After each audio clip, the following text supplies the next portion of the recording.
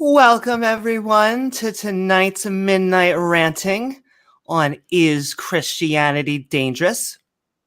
A topic I'm sure many skeptics are familiar with. So, without further ado, let's get the fun started.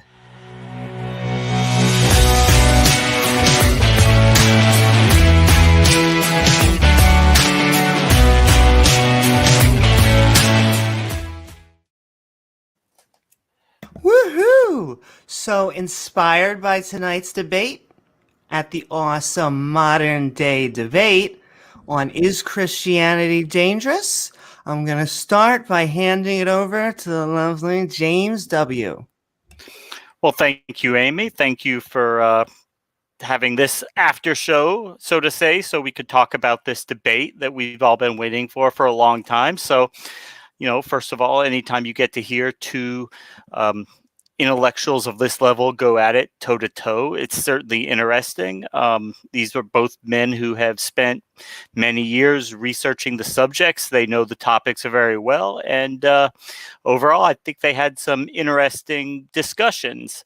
Although I think the topic kind of devolved a little bit. I think it was less on is Christianity dangerous, more to do we really need Christianity to be good, or what types of harm could Christianity cause? And then it kind of also went into the evolution of Christianity to the changes that have taken place within Christianity to adapt it and make it relevant to the modern world. So it was an interesting discussion. Religions do evolve like human organisms evolve, and we see in Christianity, we see an evolution of it where Christianity is kind of being drug along by the popular sentiment. It lags behind a little bit, but it eventually catches up, and then it eventually claims that it was actually the spearhead of the change, such as Christians today claiming that actually most of the abolitionists were Christian. Well, most of the anti-abolitionists were Christians too, and Christians really never saw too much of a problem with slavery until it started to become such a economically non-viable model that it really wasn't all that necessary anymore. Really wasn't super profitable when compared with capitalism. So once we really didn't need it anymore, they could kind of just see that we should. It's probably not a good thing to have, and like Dr. Shermer said, the debate today, I'm sure within 10 or 20 years from now, there'll be virtually no Christians anywhere who would be opposed to things like gay marriage or, full and equal rights for members of the LGBT community in society, which I think the overwhelming majority of people are fine with. But religion in that area has been lagging behind the rest of society. We've had to kind of carry them along, and it's good that they have joined us, or that most of them have joined us, but it took them a little while to get there. So that's just a few things that I noticed from the discussion.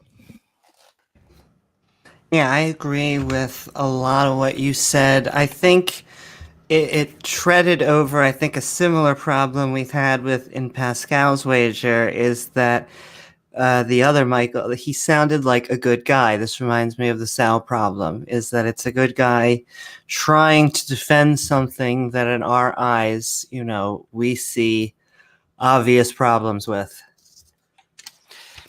And, there you can look at society and you can look at all different aspects of things that where Christianity has done good for society, but possibly and done harm. But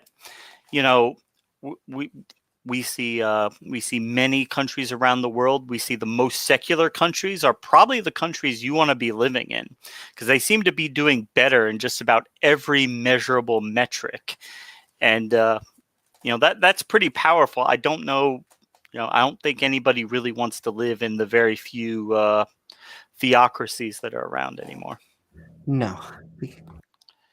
I'm going to add in people round robin, and we'll just let everyone have a thought of what they want to say, and then I'll add in everyone till we're all having a conversation. There we go. Oh, Tony, how are you? I'm okay. That says Gary. Looks like Gary. Gary. It is Gary. Oh, How you hey, doing, Gary. How did you watch the debate? I didn't know. I didn't know I scratched it. Sorry. That's okay. Did you have anything to say? I'm sure you have a lot to say on the topic, though, or something to say. Well, again, like, how do you determine whether an idea is dangerous or not? I mean, like, unless it's like something horrible, like, I don't know, fascism, where you can't point to a single, good iteration of it. Let's say, because every fascism I can think of has never produced anything that's been, I would class myself again, like, we would class as ethically good or has a good outcome. But again, the face itself, some people, again, I think it's more of a people thing. So, again, you give it to genocidal maniacs, that's what you're going to get. You're going to get a genocidal maniac's interpretation of it. You're going to get you're going to get a good person's interpretation of it. It depends what you want to do with it. Now, for me, I think it was good to begin with, but I think that the more that people took it on who maybe didn't have the best intentions and we used it for their own means as a way to gain power or sustain power, the more harm it did in that sort of sense. Are you talking about fascism or? Oh, no, I'm talking about Christianity. Sorry, I moved on. Christianity? Okay. And so I feel bad. I don't know if I should make a point or let the next person in. I feel like I should let that down, and then I'll let Jim in, and then I'll let Tuss in. Oh, Tuss beatbox. Jim, how are you? What'd you think? Good. How are you? I'm doing pretty good. What'd you think of the debate or the topic or? I didn't what even Gary see the had to debate say? either, so like I feel like That's okay. I'm unprepared. Where's the debate going on? No. Is it Smokey's channel or something? It was It was on Modern Day Debate. It'll be available for viewing tomorrow by the general public, but it was by pay to view today. Yeah, I didn't pay for that. So that is perfectly fine because the topic is Christianity dangerous? I think I put almost harmful in my one topic, but I have dangerous. Okay. Yeah. I would say no, generally speaking, because anything can be dangerous. It all depends on how you're using it and what you're using it to achieve, whatever aim you're aiming at. Right. So I mean, dangerous is kind of relative here. I think we would have to kind of parse that out a little bit.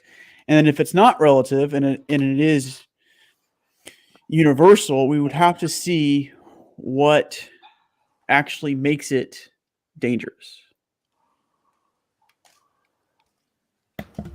Okay, I can actually see. I feel like that kind of almost ties into Gary's point. So I'll respond to both of those, or one of those, or James will. Can you add go, in Amy, time? then I'll go. I feel. Oh, hey there. Mr. Hello Beatbox, there. welcome. How are you? Thank you. I'm good. It's pretty late, but I'm still here. I'm still going strong. Nice to see you. That's right. You said it was late, right? I saw you Yeah, in it's- Smokey's channel. You said you were coming over. Good to see you. Oh, it got pretty bad in there. Goddamn. See, yeah, Dumpster fire, I would Yeah. say. 30 a.m. right now. I could comment on that, but then They're going to over whole there other debating thing. slavery. It's back and forth. Now know. you should really take on Smokey on that topic because you're very it strong. made me Google Why? candidates. When I left, they were discussing the F-bomb. So It's not the an epicenter for scholarly intellectual Netflix thing on. discussion. Well, there's a good scholarly discussion on Netflix. I The history of actually curse words. think- It's pretty good. I'm in favor of curse words. It's like I call myself the cuddliest version of politically incorrect, because I like to say whatever, but it's normally I love everyone, so it's yay. So any thoughts about the debate, Tuss? Yes, It was interesting. I didn't follow everything. I got lost in chat for a while, but I'm kind of torn on the topic because, like, I see the potential danger in religion and Christianity, but like, especially from Sweden, which is so secular, it's kind of hard to see here. I see a lot of the utility, and I don't see that much of the harm. So I'm kind of torn on it, but I see the potential. So it was interesting to see. Well, all I'll say is you're very glad that Sweden is secular, and you probably wouldn't like to see it go in the opposite direction.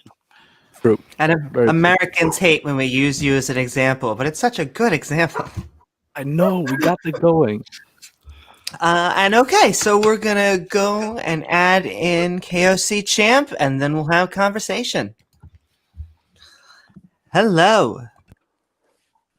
Hello, hello. How's it going?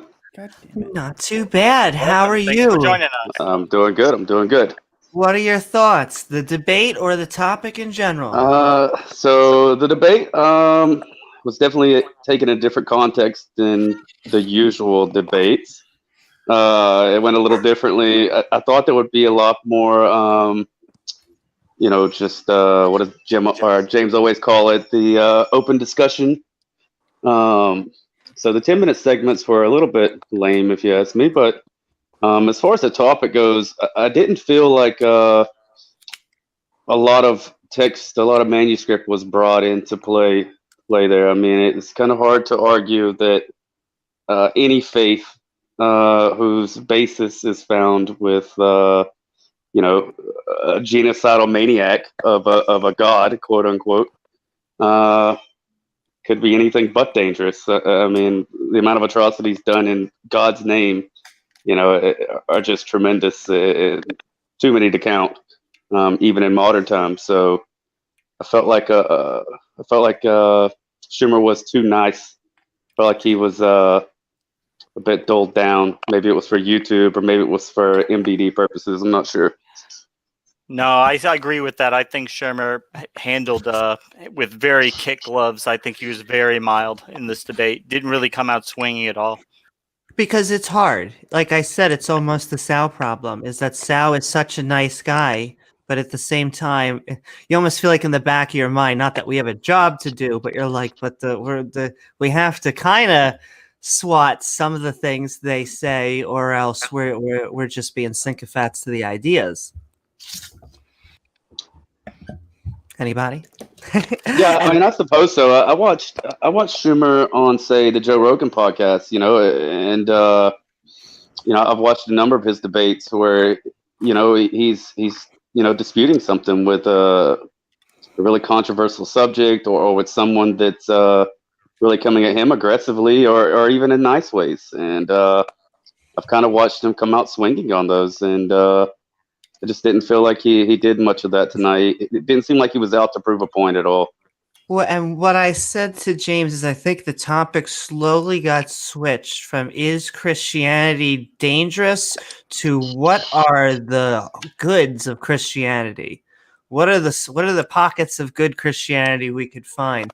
Which really wasn't the topic of the debate. And so once you get it onto that turf, you're no longer saying, we're not pointing out where it says that to kill gays anymore as strongly as we are. Well, it's like they do charity and all. And we go into that apologetic. I think that, like, Shermer had a point in that he brought up, like, the impact that Christianity has had on issues before and the power it still can have through those means. And I just felt like it didn't nail the point down, especially not for the audience, but it like built up for it and didn't really deliver. I know the atheists have been talking? Any theists? Anybody? Any taker? Okay. I What do mean, we want to address no, first? I mean, I don't know. Oh no, just any point, anything on your mind, or anything we were talking about. No, as I said, like I don't want to live in a theocracy, and certainly not a Christian theocracy, because the first people against the wall are going to be Christians. Because if you know the wrong type of the right religion, you're usually the first against the wall. So trust me, I'm all about religious tolerance and all that sort of stuff, and I will be whatever faith or non they want to be. So I'm all for that. So I like religious tolerance. And they often come at us. This is a separate subject, but a lot of them, and I was going to say creationists because that's my main point. A lot of creationists will say you just don't want like the Bible taught in school or something. And it's like, no, I'm okay with the Bible taught in school as long as it's in a religions course taught with all the other religions. Then, bring in whatever kind of Bible you got. Or as long as it's a choice and not done forcefully. Yeah, exactly. Okay, but again, I think again from what you say that the topic got changed. I mean, I'm happy to talk about the topic because again, I'm by faith because again, I don't believe in an idea I believe was harmful. Because again, like the thing is that how do you prove that? Because again, like what you'd have to prove is that in its inception, it was intended or unintended to do harm. It could be again. The thing is that you can take any idea, good or bad, and twist it to do harm. As I said, I doubt that Karl Marx or whoever came up with communism would be a big fan of what China's doing with it or what maybe Russia did with it. So again, like, does that make communism bad? Not necessarily, because there's tons of countries that don't do that sort of thing with it. It's really difficult. Go ahead. Yeah, no.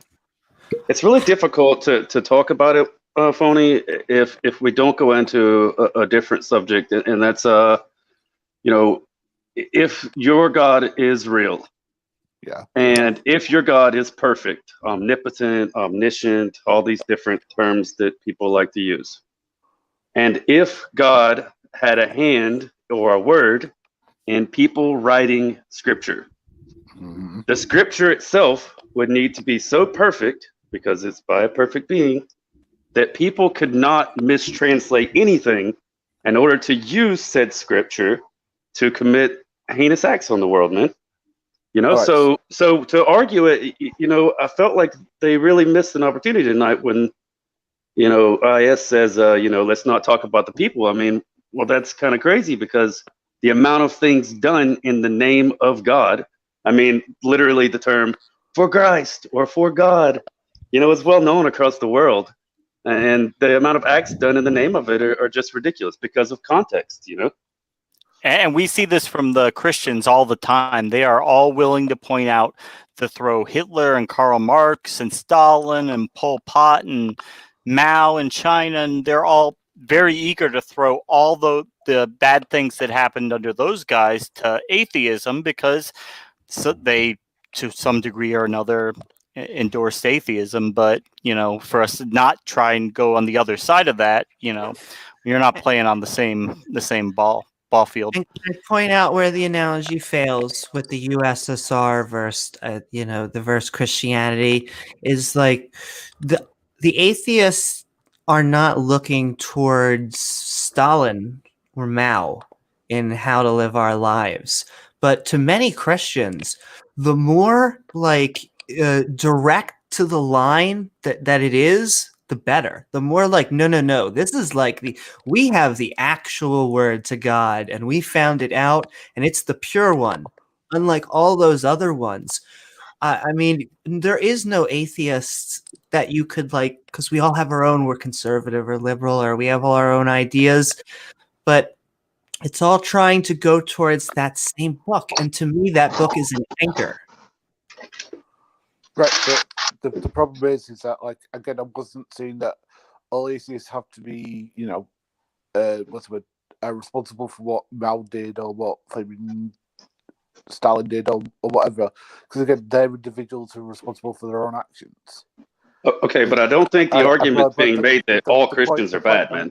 The point I'm trying to raise. Exactly. The point I was trying to raise is that, again, communism isn't just Marxism. It's a total political philosophy that, again, was translated into what we got in Russia. That's not the point I was making, is that there is a communist manifesto that I guarantee you Karl Marx would not like what went in Russia. That was the point I was raising. That just because you write a book, you don't have any, power over how it's interpreted. All you can do is write the book as well as you can.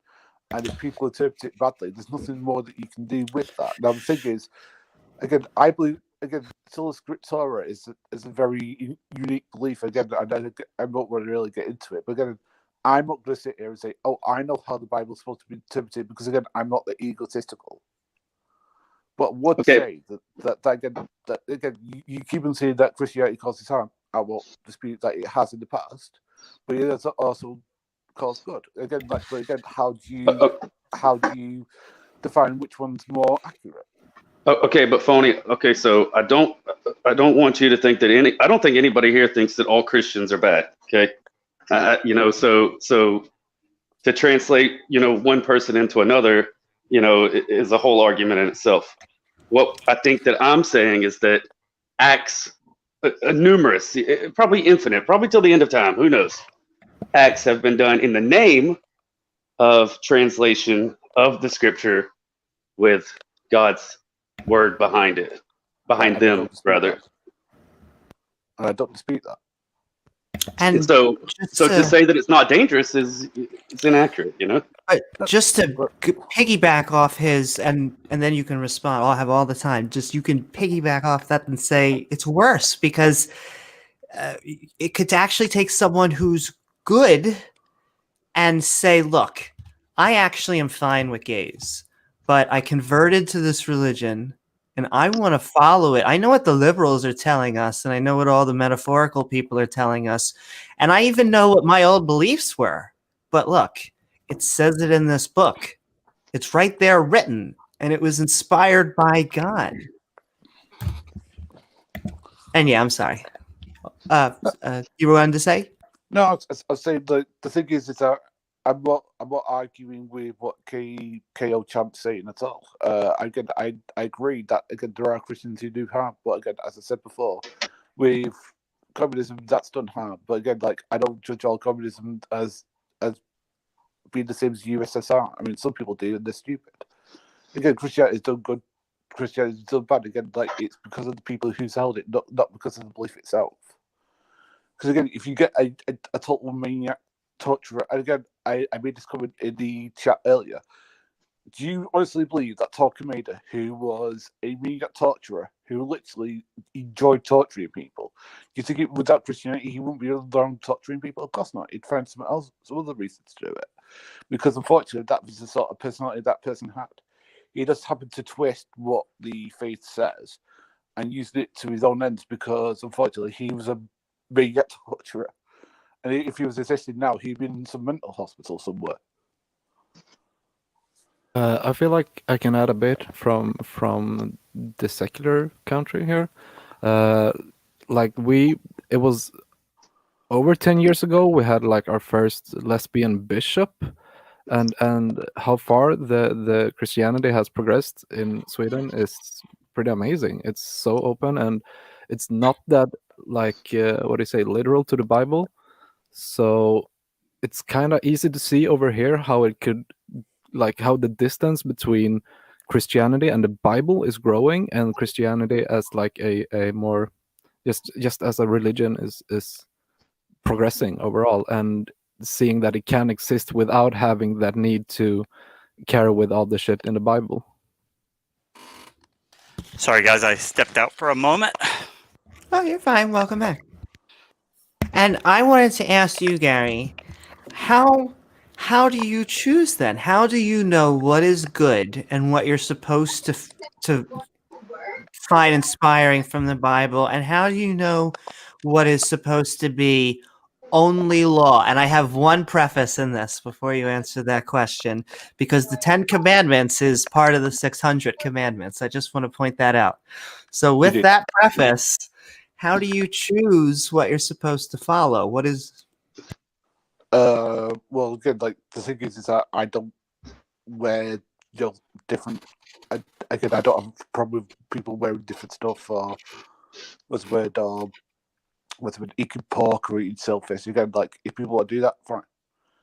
So those things I do, some things I don't. But again, the thing is that there's a reason for those things, and it's not because God said so. It's because when you're in the desert, there's a reason for those things. Because again, pork doesn't really what's the word? Is really perishable in sandy weather. So again, there's a reason for those things. Again, we have ways to store it now and freeze it and make sure that it's not going to go bad and make us sick. Whereas back then they didn't have those things. So I'd be with you I'd be with you up until the fact that a lot of those rules are in the same passage of "Thou shalt kill homosexuals," and so how are you sussing this out when people are saying?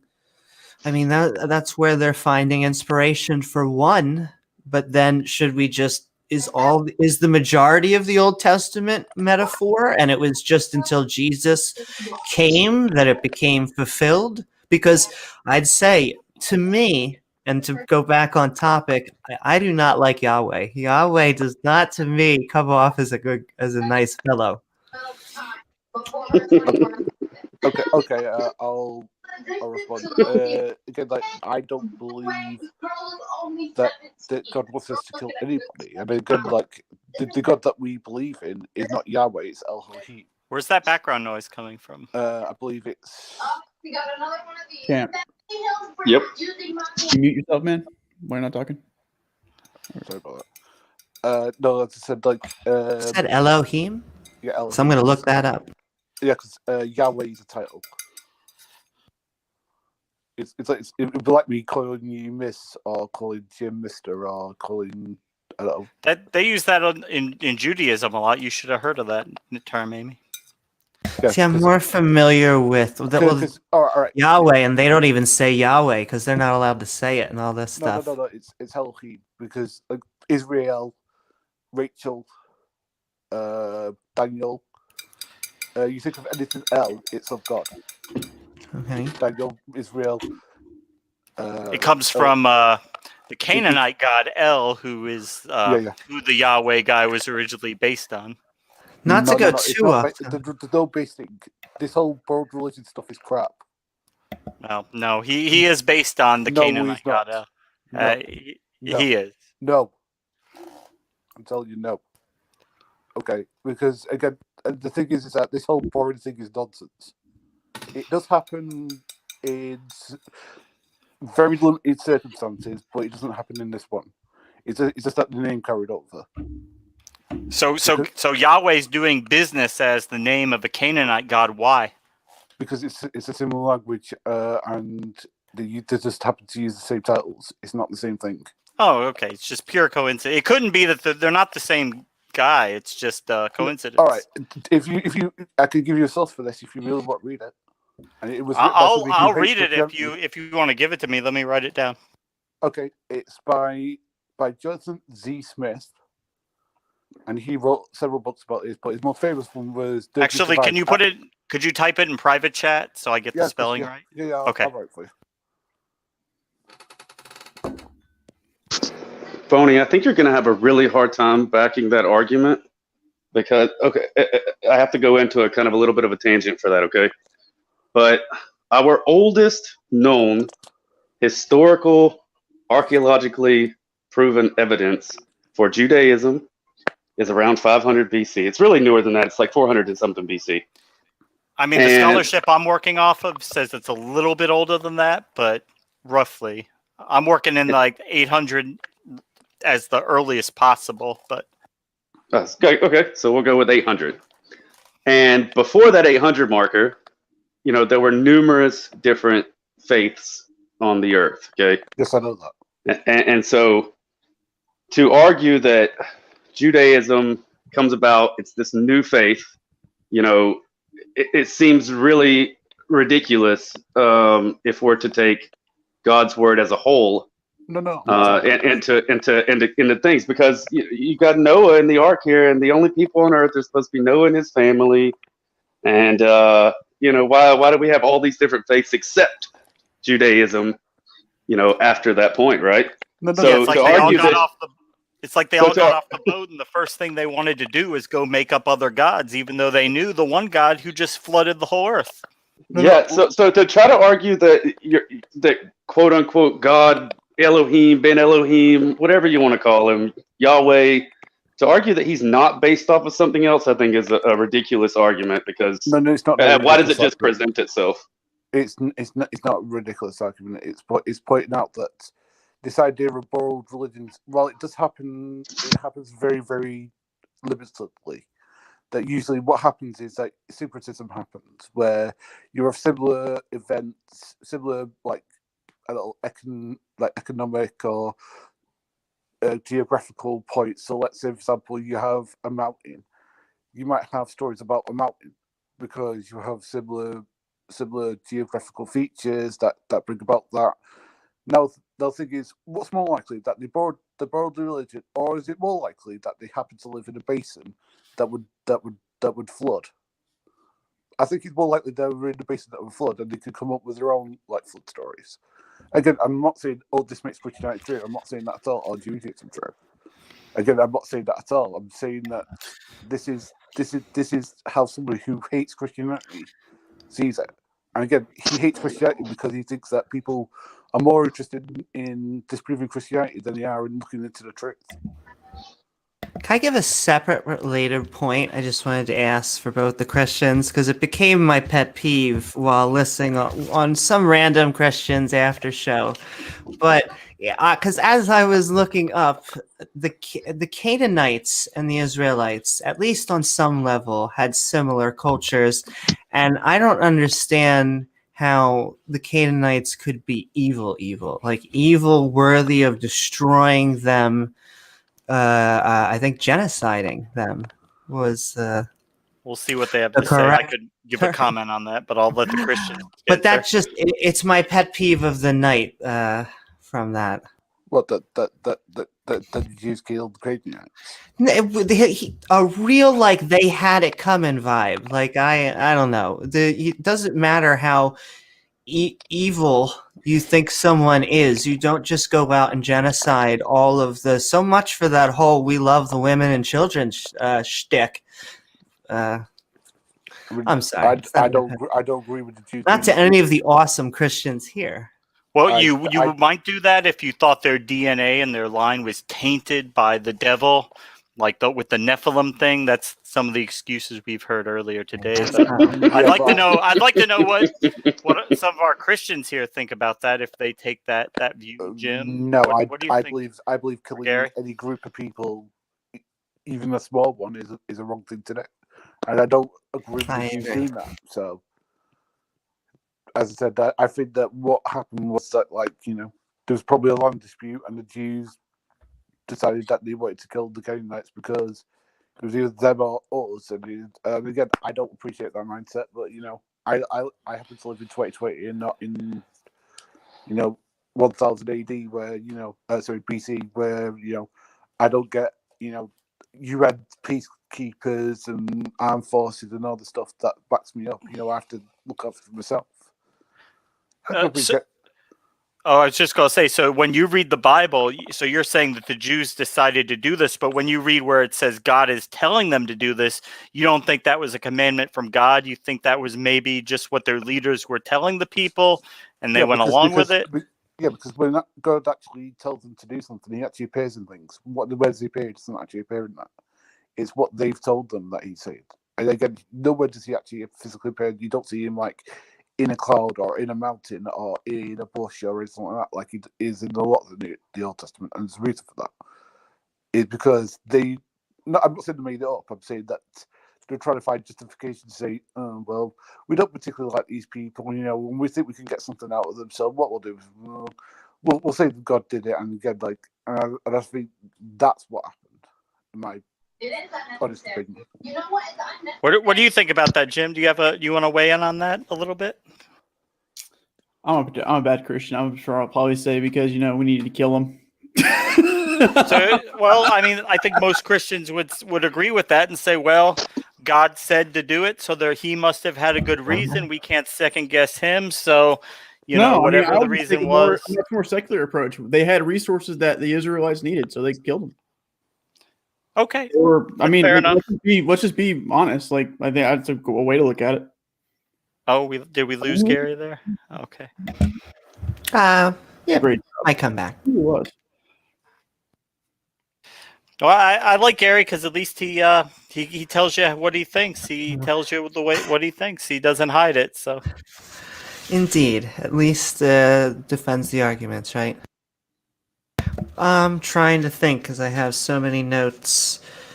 Or atheist and Well, atheist. while you're thinking, I would just say that, I mean, I think when we all interact with Christians on a daily basis, and honestly, most of them are really nice people. A lot of them, Yeah, a lot of us definitely. were Christians. We have family members who are Christian, Absolutely. and most of them are fine people. Same with atheists. You know, most of them are decent people.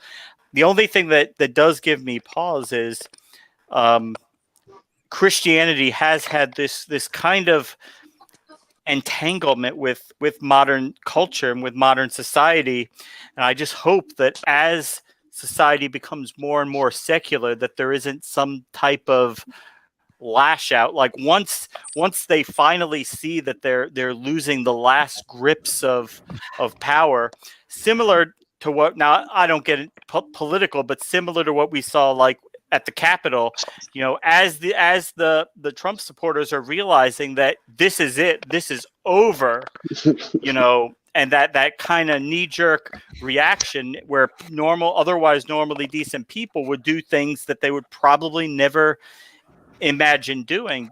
Does anyone think that, you know, as Christianity is finally fading away, that there could be that kind of lash out, you know? Very Handmaid's Tale of you. Yeah, well, I don't think it's going to be this big. It's not going to be this authoritative. We get rid of religion. I think it will just slowly, in my opinion, go down until there's always going to be 10% of people who are religious, but it is what it I is. mean, You don't do it. You at as some long point they'll have to be relegated into camps, and then we can, you know, the go in, send the re-education begins. psychiatrists in there and find out why they're having a hard time giving up these beliefs. No, I'm just joking about that. Yeah, I was about to say, I really hope that we never come to that, man. I really hope the best for, I for doubt it. everyone. I doubt it. It doesn't work. If that's the case, then I would ask, is your belief dangerous? Yeah, Exactly. I've still yet to hear why my faith is dangerous, by the way. Why? What is dangerous? My faith is dangerous. Or Why your faith? Oh, you know what? I'll tell you. I can bring up. Oh, were you gonna say something, James? No, go ahead, Amy. Well, I'll tell you why I think this debate was so friendly, and it's a compliment I give to, I think, Jim, only as often as he can be on this channel. Is like the other Michael wasn't a creationist, and so that he accepts, you know, half the things that the side effects that the atheists are fighting for. So we have so when the theist is in the other side explaining why Darwin isn't a racist, it's like, well, it's hard to attack him when he is already, you know, he's so on board except for the theism thing. So it makes it harder to go after the actual negative effects when you don't exhibit negative effects. It's like Fletcher Christian asking William Bly, "Why are you now being so damn reasonable?"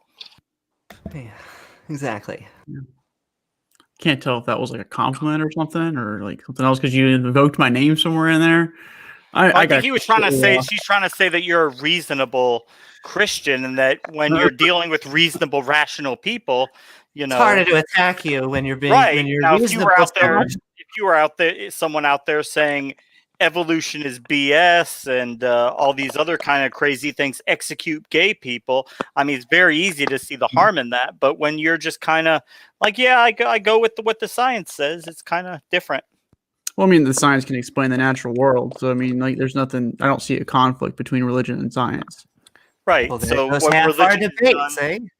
religion's done is they've taken their God and put him in an area where you can never really, he exists in an alternate dimension you could never actually get to prove that he's not there. So, yeah, I mean, it doesn't really affect the natural I world. think that's somewhat accurate. Because what is okay, how do I work? How do we get into this? Because this is like where we start getting like super metaphysical and wordsality, and I know it doesn't sit well with the science evolutionary perspective. I just know it doesn't, because it's just hard to communicate. All right. So what can be a god, for example? Well, again, I go by the Aristotle argument of prime mover. Have you ever read Metaphysics? I have not gotten to his stuff yet. But, Read up Metaphysics; it'll blow your mind. What could be a god? I Here's mean, where you get Kalam, I think. I think Kalam is really a run off of Aristotle's original prime mover argument. so yeah, I mean, yeah, like at some point, like you can say, okay, well, like where does a god exist, or what can a god be, and that god is going to be outside of what we can potentially use as our natural means to explain. And like science is great at explaining the natural world. That's why I think a biogenesis is just a matter of time, not something that can't be discovered, but it's a time thing. Yeah, but the thing is, the thing is, Jim, we can point to stuff that God's done on earth, like for example, bringing Jesus back from the dead and stuff like that. So the issue with that, Phony, is or Greg, right? It's Greg, right? It's Gary. Gary. Okay, I'm sorry, man. So the thing with that though is the epistemological standard that you're looking at from different perspectives.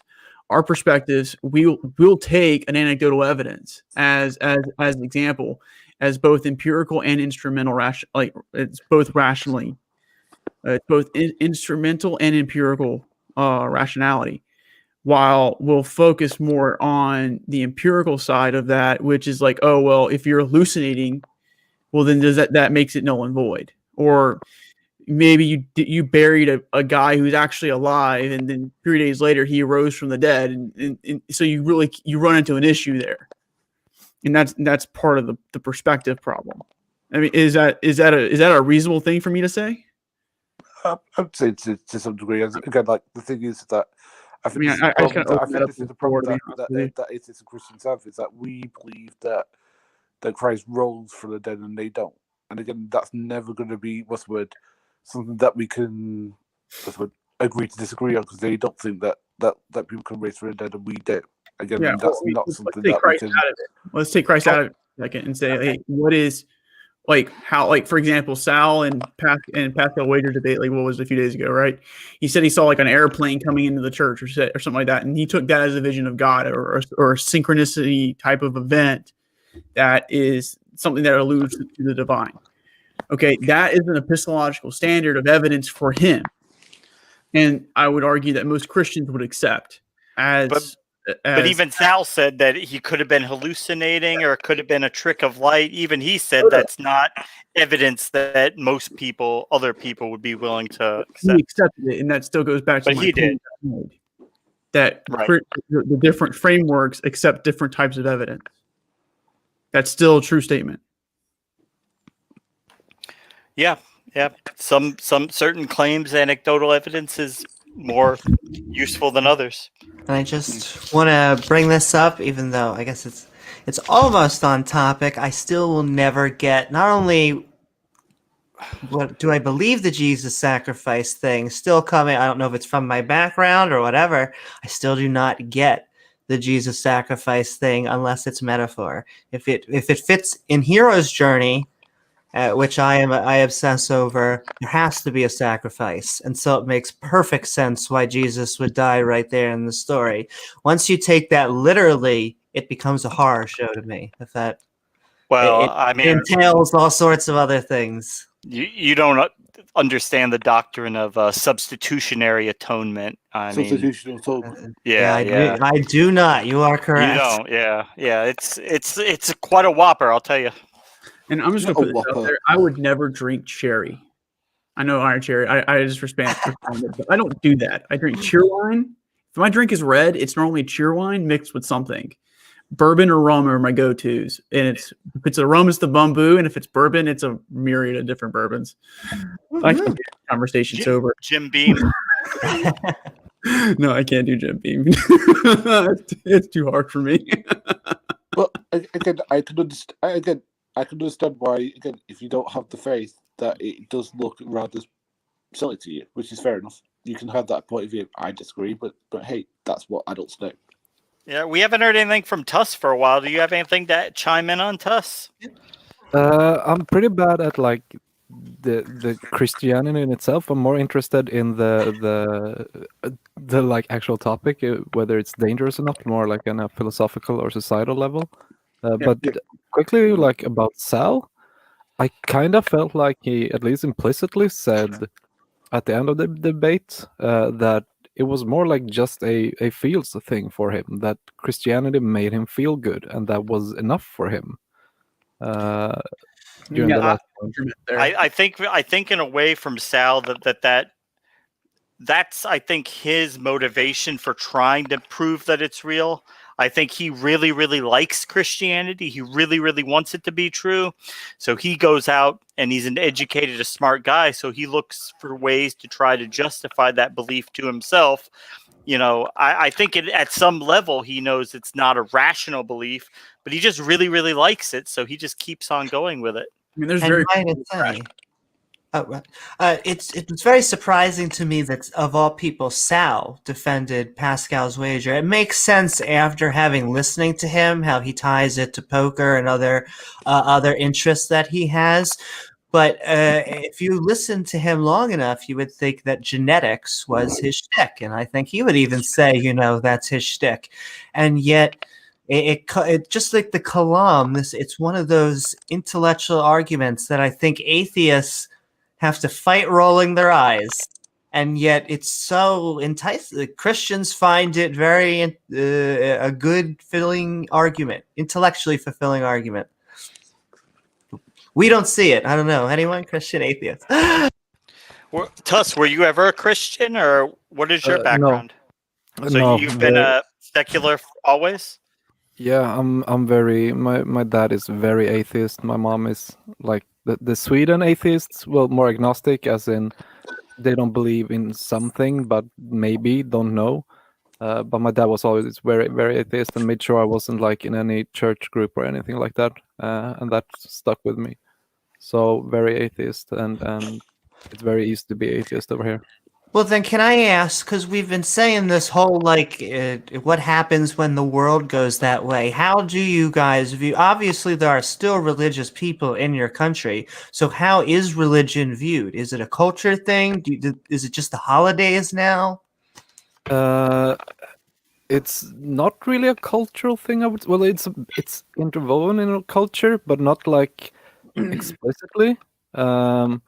Some people do go to church and stuff like that, and it's more like a spiritual thing, I would say. Some people have the faith and it makes them feel good, and then they're not super into what the Bible says or whatever. It's just like a community and a spiritual thing, and it happens to be like the most accessible one. But it kind of goes together with what you said earlier about religion slowly fading out. I kind of feel like this is where we're going, and also what I meant by it getting further and further from the Bible. It's not that much about the Bible; it's about the community and the spirituality or whatever, trying to get an easy answer to something, and it just keeps going. They feel good, and they are getting more progressive, and it's. I don't think religion will go away. And I don't think it will dwindle down to the 10% or something like that. I think it will probably kind of always at some level remain a majority. Yeah. For a bunch it could be like a Dead Space or Mass Effect thing where there's a new religion that forms. Like, well, it's a new religion, but it also what the variable you really get to kind of tackle here is, how people arrive at religious belief potentially, why they find it meaningful. There is instrument in there. I think I'd be very, maybe if it becomes a minority, maybe, but I think it would take millennia for that to happen.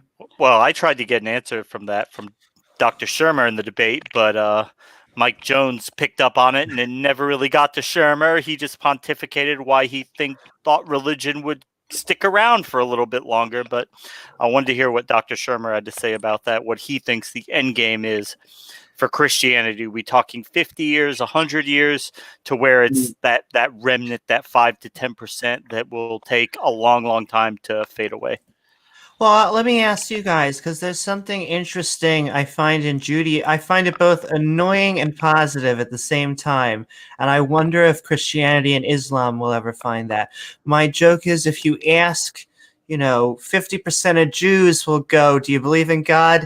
And so is there ever going to be a time where there's going to be a giant, almost 50% of the Christians or the Muslims who identify as Christian or Muslim, but do not believe in a God, because Well, I kind of just where it is I'd say Judaism. that a lot do at the moment, because again, like you look at a lot of Muslims, especially because I live with a lot. I mean, there's like 1 million Muslims, and again, not all of them believe in technically Allah. Most of them will believe in like maybe the cultural aspect or something like that, like they'll wear the burqa or they'll wear the hijab or something like that, something part of their culture, but it's not necessarily tied to any particular deity. And again, like the thing is that if you ask people, I think they would say that even if you ask people legitimately, do you believe in God? They'll say, well, I believe in something, but what do you believe in? And then you can't really say it. We'll say, well, could that thing not be a God? And they'll say, yeah, possibly. Again, that's where people probably are. Is that possibly things? If you actually sat them down, they'll never say again. I think that means they're true agnostics. I think most people aren't the absolutely not or absolutely yes. I mean, there are minorities on both sides of that, but I class myself as a weak Christian. Is it a weak Christian? Well, all right, agnostic Christian then. Well, In that, again, I can't prove it, but again, I think God exists, but again, I can't prove it. Steven, that sounds foreign to me. I feel like if I took 10 Christians in America and I said, "Do you believe in God?" they'd be like, "Let me tell you why." Well, it depends if you're there's looking at something- evangelicals or not. That's true. It depends on the area. You go more northeastern No. where I am. There's Sure. less and What less. church are you looking at? Are you looking at Pentecostal? Are you That's looking true. at Southern Baptist? Are you looking at Baptist? Are you looking at some off the wall Mormon fucking other side of the planet sun thing? I mean, I don't know. Like it depends on which one you go to, and I think a lot of all those would still say that they believe in a God. Catholics probably would too, I think. Catholics would potentially, and then you also run into the people who are probably like me. You're going to run into like, well, I don't know for sure, but I'm going to act as if there is one. It's kind of a Jordan Peterson type thing. Coming from a pagan point, Almost Pascal's wager. Sort of. KOC wanted to chime in there. sorry. Absolutely. Yeah. Coming from a pagan point of view, which is my own, God. I would look into the Nordic beliefs, man. Oh, fuck yeah, dude. Let me show you my hammer. Oh, fuck yeah. Nice. Okay, yeah.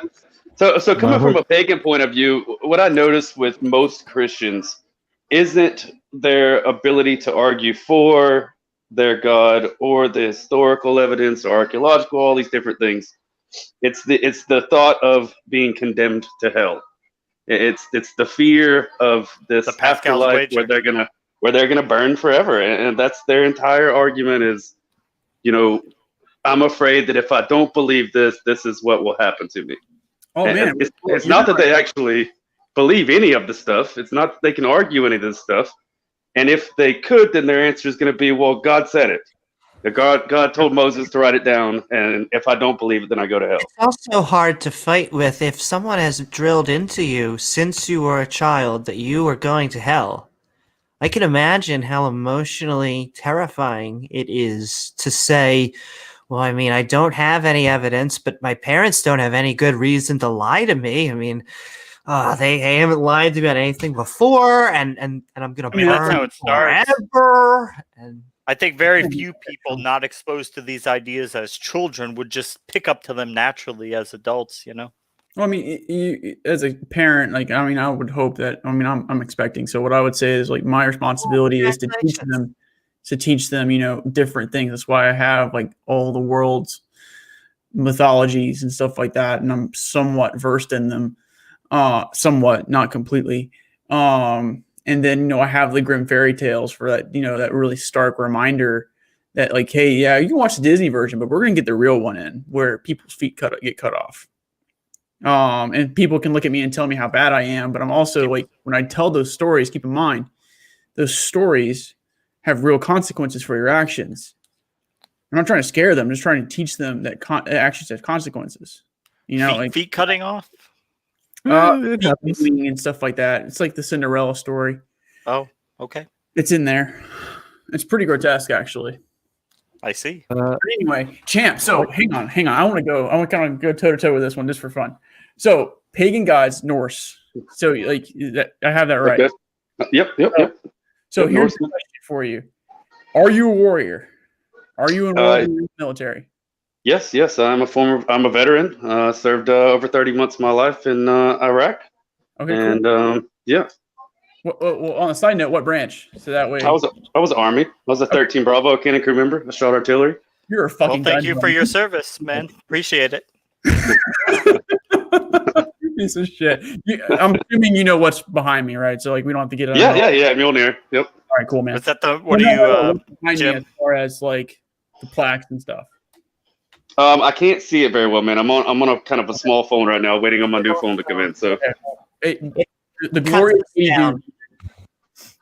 What were you in, Jim? I was in the Army. I'm the same.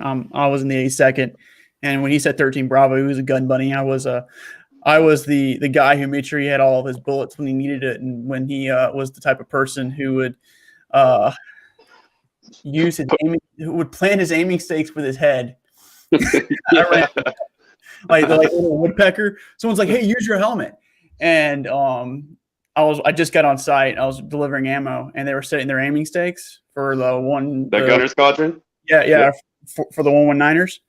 Yep. I was on the 108, but yeah, I know what you're talking about. Yeah, and the guy was all like, "Hey," like because they forgot their mallet, so he's like, "Hey, use your helmet." And the guy keeps his helmet on, and it's just like bending forward at the waist like a woodpecker, just driving the stake in. And I'm like, "Idiot." yeah. Not the smartest MOS. I can say that. Did you serve overseas, Jim? Not on a combat tour. I was I got stationed in the 173rd in Germany, and then Crimea happened, and we were slotted to actually go back. But you're a little younger than the. Yeah, I was in 2014 when I got there, and I just got out. So I actually just got out anyway. But anyway, so you were a warrior. But I have a question for you. Mm-hmm. If you die and literally go to hell, under hell, well, actually, can you die an honorable death anymore? Yeah, absolutely. So a common myth with the quote unquote Vikinger, because that term was only brought about between 700 and 900 AD. Okay. So most Vikinger actually became farmers, man. You only went on raids and stuff, at a young age. So like for me, I joined the army as a young man, and I served the military, and I went and did my stuff, and now I'm a dad. And I do my thing. So it's about the courage. It's all about the courage, the courage, the aspect of that, man. Yeah, I'm totally I think I'm with you, and the reason why I'm asking the question, of course, is like my understanding is in order to have an honorable death and to go to Valhalla is to die in battle, or you die in or you die in childbirth. Is he theistic with the Nordic gods, or is it just a cultural thing, or do you actually believe they exist? I'm a practicing pagan, yeah. So you actually believe it's real, or is it just? I'm not trying to demean it, or I'm just curious. I hope that it's real. There you go. You hope it's real. Okay, all right. We've made a good ground in just that one Fair chat. enough. There we go. So this is really good, because now we can sit here and talk about and say, hey, is the North's religion dangerous? Because if in order to go to Valhalla, I have to die in battle, well, that means I have to be overly aggressive. Yeah, again, I have to die in battle. I have to go on raids. That's actually what drove many. I mean, yes, they did find farming in history, yes, and I would agree with you there. They Vikings does somewhat of an okay portrayal, not a great, but at the end of the day, though, like they had to fight for that. It's kind of what I was getting into a minute ago, man. It's all about the courage of actually surviving, man. The courage of living. We live in a world. They lived in a world that was crude. That's a crazy world. I mean, so just to be alive in itself, and to find satisfaction in living, is courage. You know, it's courageous just to be here as a human, and to live this life. Yeah, And agree with you. yeah. I mean, when we pass, yes, you know, I would like to have, you know, my weapon in my hand, right?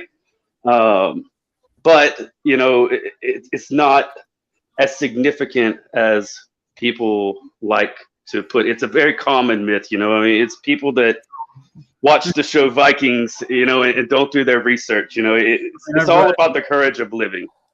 I mean, I've read some of it, and so like, I mean, I haven't read the actual Edda, like the actual Norse epics, but like, I mean, I have done a little bit of reading on it, so I haven't just watched Vikings. Like, we all in Ragnar Lothbrok in as a culmination of different characters. Yeah, yep. So I'm again, it's an okay portrayal of multiple different things, and even then, it sucks. So yeah. Are there any Norse up there, Tuss in Sweden? That's where it comes from. I was about to say I know a few people who've been into that. There are people that practice. Not that many, but there are a few. I would like relatively. I would say there's more over here than there, but yeah, like KO says, like as I've understood it as well, like the term worthy death is a very relative relative term, and it's about what's worthy for a life then, and not doesn't have to be like you have to go around as a barbarian killing people. So it's all relative. Dude, literally, then they have to go off and, like, you know, die in battle. Let's just say that that's the literal interpretation. But it's still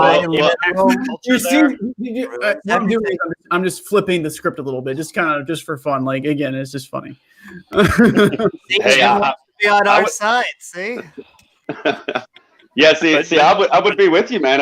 You know, and I'm with you know, what your Bible says or whatever. You know, it's a thing of the ages. I mean, if I needed, you know, your resources, Smirnoff Ice over there. If I needed your resources, you know, I'm gonna go get them, right? And it doesn't mean that I have to back every portion and say that, hey, this is good or this is bad or any of that stuff. So you're a reasonable Norse. Yeah.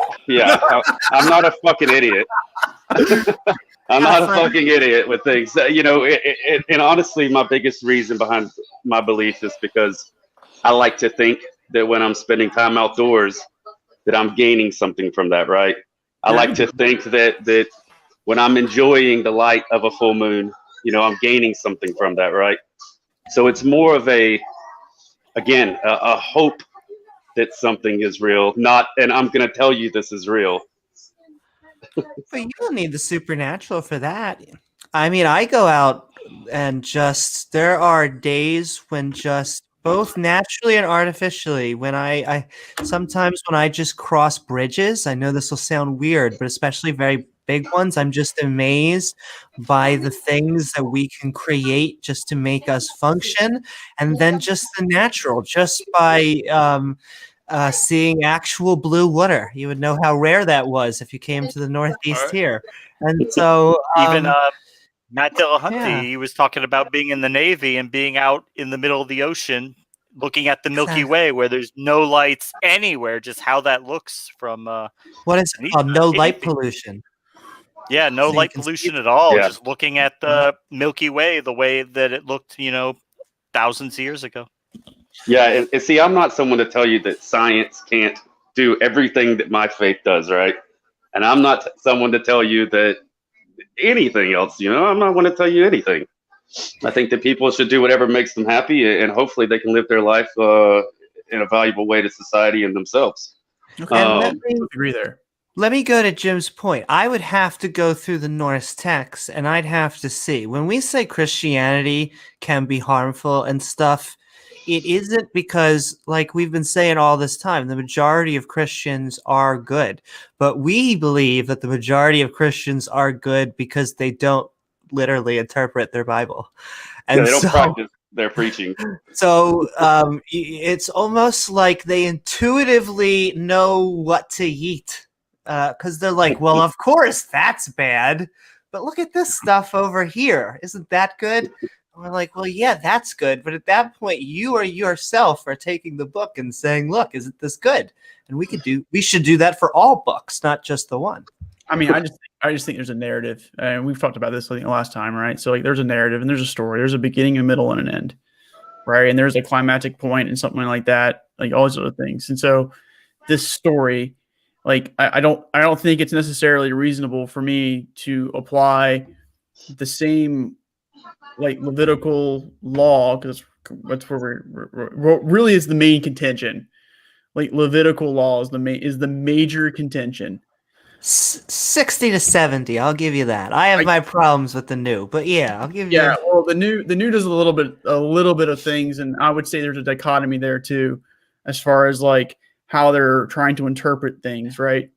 And so then you have the New Testament to come to fulfill the purpose of the law. Well, what is the purpose of the law? What's the intent of the law?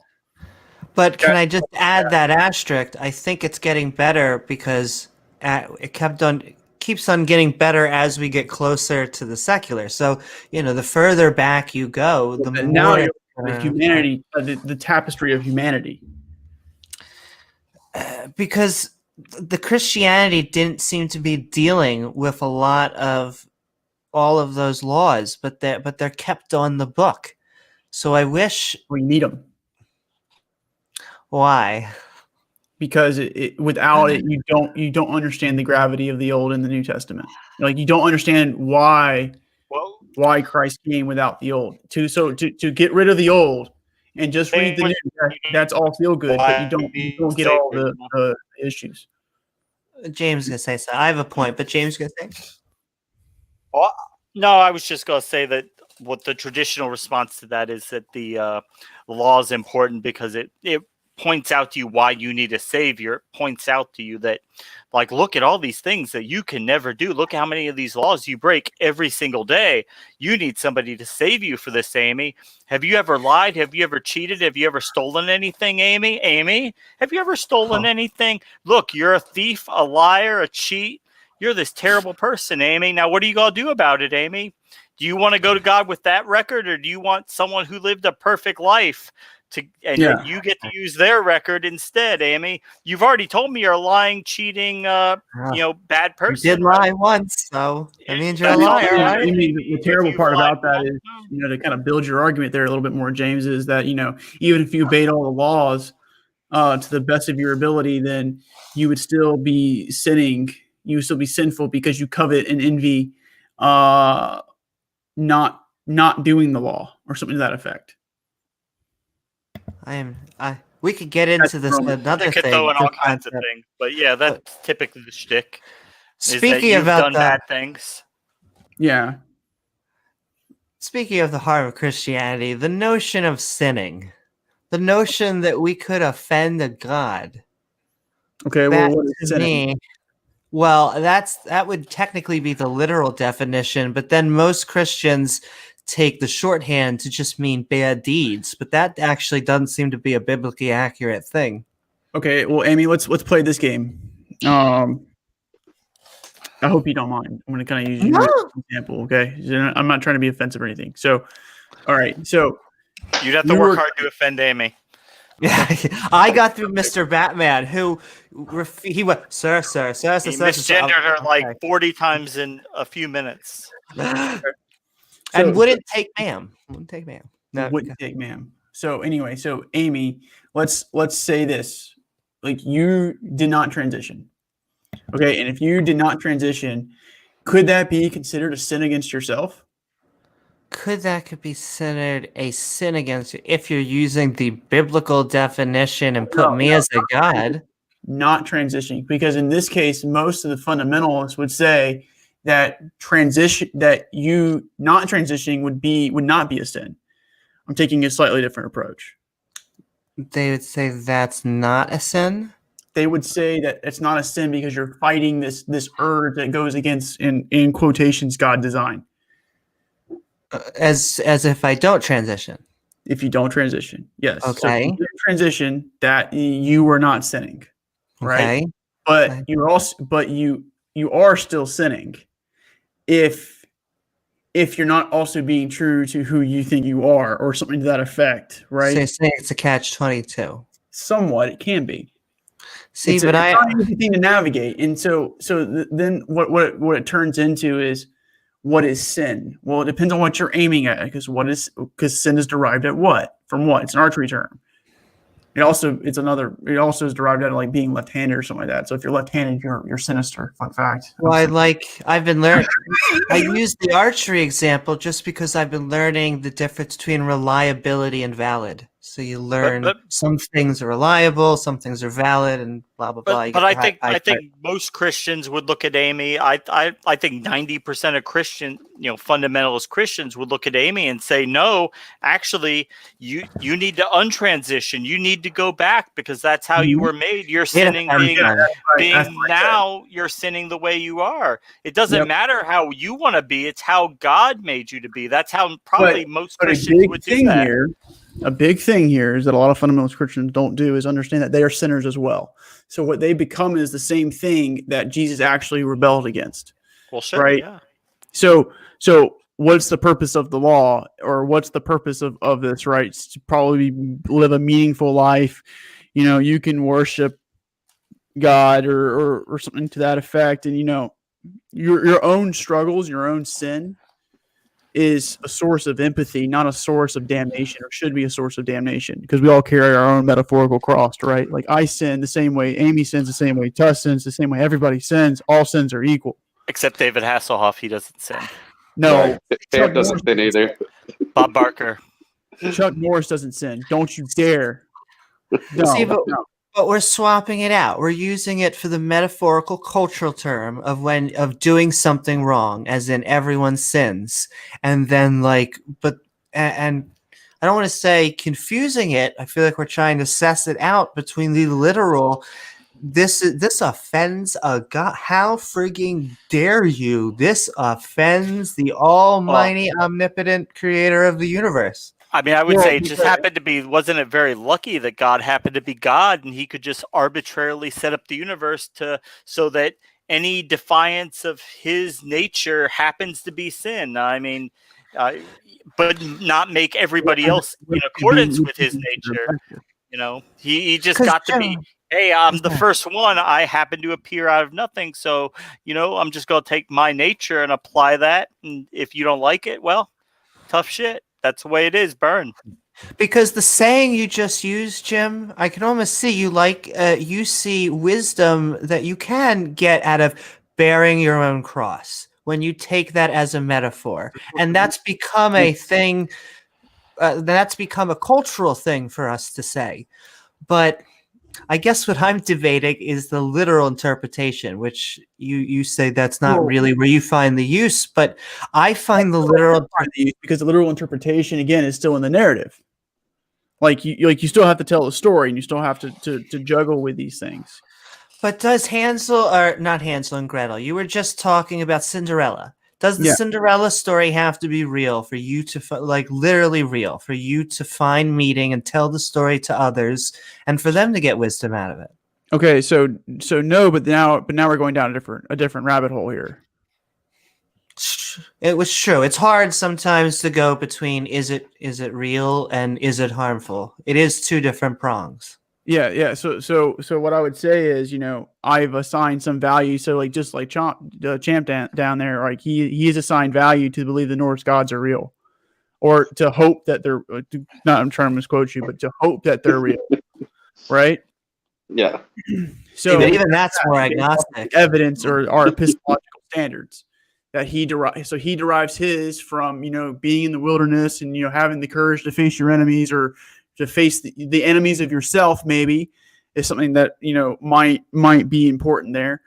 And then Christians can. There's the same thing there too. But anyway, it's whether or not it's true or not. It's another topic. So I wanted to ask Jim, because something he said before. So if someone asks you the question, where is God, or where does he abode, what would you say? Like, what do you mean, like live? Well, not fucking Mormon. Where does he dwell? What's his place of being? Like Mormons, by the way, they think he lives on the other side of the sun, or or something like that. Anyway,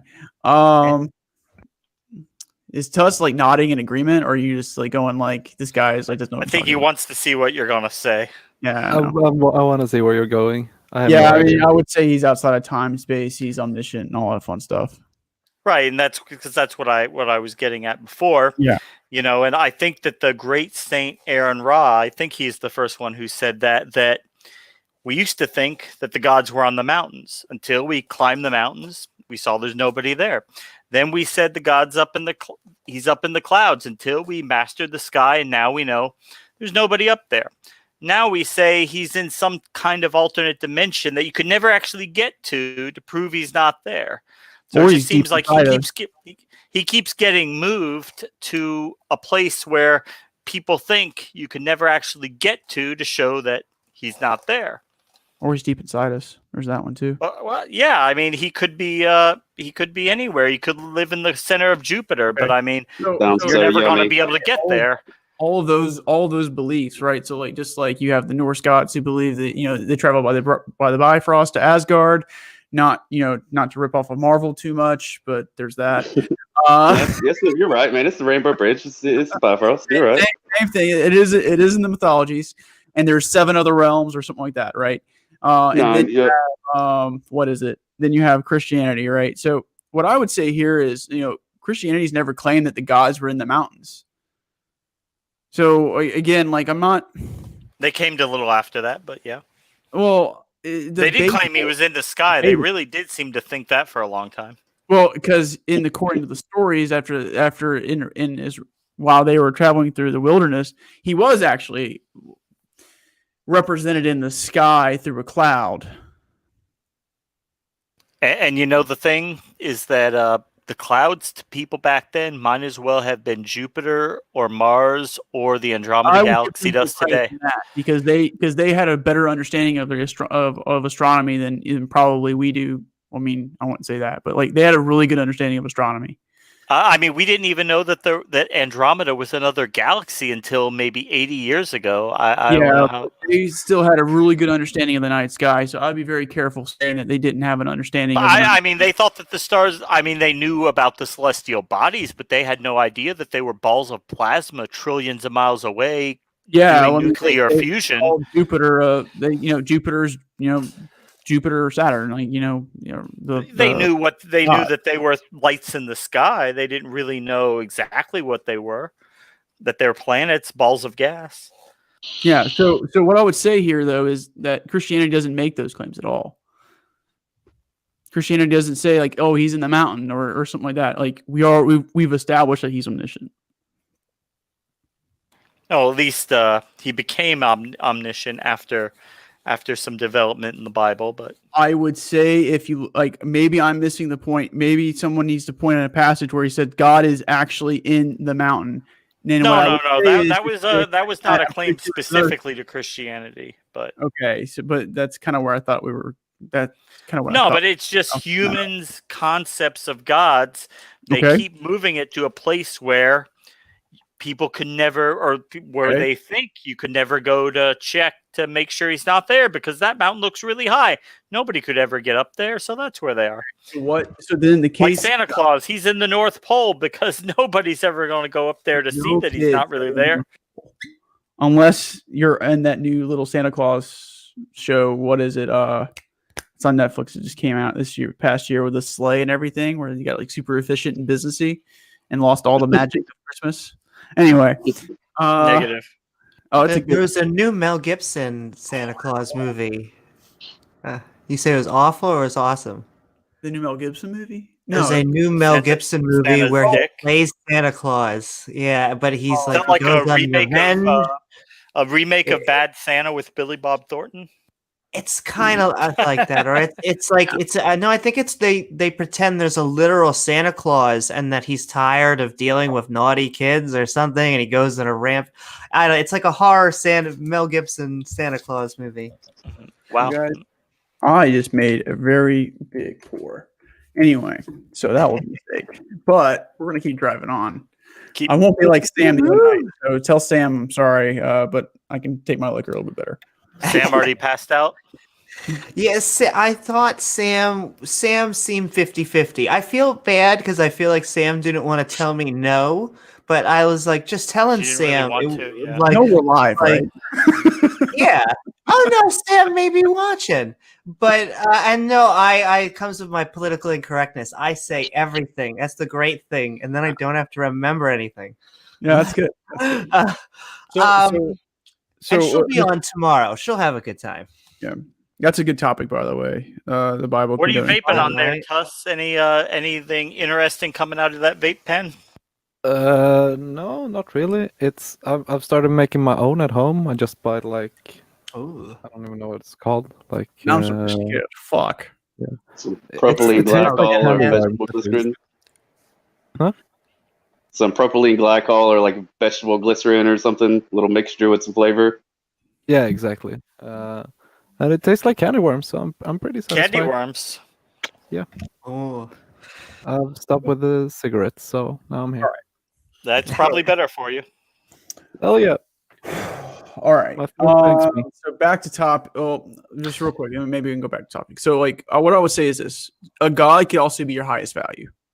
Right. This is very Peterson, moral, like Jonathan Haidt type of thing, like some psychology type stuff. So, like, what's your highest value? And that is a God. So it could be the highest value as far as like a place, and that's where the gods live, or something to that effect. But anyway. See, if I could speak about Jordan Peterson for a second, I want to win him over. I've seen him in enough debates where he feels like I feel like he's on the fence. He almost pulled this thing with Sam Harris. See, you're doing your no. He's on the He's fence. not a Christian. He's not a Christian. Like every time you try to pin him down on this. No, because it doesn't. You think you could win him over, Amy? You think you could do it? Well, I mean, we could really use a good atheist conservative speaker. I'll tell you. Well, Hey, what I would say here is What like, about me, It's Amy? What you. about I knew you were about to say that. I knew you were about to say that. No. Well, you know what I mean. You're a different thing. You're an anti-theist. You and me, we're made of a different. I mean, I have anti-theist strains, but I'm not as anti-theist as you, because originally I didn't want Christianity to be wrong. I didn't want there to be no God. I just became convinced there's no God. And looking back at it, I do see lots of the harm that having that false belief does to society. okay, And so the I false do belief think it does harm to Christianity. society. I do think having that false Yeah. belief in society, I mean, we have people in America that reject the theory of evolution, and just having that cognitive dissonance in society does have a negative effect. So I would say we have rationality. people. What's that? That's probably more in line with rationality. So are you making the argument that Christianity is dangerous because it's irrational? I mean, that's part of it. It's Okay, irrational, so how do you and define having. rationality? I mean, something that I would say has any sense of reason or likelihood of being true to it, That's which I rationality. don't see that Christianity has any reasonable likelihood of being true.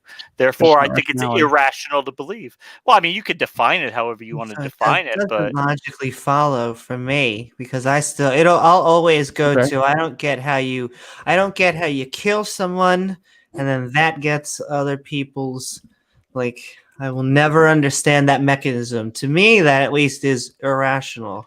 Well, because here's it the question: doesn't follow. Is it rational or is it relevant to you? It's irrational? No, it has No, nothing is to it do with rational or is it relevant? Like in relevancy does matter in rationality. What do you mean? Is it rational or irrelevant? Or Relevancy matters when you talk about rationality. okay? Is it? Well, what do you mean? Is it relevant? Isn't that like the linchpin of Christianity? No, It's Not not the necessarily. Jesus coming back from the dead thing. no, that's now we're talking about rationality. Like completely removing the Christianity concept right now. Like, I mean, what do you need to come to a rational Because decision? there may be a day that we can resurrect people from the dead. It doesn't say anything about a deity or the Mass Effect 2, guys. supernatural. Mass Or... Effect 2, Cerberus Project. Yeah, but so it literally has nothing to do with a deity. It means if Jesus resurrected from the dead, it would not prove to me that he was the son of a god. It doesn't Okay, follow. so I'm kind of going down this line of questioning because like I'm asking about I'm genuinely asking about relevancy and its relationship with rationality. Okay. Okay, so like I get the Christianity thing for you, and I would probably make it an argument that it's less relevant for you. You don't find it relevant. That's why you don't find the epistemological standards to be worth your time. What do you mean find it relevant? Because it's not about Jesus's thing being relevant. To me, it's Okay. that it's Well, that he has to define relevancy. What, Well, how are you using relevancy that and term? rationality. So rationality is this idea that you do things to help you achieve an end result. and so I would say that the Jesus story is irrational. Like killing someone so that you could undo everyone's bad deeds. Okay. Does it when you could just Thanos snap it and just undo everyone's bad deeds? Okay, so It would just that's be is that relevancy? Like again, like does it mean that it's not relevant to irrationality. your idea? Because everyone's irrational. Everyone is irrational. Okay, but that doesn't have to do with anything of whether it's rational to believe that someone came back from the dead and are the son of a god. Yeah, but you can. So again, we're pulling this back to Christianity, and we're not diving into rationality and what is rationality and how does it help us in the decision making process in terms of our goals and how we achieve our goals. Say we're playing court, and someone had been found guilty of murdering someone, and you came along, and they captured you, and they were like, "Holy moly! We just did a test. Jim passed our test. He is just the right amount of nice that will be able for us to be sacrificed." And so what they do is they start to push you in, and they're going to remove the guy for murder because you are just perfect enough to be worthy of the sacrifice. Do you find the rationality in the story I just told? Yes, I do. I find the rationality in that because they have a rational argument. They have a rational sense of their own epistemological standards, their own instrumental standards, and they're making a rational decision based off of what they deem as evidence. Now, is You're that about right to die. evidence? Huh? You're about to die in this Yeah, I scenario. know. For I no am about to reason. die. I am about to die. But you asked if it's rational. I said, yes, it is rational. It may not seem that way, but it's definitely rational because what is rationality? I'm trying to put that in a dichotomy without using it. It's the opposite of irrationality, but I would say it's things that follow Irrationality. logic. So here Trying to not necessarily because logic would okay. So logic would also imply that it's either competent or what is it? Man, I got my notes here. I had to do a whole bunch of Jonathan Vervaeke has a really good series. Highly recommend it. Okay, so rationality can be he's not a Christian actually, he's a cognitive scientist. So who's that? Competence, Jonathan Vervaeke. Oh, okay. Jonathan. Yeah, I'd highly recommend it. He's really, really fucking smart. He's a cognitive scientist. He talks about rationality and irrationality and the meaning crisis and a whole bunch of stuff. So rationality is kind of broken up into a few different components, and one of those components is competence and then performance. Okay, so for example, competence is systemic. It's a system, and it generates the same results over and over again. That's measurable and all that fun stuff. Then performance is not systemic, and that's like your magical insight, right? That magically bubbles up, right? Okay, so then you run into a few different other issues, and like how do you determine what to fill this system like of competence and performance, but you can't do everything. That's the problem because you run into some arbitrary and like algorithmic type of issues that don't really help you. I'm trying to summarize this and capture what I've learned. So I'm sorry if this doesn't help out so well. I did kind of just learn this and it made a lot of sense. And so for me, the major thing here is the relevance factor. So when you sit there and you say when, where, and to what degree, well, then that becomes a rational decision. So, for example, if I wanted to choose let's just say I want to go to the gym, for example, right? Jim goes to the gym. I'm Jim sorry. goes to the gym. All right. So, from a rational perspective, right, I look at my options. Okay. I look at my price, all that fun stuff, the when, the where, and to what degree, right? And then I arrive at a decision. That's a rational decision. Okay. Then from there, we're looking at this idea of how does intelligence and our limited computational ability help with that? And it turns out the correlation of intelligence and our rationality, actually, there is like a 0.3 correlation. So can I ask you, and you can respond, Please. Let's keep it rational. what makes the Christian claim that Jesus came back from the dead for our sins rational? Okay. What makes it rational? So that depends on the epological standard that's been established, right? And yes, we can debate that, and there's lots of debate on that. But if you just say, let's just say the four gospels, right? And like a Christian is going to take that as literal face value, and then they're also going to take Acts, because that's kind of like the big thing. Okay. Now, you can say it's irrational that they would arrive to that decision because you have an epistological standard that is more, it identifies more with you. If that makes any sense. I think we know more. I think they lived in a very different world, and I think it's not like the Christians and Jews were lying. They weren't sitting there trying to be like, what can we make up?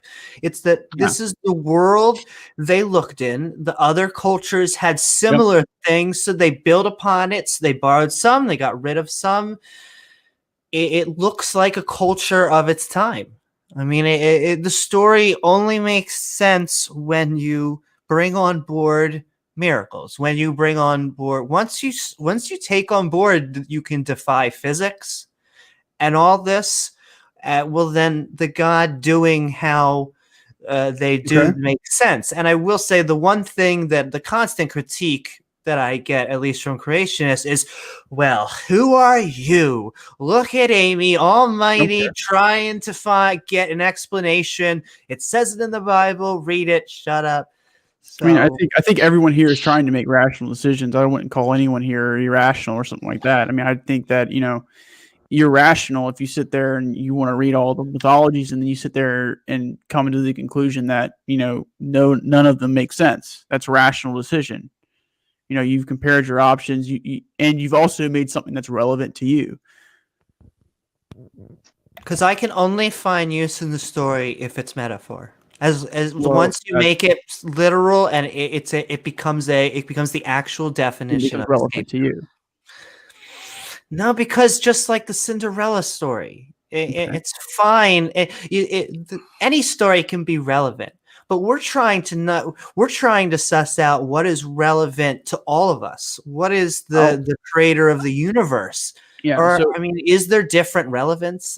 Aren't we talking about the creator of the? Well, yeah. I think you're making it more complicated than it needs to be.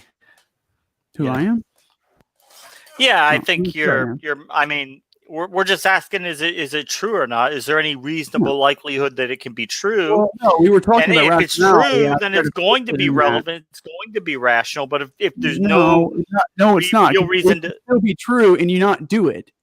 How many of you guys? Okay, but it would still be a good idea for you to do it, right? If it were true, it would still be a good idea for you to follow it, right? It might not be. You might be irrational and say, it could be true, I just don't care, but that wouldn't be a very smart decision, right? You rephrase that.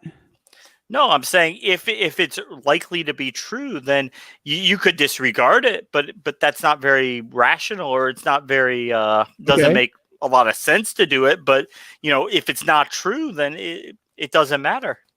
Okay, so here's now we're gonna have to get into like what is like true at some level too, because so two things can be true at the same time, Not only that, but you can also use whatever is true in however different ways that you want to, which is where relevancy comes into mind. Like what is your end state? What are you aiming at? What is your objective? This isn't far-fetched. And even though I sit there and say on New Year's Day that I'm going to go to the gym and I'm going to work out 6 times a week, and it's rational and it's true that I should do that every single day, and from that I'm going to get healthier, doesn't mean I'm going to do it. And from that, I actually become irrational because I don't recognize that. I mean, look, there's all sorts of things we could or should do that we don't do, right? I mean, that happens all the time. But when you're looking at the question of is there any rational, reasonable likelihood that the Christian God exists? What is the evidence to support him? I mean, that's where we're going at. And if there's reasonable evidence to suggest that he exists, then you should probably want to do what he says. But if there's no evidence or insufficient evidence, then it's not really rational for you to just say, well, it's going to be relevant to me and I'm just going to do it anyway, as if he exists. But you could choose that. That's the logical standard. Like I don't think I'm being incongruent with what I'm saying. And maybe I'm not communicating this appropriately. I don't think you're being incongruent either. I'm just saying I don't think... Okay, so we just reached a disagree. Like, we're just disagreeing on things. Yeah, I just think you're making it more... the analysis more complicated than it needs to be, is I guess what I could say. I mean, maybe, but like we have to dive into some of these. I mean, Yeah, it's all each issue is a whole mess. I give my evidence, and it's just not, and then it's not complicated enough. Like I need to sit there and be able to say, like, this quark did this at this particular time, which determined my will 5 interactions or 10 interactions or however many interactions from that quark to me making a decision. Because I'm gonna say I don't think you have true free will. I don't think I do either. Exactly. That's what I'm leading to. Do you think you have true free will? Do you think the mind is outside the body? Yeah. Where do you stand on that? I think that it's more of a compatible type of thing. I think things happen to you. Things are determined at some level. It's how you respond to it. So which case you have to have free will. And regardless, even if you don't have free will, you have to act like free will exists anyway. So why not call it what it is? And that's what Michael Shermer said in the debate. He says, even though the argument stands that we don't have free will, we just have to operate as if we do because we have no choice, because we don't have free will. So we're bound and determined to act as if we do because of the physical elements of the universe that drive our decisions that we have no control over. Is Satan allowed to mess with our free will? Why is Satan allowed to mess with it? And bring Satan in. Only if he becomes a talking snake with legs, I think. Yeah, I guess. Or pesters Job to lose all of his wealth and stuff like that. Don't forget that. Offers to give, or he takes Jesus up into a mountain and shows him all the world, because the world is a flat plane. Okay.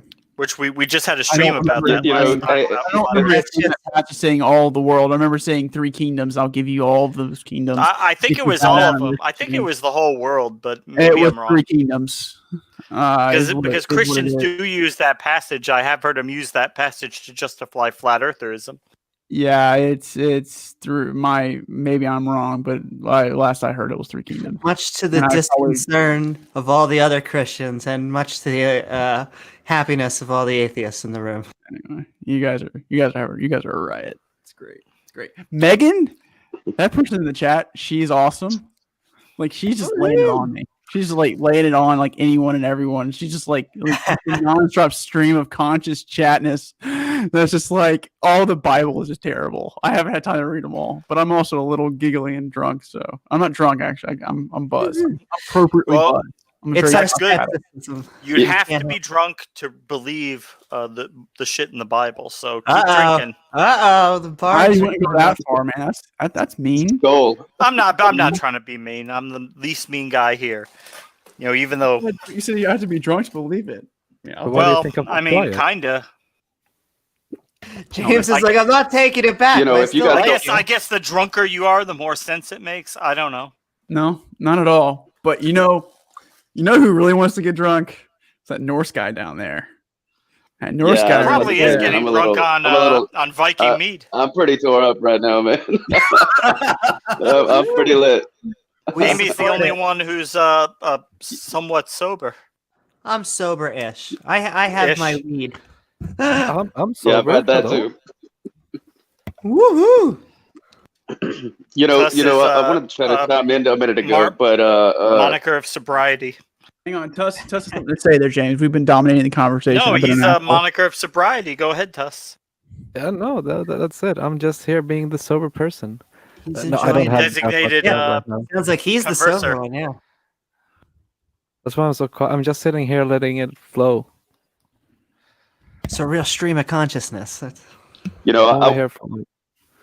I wanted Okay. to kind of step in a minute ago and just with Jim there, it makes me really happy that any text that ever existed for my beliefs were destroyed by Christians.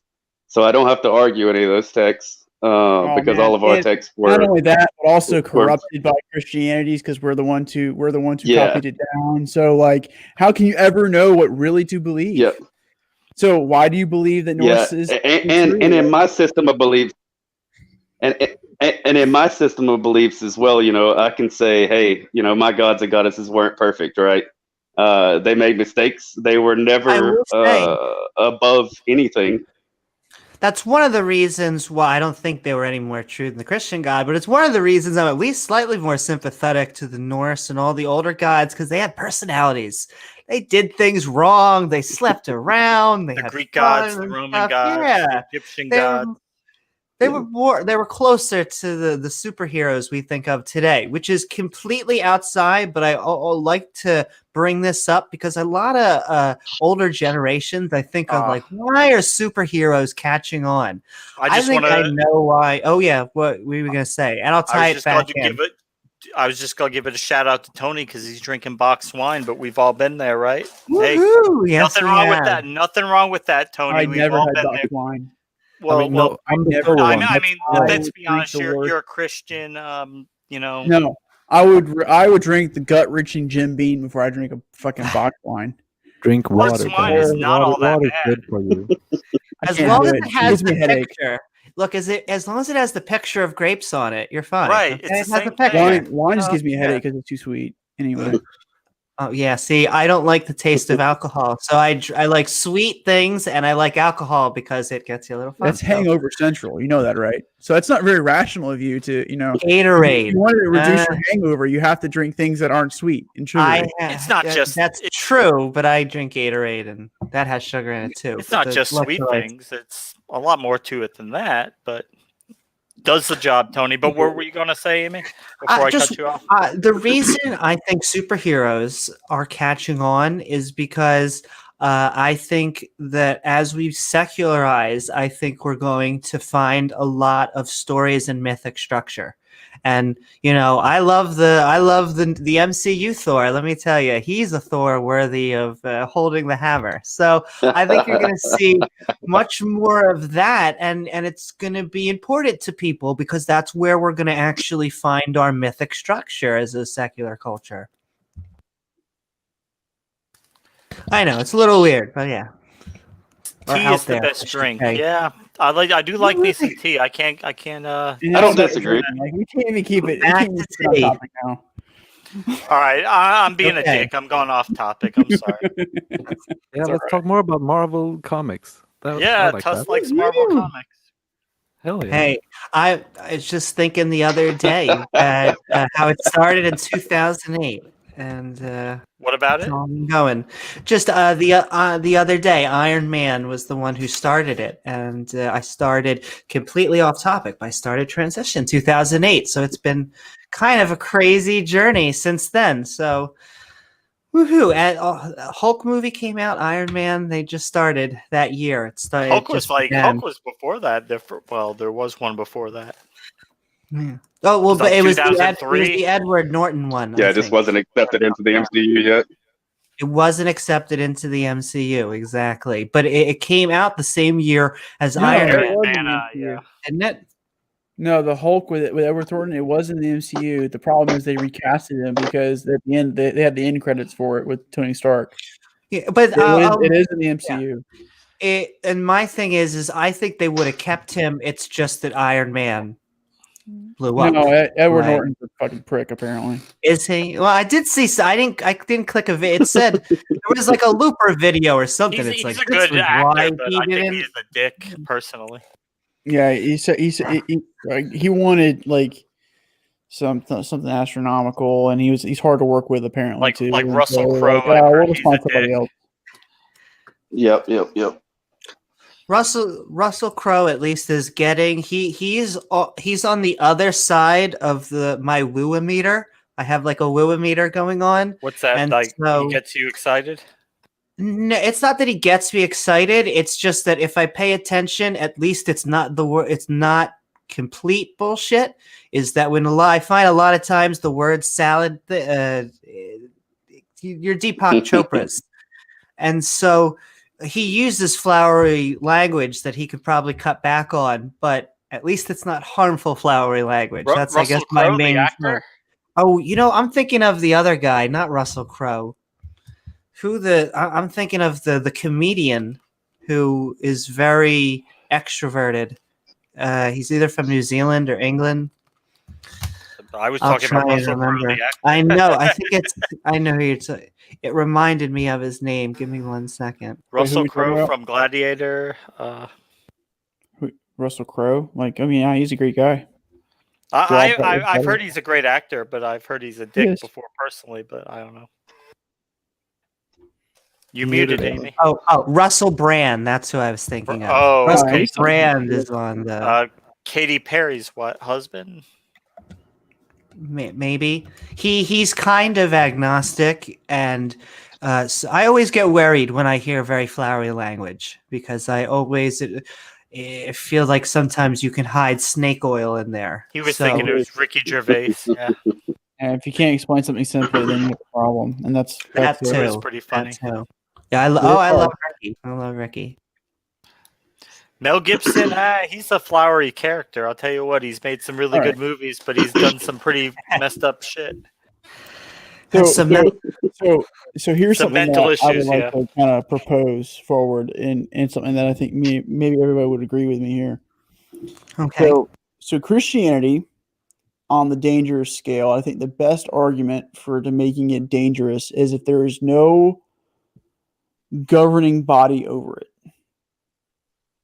But I mean, there isn't really. Well, a hang governing on. body. No, there was. It was the Catholic Church, right? And so we all know governing bodies can become corrupt. But if you were on a scale of really bad and dangerous, you'd want more unity versus division, because then you at least can predict what's going to occur. And I'm listening, but be right back. I don't know, man. That to me, that sounds like a gathering of masses. You know, it sounds more like the potential for an army of humans that can be, bent to a certain will. I mean, but that can be anything, though. That can be anything, and I would be very cautious to say that I would choose the lesser of two evils here and say that unity is probably better than complete disunity, because then you have some form of a governing body over it that can say yay or nay versus everyone's up to their own interpretation. That would be true, but we do have to say that in order to maintain that unity, the Catholic Church for centuries had to ruthlessly stomp out opposition, and that led to a lot of bad things involved in that too. Well, granted, I'm not going to dispute that either. But that's with any type of organization. So I mean, you can have that unity, but there's a cost to that. Is that anybody who dissents is going to have to be, ruthlessly stomped out. Okay. All right. So in terms of a governing body or something to that effect,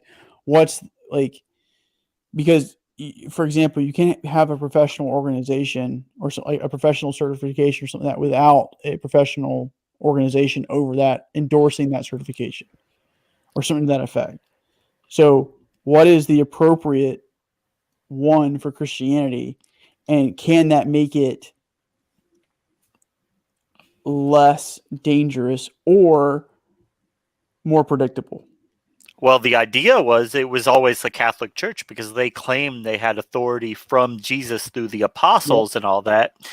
But the thing is, I mean, yeah, the primacy of Peter and all that, your history, but I mean, we really don't see that today. I mean, we see the church splintered, and even the Catholic Church really doesn't maintain to those strict doctrines and dogmas that they did for all these centuries.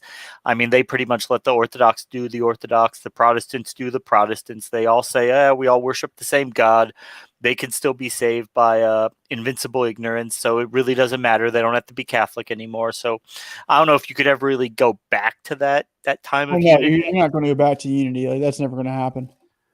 So it would have to be some other type of governing body that, I don't know. What do you think? I mean, I just posed the question because, like, to me, that would be dangerous. Like, if you don't have a governing body over it. I mean, I don't we know, man. but It Go ahead. seems that with Judaism, Christianity, Islam, you name a major branch, it seems like historically speaking, anytime that there has been unity within the church, it meant war. It meant that there was an army that was created with this divine purpose, No, so I want to rule out Islam because Islam's a weird thing altogether with this caliphate, and it's breaking like the 1300s or something weird shit like that. Like, I know my dates are way the fuck off, but like, I would say they're like talking about Christianity in particular.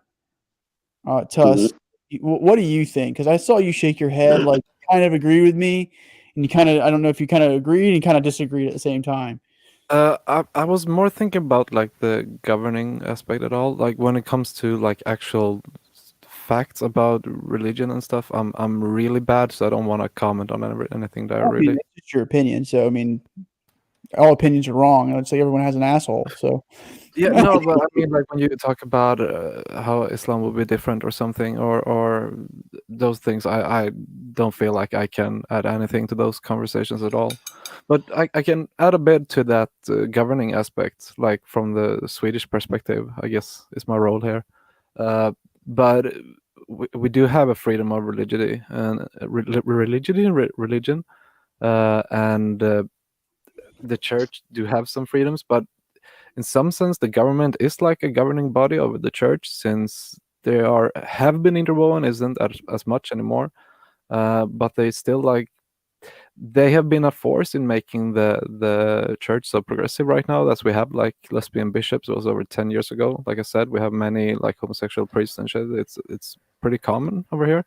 Is that is that there a national church there, or is that like the evangelical Lutherans over there? How? That's the national church, I would say. Well, it's kind There's of a national church in Sweden.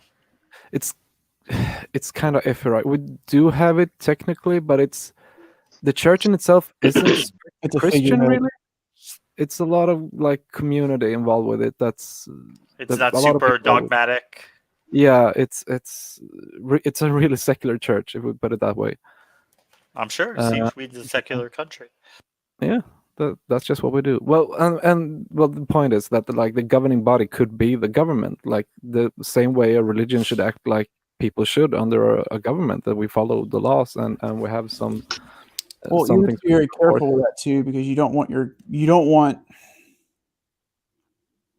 So one of the things here is that you can make for like the Russia case as an example is, or even the Germany case, the Third Reich and whatnot, is, the church kind of just folded it. It's it was subjugated to the government, and it just became like another extension of that government until like later on in the Soviet history and stuff like that. That's in the UK, still functions sort of that way.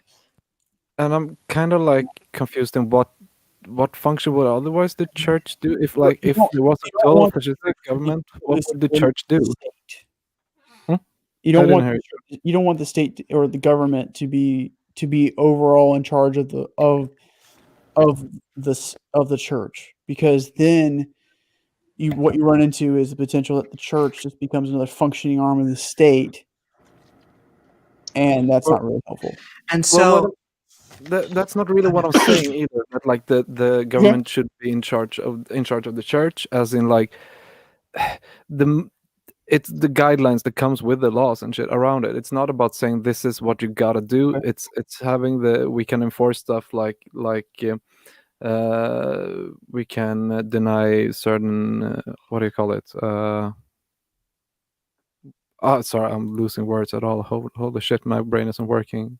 Exclusion of Or- my people. whole brain. Yeah, it's gone. Well, just oppression overall and shit. We could like drive people away from that and enforce good things like a government can do. It doesn't have to be like with totally authoritarian rule of something just because the government is involved. Well, I know someone brought it up before. They were talking about people who don't like where the masses, well, where some certain people, I guess, at the top don't believe, and but the masses are kind of lulled in. And I think actually that's what you see in, I'd say, most of like the Islamic world. I think probably 95% of the population is devout in Islam, like they really believe in it. But I think most of those up at the top really don't really believe in it. I think they just use it as a means of national unity and control, because you look at like how the leaders live, and I mean, they drink alcohol, they have sex with prostitutes. They don't really live like they're devout Muslims, but I would say that's a speculative stretch. I mean, you don't know that for sure unless there's like definitive documents that say, well, I hey, mean, you think the Saudi royal family really believes in Allah and all this? you have to assume they do because at some level they acted out. You have to assume they do until otherwise proven.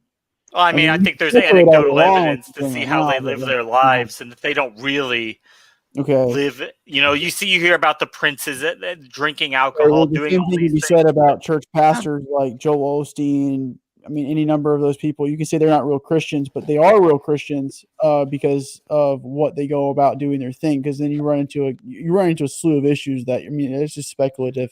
I mean, well, I mean, that's all we can do, right? You don't know somebody's heart, but you look at the evidence, the way it stacks up. I don't think that a lot of these people up at the top really believe, but it does work as a means of social control and national unity, and it keeps the people in line, and that's true. they're content just to go about living their lives because, hey, if they have a shitty life, it doesn't matter. They get to go to heaven when they die and be with Allah. So whatever. So I'm just going to take whatever happens to me. Yeah. If it's not already there, though, I want to say that is our goal. I definitely want to put the Quran versus the PS5 because I think we'll win. I think I've made this joke before. I think that secularism will win no matter which monotheistic religion it goes up against. Pretty much, yeah. I mean, bring in alcohol, weed, brothels, all the things like that, and see how many people stay devout. It's not my joke, but I am not religious for bacon reasons. I would agree with, I think it was Jim a minute ago that said, Islam's a tricky thing because, one nation believes differently than the next or practices differently than the next. So, I mean, if you take like, Saudi Arabia was just brought up. It's a very wealthy country with a quote unquote good governing body. And it's less likely that their leaders are practicing Islamists, right? Whereas if you take a country like Afghanistan or Iraq, with leaders of terrorist organizations, I think that those leaders, I think it would be hard to argue those leaders don't believe whenever they're living the way that they have to live once, like wartime affairs begin. So I think it would go nation to nation on that one. I think it would be prosperity versus wealth versus poverty.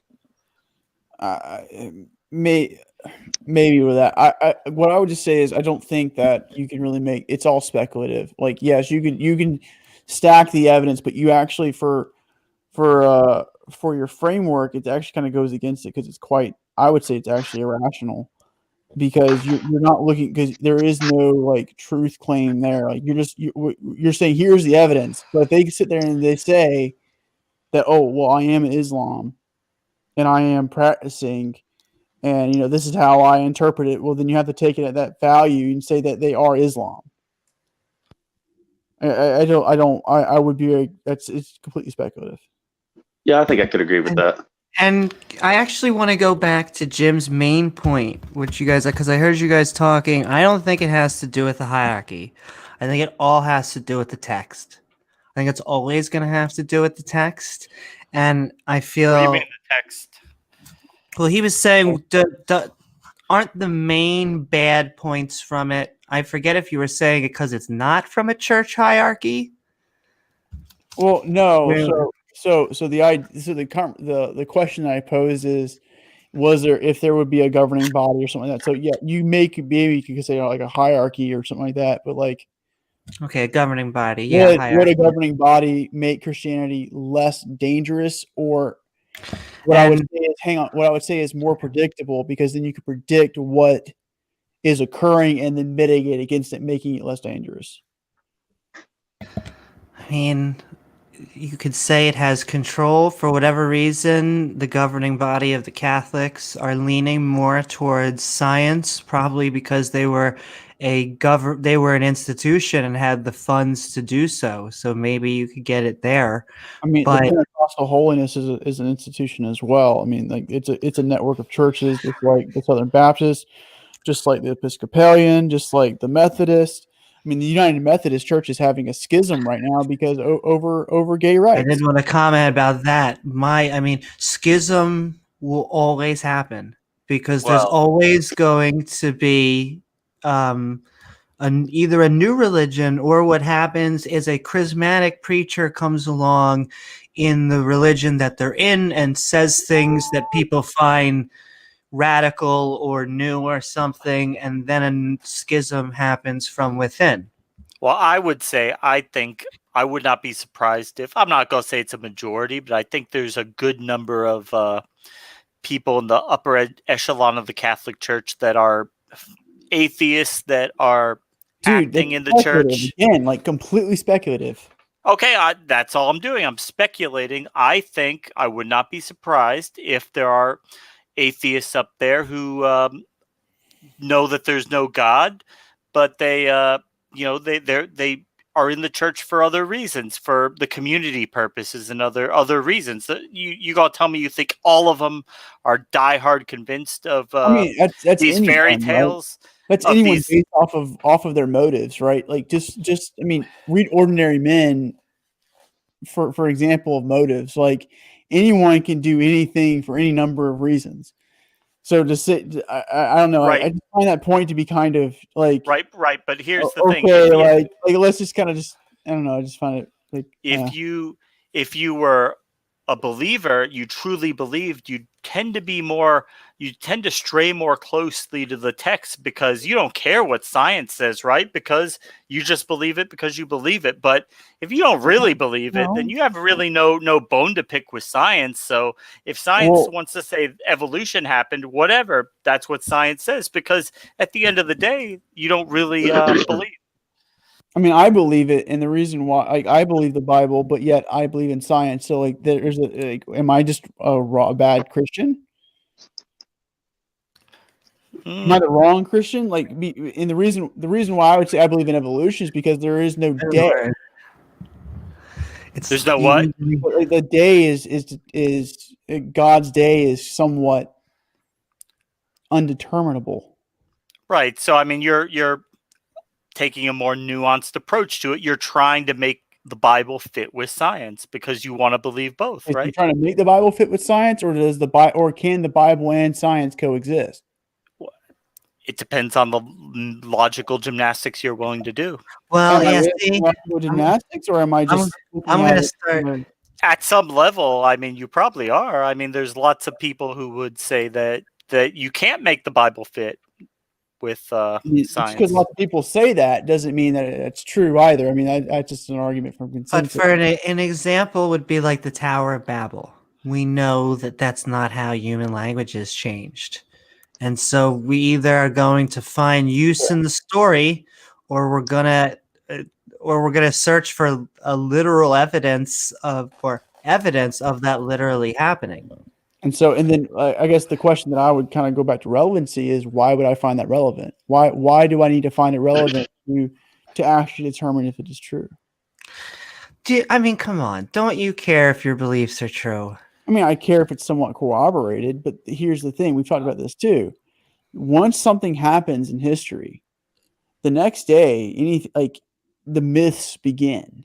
I guarantee you, 10 years from now, the Capitol riots that happened yesterday, there will be myths. If not, there already are myths about what is going on because of conspiracy theories. Mhm. Am I off?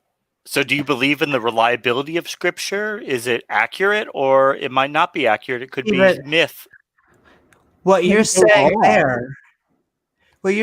there is that events happen and then eventually they become legend. But I mean, at that point, you are an atheist that's telling us, why Christianity just should Am I be really an metaphorically atheist? taken true. I'm not an atheist because I believe No, in. no, exactly. But I mean, at that point, don't What's we the want it? difference? What's the difference is what I'm saying. Yeah. Okay, because I attach value to the narrative, to the pattern that's associated with the narrative. You attach. But do you think that Jesus literally came down and was resurrected? The Son of God came down and died. I can't prove it. I But don't. what do you think? Hang on. I'm telling you, I don't know for sure. All right, I don't. I can't prove it. That's very honest. I can't go back in time and prove a story. So, but does that mean that that's the crux of the belief? I mean, I don't know. But see, because I could accept Jesus as a guy who was even a rabbi who said some good things, if you want to look at them, and then he died from the state because he was a radical. Well, I mean, But what that I story, Jesus, I can look at Jesus and say there's 4 different people. Captain Dadpool does a really good analysis of who Jesus was, and it looks like it could have been 4 different people living within a time frame of plus or minus 200 years, 0 AD. see, but Jim, this is what I mean. You should be on our side. That's fine. Take it. No, it's not. Because again, I'm attaching value and belief based off of my own framework, and I think you can say that what I've come to is a rational conclusion of my belief at some level because I've looked at the evidence or what I deem as important as evidence, and so and I've come to a rational conclusion based off of that. And then the question is Christianity dangerous? Well, if people have come to their own conclusion of whether or not Christianity is real or not, and rigorously tested it or something to that effect, maybe they're like most theology people, they lose their faith because once you go to seminary, you lose your faith, right? 50% of students or something like that. It's crazy. Well, then I say that they're atheists, but then you say no. Wait, They lose their like faith. the upper echelon of the church, they all go to seminary, and I mean, they some lose their maybe, faith. some maybe, but I don't. It may even I be would like a Jewish believe that problem. not all of them are. Not all of them, but a Culturally good chunk of believe them. Some A good is chunk the of them, I rapid would role say, there. yeah. No, you're saying the good chunk. I'm saying some. I would actually believe the minority of that because I would take a benefit of the doubt that people are going to believe, like they're going to act out their belief and say what they believe at some level. And if they say they believe in the Christian God and they act out Christian theism and they're a preacher, then they're a preacher. Now, granted, there will always be let's say 20% of those people in the church who are atheists and say this is a fucking scam. And I'm going to maximize this to the best of my ability, which is also a critique that Dante whatever his name is, made with Dante's Inferno or the Divine Comedy. Dante's Inferno is a game, but the Divine Comedy is not. I mean, like Peter Popov. You heard of Peter Popoff? I have Know who he not. is? I do not So know. he used to do faith healing seminars back in the 90s, and he would have people fill out prayer cards, and then he would act like God was giving him the information Is this about James people's Randi? names. No, James Randi, yeah, he exposed Peter Popoff. Yeah, But he that's found what I've out heard he him say took before. a scanner in there and found out his wife was radioing him the information to an I remember earpiece. this dude. And he was, he's still on TV today, Peter Popov. I mean, he lost Now, a lot of his here's- ministry, but he's still out there. Well, here's the question then: is that really dangerous to people? Unfortunately. I Yeah. mean, it's a scam. James It's a Randi. scam. It's Yeah. you're Yeah, but doesn't fleecing that people. mean it's dangerous to people? I mean, I would say scammers fleecing people is a danger. It's not a good thing. I mean, it's not a good thing, but it's not a danger. It doesn't kill somebody. That You know, I mean, it could if typically it doesn't kill somebody. Like, I mean, you have the Nigerian prince who says, "Send me $1,000." You know, I mean, there don't- have been people who But- committed suicide see- because they fell prey to those scams. Okay, so now we're going down the slope of trying to make the argument fit the confirmation, like for confirmation. I mean, you're trying to defend scammers and saying they're not dangerous. I think that's a I don't- I very don't think overall tenuous they are position to dangerous. make. And that's an But- empirical standpoint. or at least they're saying they're claiming the same harmful. book as you. They're claiming the same text as you, even if they're not the same Christians or the same type of person. They're all pointing to the same book. I mean, anyone can scam anyone for any number of reasons. I think communism's a huge fucking scam. Parts Like, of yeah, it I mean, are, this- I wouldn't I like disagree. a market. That's fine. I like a market. This A all market falls. economy This with all profit. falls into that whole like first original argument that I made. You know, James and that it's Randi, all about. yes, may he rest in It's, peace. Yeah. Yeah, James Randi. Yeah, he's a good guy. Go ahead, KOC. I'm sorry. I think this all falls into translation, right? It all falls into the translation and the way that it's interpreted from the Bible, right?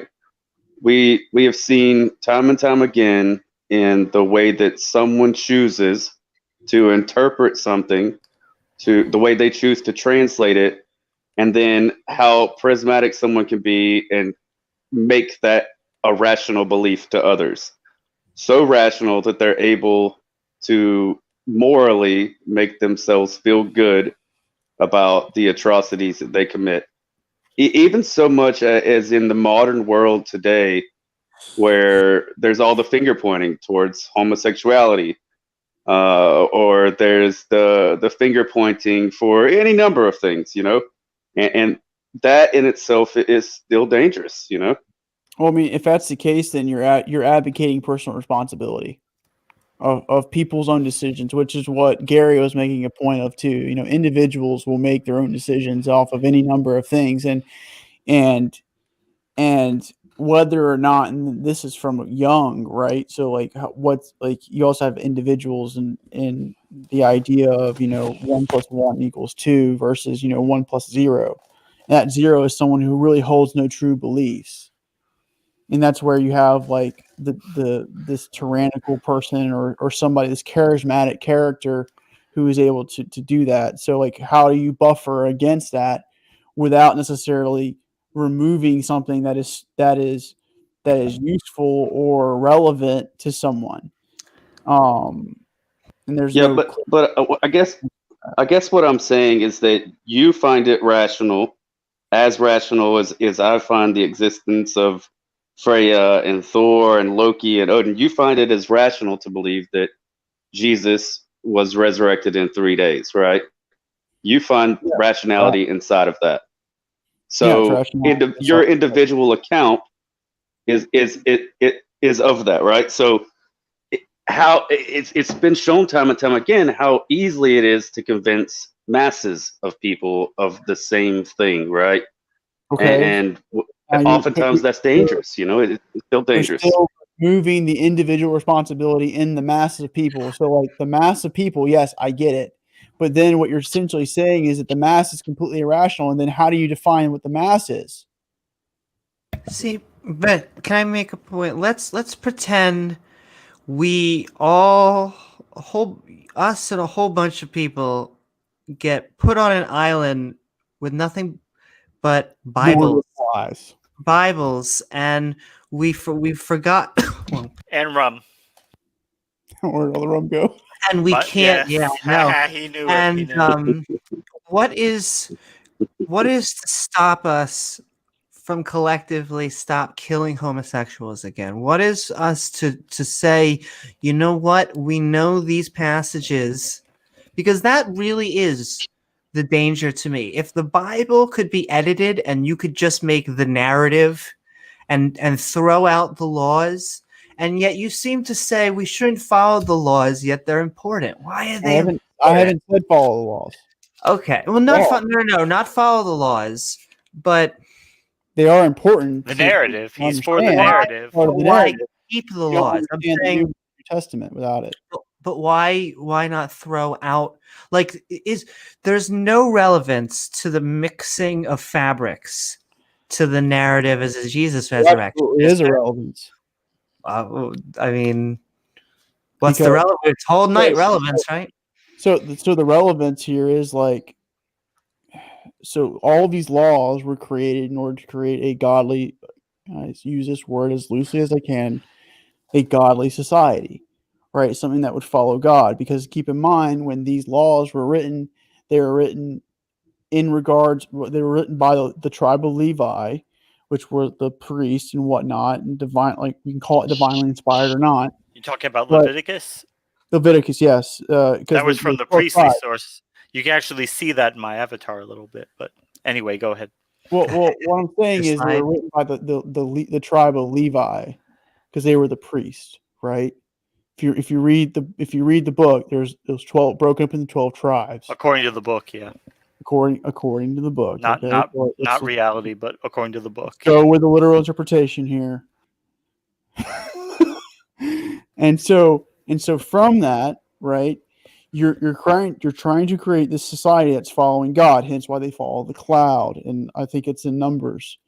The cloud is as an allegory for God or something to that effect, right? So you're following God, and you're creating the society around God, and it's meant to create some form of habituation. So, for example, an easy one for this would be when you're children,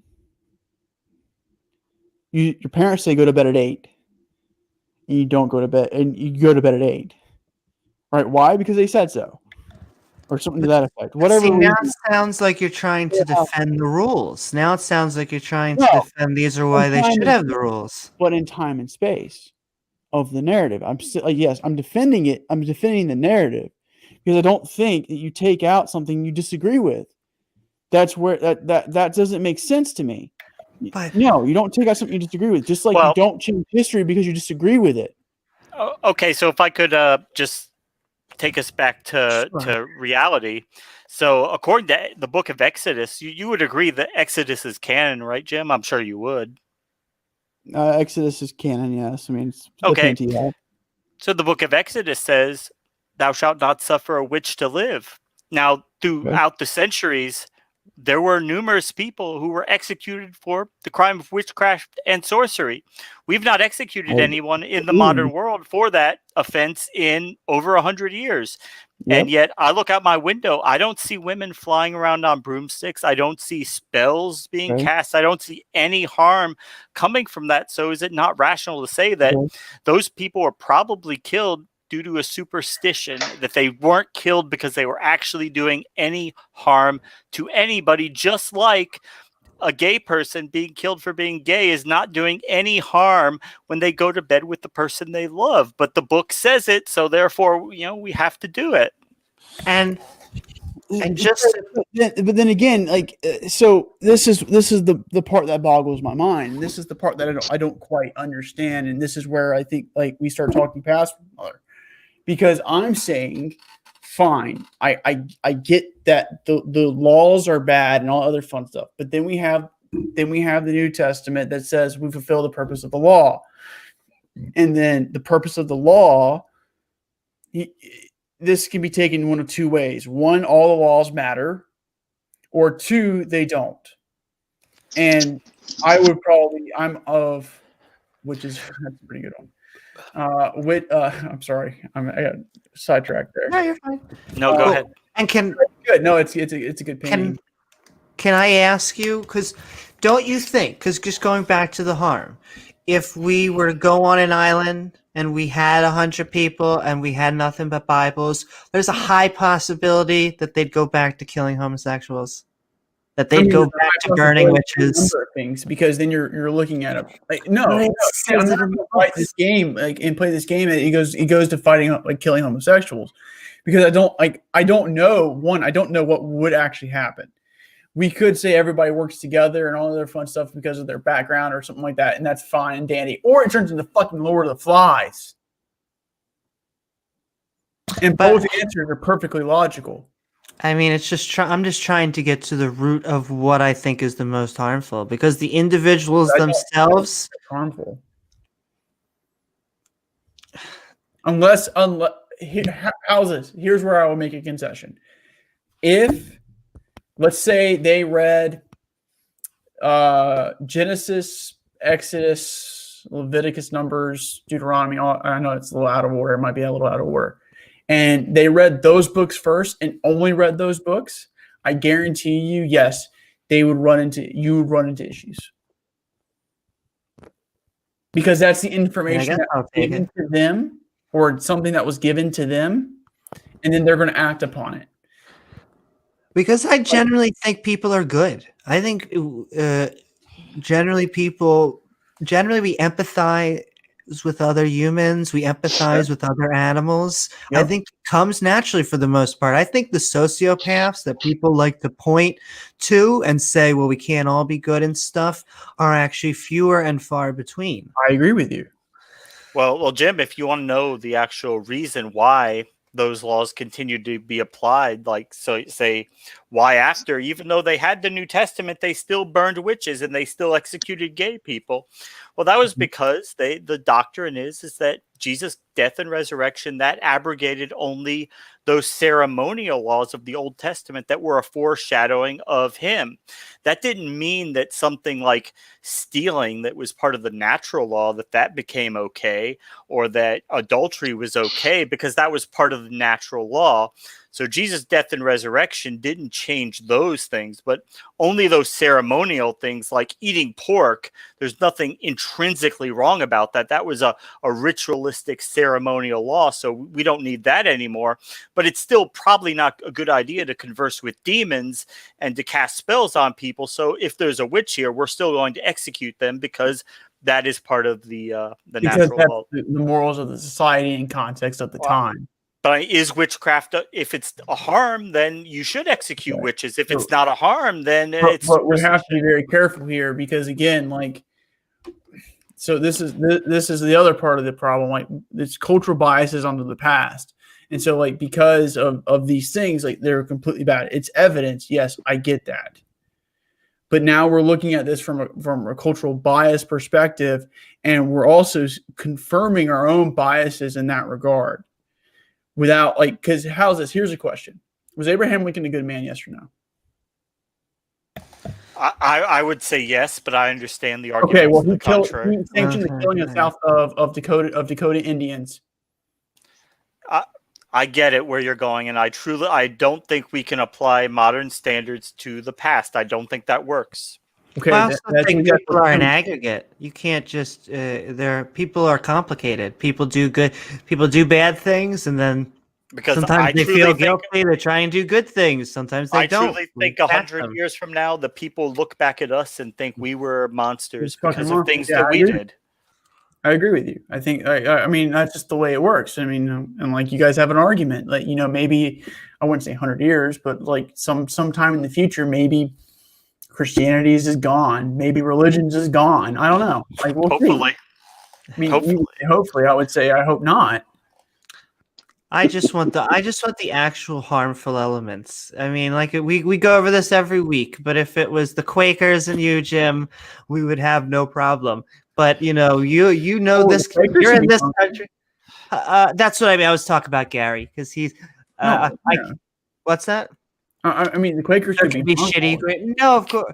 Gary's a good guy. He's a great guy. They can be. They're all, in my head, feelings and stuff like that. They only allow 16 years old to you to go off and have fun and get drunk and all that fun stuff, and that's the only time that you get to do that in your life.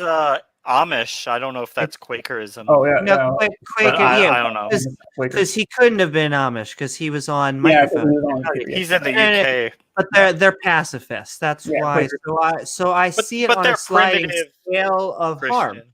So I mean, is it the Bertrand Russell quote? Where we're gonna for bad people to be bad is normal, for good people to be good is normal, but for good people to do bad, that takes religion.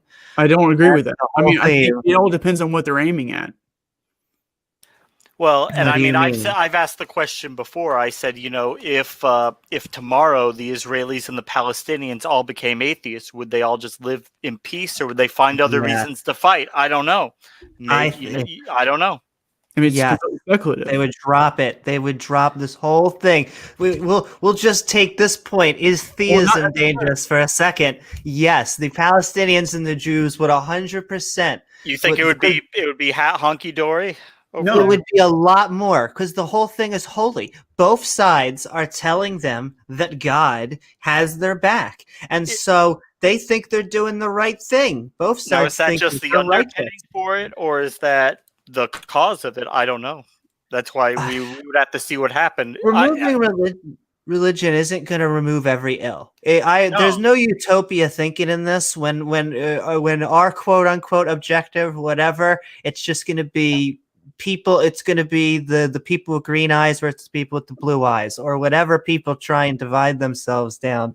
But I swear that there seems to be just a high because Zuntites, whoever, there seems to be a high correlation between accepting just this one untrue belief. I think it would help things. We have defeated Jim there. He's drinking water now. So No, I had to have a sip of water, but I actually got to him. I got to him. You might did. have been his KLC. kidneys that defeated him. He's gonna be looking up Thor and Odin, and he's gonna give that consideration. I love. It's a lot easier. You're a good evangelizer for Norse religion. Well, no. Like I actually love the story of what is it? Loki and Thor go to Utgard. You know what I'm talking about, champ? Yeah, a little bit. Yeah, so like it's Thor, Loki, and what's his name, like Hugi or something like that, and then they do the 3 challenges by the giant of Utgard, and then they do all of it, and like Thor does like 5 of them or something like that. It's like insane. It's only 3. He wrestles with the cat, wrestles with an old lady, and then he drinks like the mead. And then Hugi races this guy who can't be beaten or something like that. I mean, it's actually pretty good. Oh, I actually don't know that story. I actually don't know that one.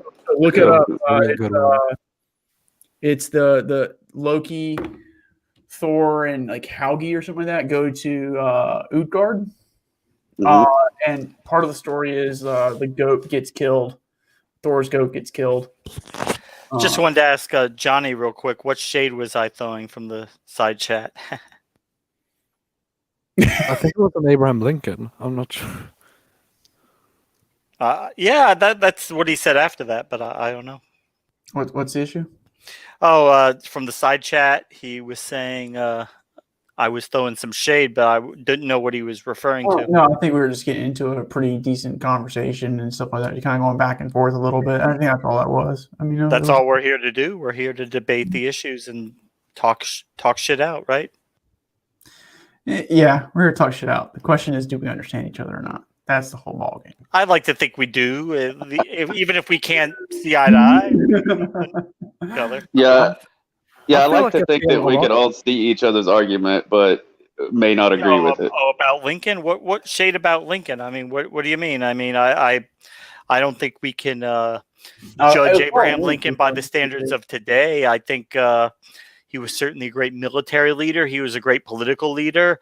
He was certainly more enlightened than a lot of the other people around his day. No, he wasn't. No, he wasn't, brother. No, he wasn't. Oh, okay. I don't think we can look at every single thing he said and endorse all that. But I think that I'm telling you, brother, he was a moderate Republican at best.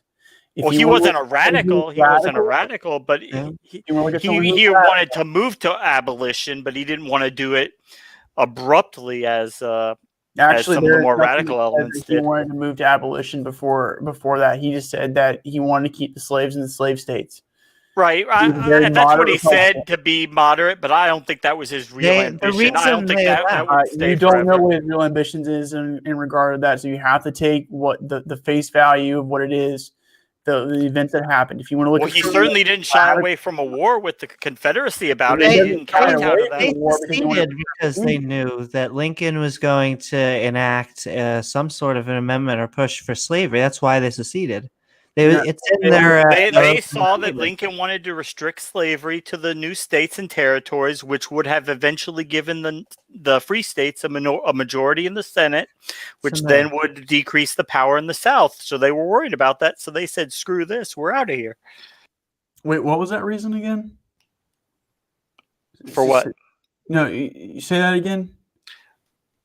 Abraham Lincoln wanted to restrict slavery to the new states and territories, which would have given the free states a majority in the Senate, which would have decreased the political power in the South, which what they didn't want. They didn't want the North to be ruling over them with a congressional majority. So they said, "Screw that. We're going to do our own thing down here."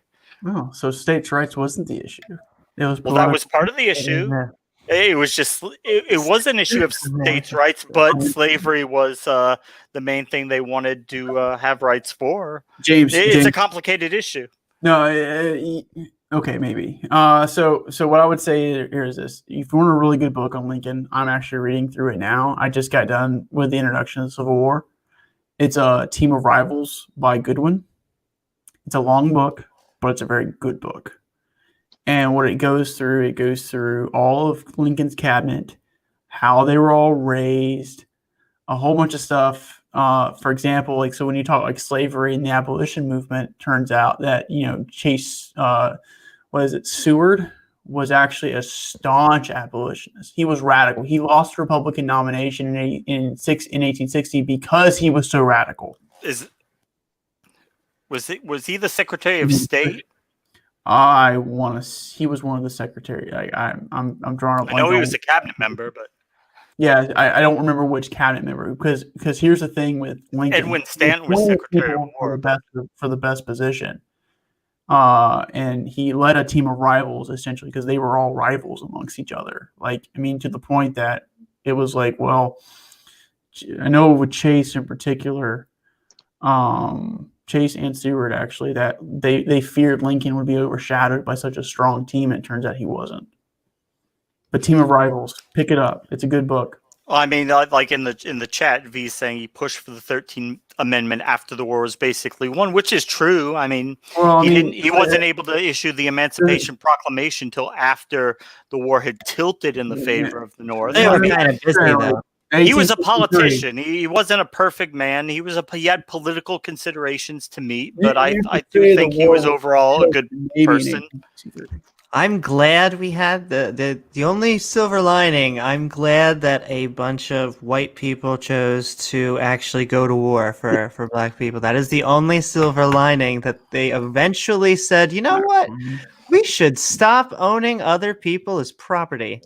It was a matter of time. It wasn't going to go away anyway. So slavery. But I said they were only able to do that after the slave model became less profitable and it became more apparent. They didn't really need it anymore, so their morality led them to believe, hey, we don't really need this anymore. It's kind of bad. It's kind of fucked up system. But your objective morality that you're trying to achieve. So your objective morality. I don't believe in objective morality.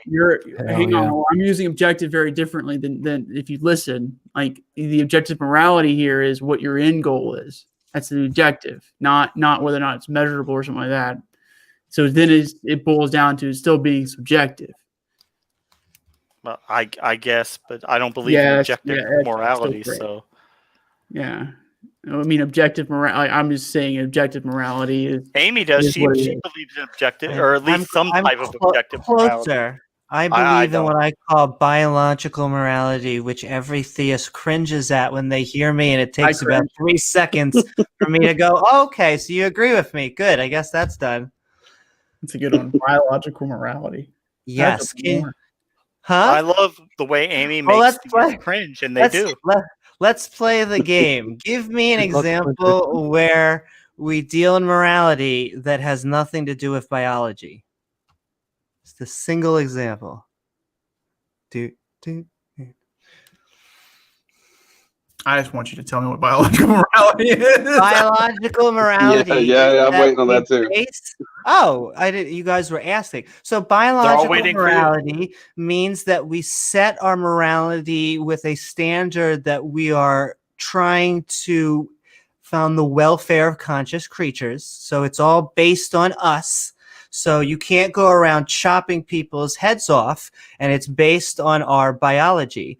Though just in the same direction, if someone is in such pain that they cannot function anymore, they're screaming, please, I want to, I think it's called euthanasia, it then might become, based on the biological circumstances, more moral to allow them to do that. But in both of those situations, it's biology, biology, biology. Same comes with when we deal with rape. Same comes when we deal with even stealing food. We could put under good biological terms. And So what about societal morality or something to that effect? So like scale it up. So yeah, exactly. So I like to criticize, for example, female genital mutilation, because it biologically harms the woman, and unless they are actually choosing to do it, the biological benefit of that? What? Not screaming. You are You're cutting off pieces. You're ruining their genitals. It may be much harder for them to have sex. So correct me if I'm wrong. You're making an argument that everything is derived out of a biological morality, correct? I'm saying that morality is derived from biology. Okay, so it's from biology. So what's the biological benefit of female genital mutilation? Is there any? And why would we choose that? I don't know. That's them. That's the other side. That's the scaling problem that you're running. So then I wouldn't say that's the scaling problem. I would say that's the why is theism dangerous? But I see like some kind of big issues with these. Like if we like everybody just ate better stuff, like more healthy, that would be good. So therefore we can force feed people healthy stuff because that's good biologically. Like I don't really see violating their bodily autonomy. I don't know what you. Yeah, but then you're putting biology against biology.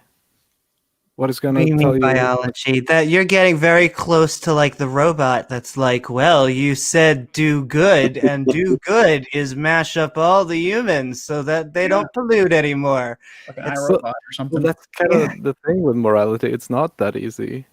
I never said it was easy. I said it was based in biology.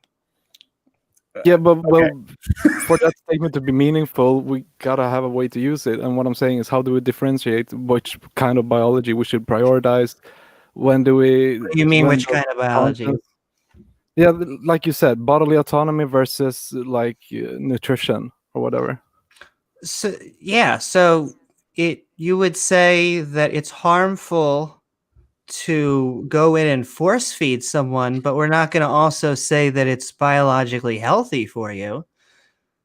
But that's not moral. Like if you want to get fat, and I mean that doesn't even get into morality. But if we could say now, we could say, how about a mom is force feeding a child? We could then say that's bad, based on not only on the bodily autonomy, but now it's also harmful in bodily autonomy.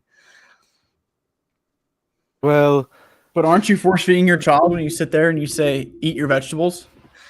No, you're generally giving them a verbal command. And I think if you were to like go like this and be like, eat your vegetables, I think they would eventually take your kids away. Dinner table until all your vegetables are eaten. That's still force. I don't know. It was hard to get my son to take the solid foods. I mean, I had to kind of push him a little bit. He wasn't really happy about it. He liked his bottles, but you're a morally corrupt person. That's true. But so let's take a look at the situation. When you say you force feed it, was it like, come on, it's going to be good for you. Come on. I'm sure it's almost like trying to get your cat or something to take a pill that's good for you. I mean, it got to the point where I'd have to put it in his mouth and he didn't really like it. And he was he was fussing about it, but he would eventually eat it. But This seems like he was underweight. We needed him to start eating the solid food. It was past his time. He didn't really like it, but so you were saving his life. Is that what you're trying to say? not trying to sit, just trying to get Because him to progress to be a normal person eating solid food. I mean, and that's the thing, Jim. And you'll find this. Like, there's the kids. They don't come with manuals printed on them. I So know. I mean, a lot of the shit you just have to wing. Oh man, And Figure it out on my own. yeah, you got to wing a lot of this shit. I mean, you just do the best you can, To me, and then after you're over with, you say, well, maybe I would have done this different or that different, but See, but I digress from this. Sounds like a T-Jumps violation of will. A violation of will is not my that's not the category. And you're also in a unique situation with children because you're taking them on as stewards. because And they so- don't have true understanding of what's going on. Well, they take everything you say. They imprint, so they take everything you say. I as mean, true. before they even understand language, they don't really know what's Yeah. going on at all. But that's but off topic. But I like morality and all that stuff. I'm down to talk morality. I mean, Anyway. morality is part of this question, though. Like, so like, is Christianity true. dangerous? Because like, is the Christian morality or system of belief dangerous?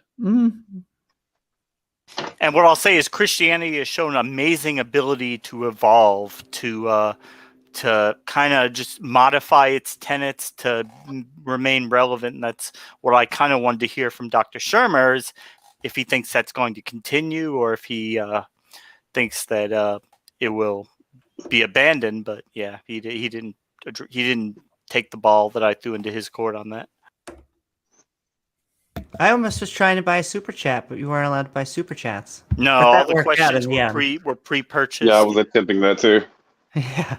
Were you in the debate, KO Champ? Yeah, I was watching it, man. Oh, you were watching? Okay. Yep. So I was Jim watching will and be able, commenting and Tuss, I know, arguing was with there. people. And Jim will be able to watch tomorrow, but that was a pretty lit up chat in the debate. yeah, the chats were fun. Oh, Smokey. Speaking of Smokey you, Jim, went a off. random thing. He was in rare form in that chat. That was, even I had to tell him a couple times, like, Smokey, calm down, come on, man. And you know how he is, but Smokey does. do you know who Smokey is, Jim? Or are we talking I know. about? You know who he is? I know who that whole crowd is. That's what makes See Smokey more fun than Maddox Amy's to me, though. debate with Smokey and Maddox. Yeah, I That was one for the ages. I'll just go ahead and say I don't Yeah. approve of their debate tactics to begin with. I don't approve really debates. I prefer conversations like this. I think conversations go a lot further than debates to begin with. So Woohoo. And yet, I wanted to ask Jim, are you the one who sprung up GOAT? Are you the one who are atheist roundtable or whatever? yeah, roundtable. Yes, I signed up. Tart, thank you. I just said GOAT. I'm so What is sorry. what is Tart. that? I don't know what that is. Yeah, It's called the Atheist Roundtable. It's basically a platform to bring on atheists, and I think they have theists on too. And Eddie's have open actually conversation atheist, Jim has it. and I'll be featured on January 22nd. I'll have Where do you sign Oh, up? cool! I just signed up. Exactly, James. You should go sign up. It's Where? on their website. What's the website? I have to Live. probably yeah. Yeah, they're a great organization, and I mean, Amy, like you, Say- I'm pretty say it sure slower. you They look Yeah. cool. reach out to Oz.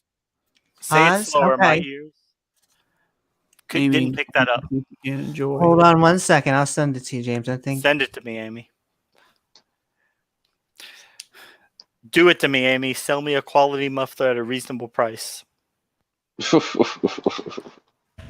I think that's it. I Yeah. think that's So I'll be That's I'll be raw. on with them on the 22nd with Oz, I think, or it might have been postponed, but Tart it's line. don't know. Tart.line. Mine. Okay. and then drop it in the chat so that everybody. Yeah, I know I saw Tony D around them. But yeah, they're really good. They're a really good bunch of people. Like I approve. yeah. They seem cool. Well, if you approve, it must be good. Oh, I'm glad you take my word for it. Here we go. Send it in chat. There you go. And so, yeah, did anyone have? I'm trying to think of any more juicy topics. Well, I mean, it all depends on how you frame it. And so, like, if we're going to talk about the Old Testament all day long, then yeah, Christianity can be dangerous. Well, like I said, thank goodness Christianity's been very good at evolving to remain relevant. And let's face it, it's had to, because it's not that it necessarily wanted to evolve. It's been drug along by society because Kicking and screaming.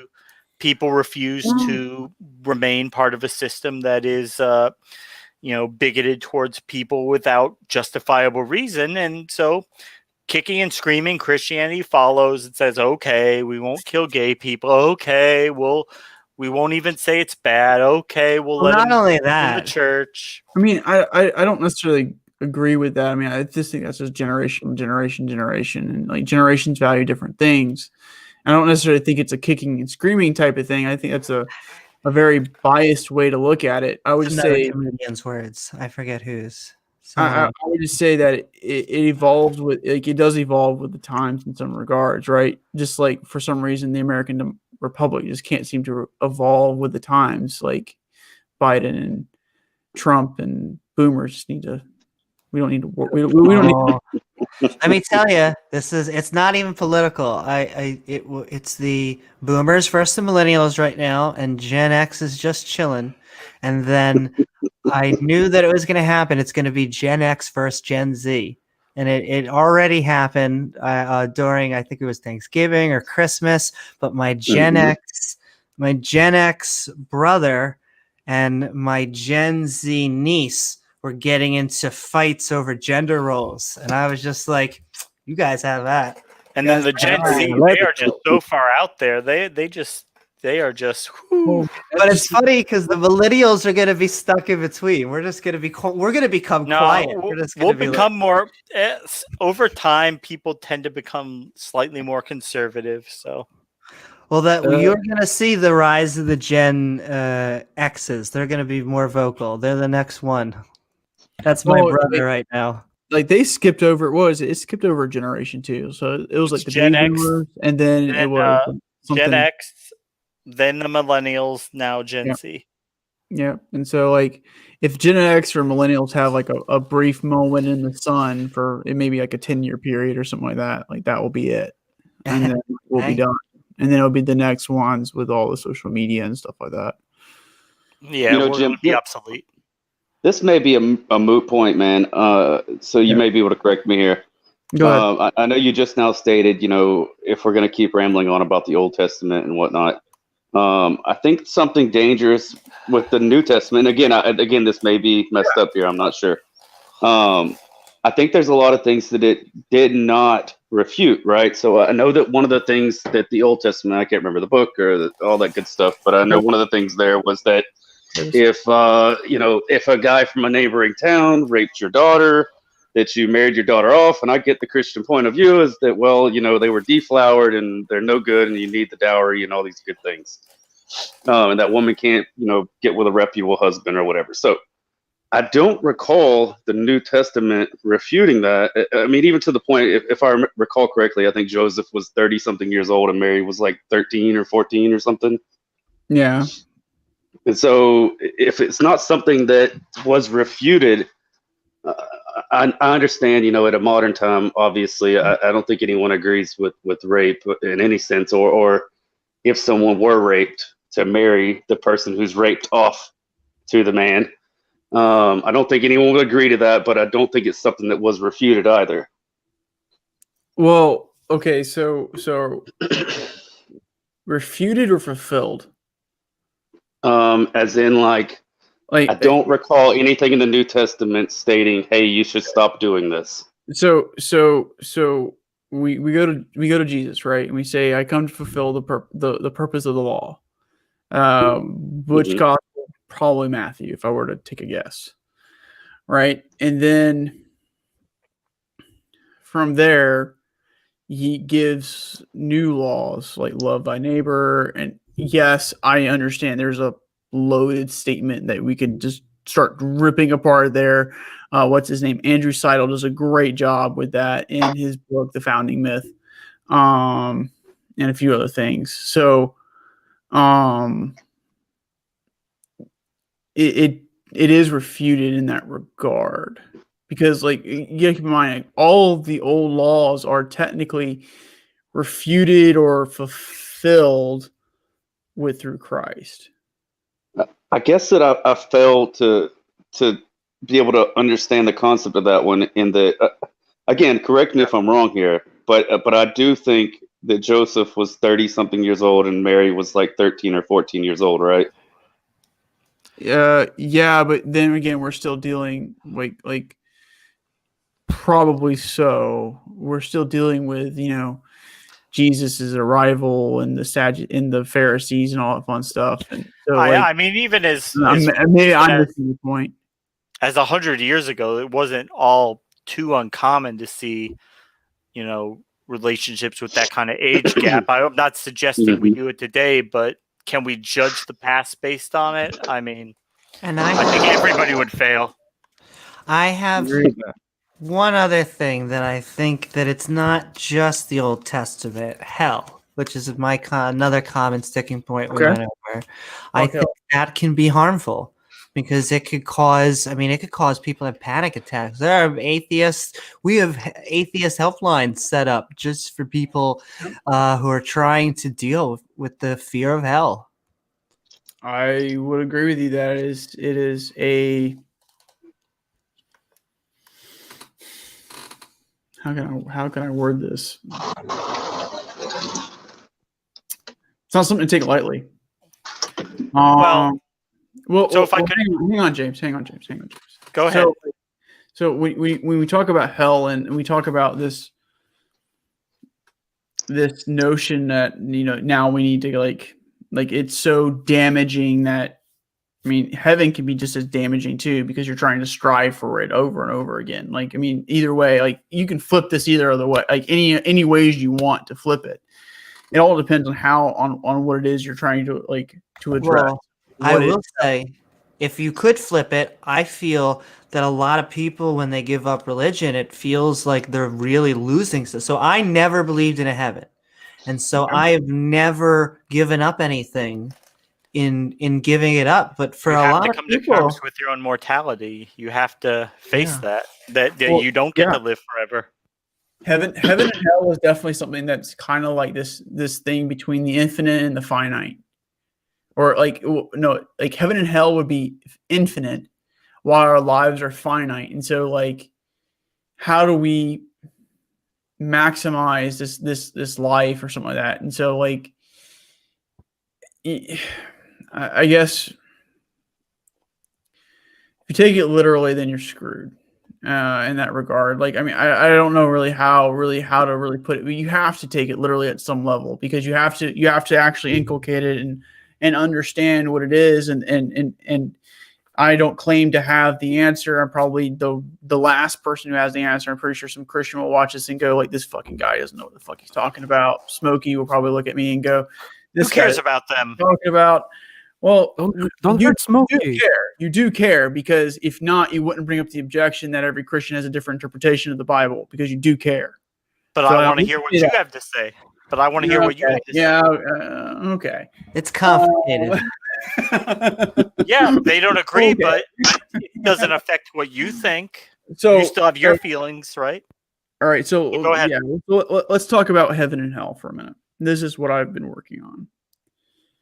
What is heaven and hell? Well, when I look at the Bible and I read the Bible, and this is why I think it's very valuable. I look at it from both I look at it at an individual level too. So Revelation can almost be seen as this warning that if you don't integrate yourself appropriately, then you have to really break a lot of things in order, sacraments, what is it, the 7 sacraments, in order to overcome the thing you're trapped in.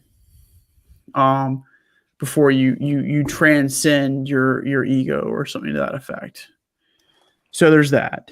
And on an individual level, heaven could be something like when I'm on my deathbed, I've done everything that I possibly could, understanding that I've made mistakes, understanding that I'm infallible, or understanding that I'm fallible, not infallible, but understanding I'm fallible, forgiving.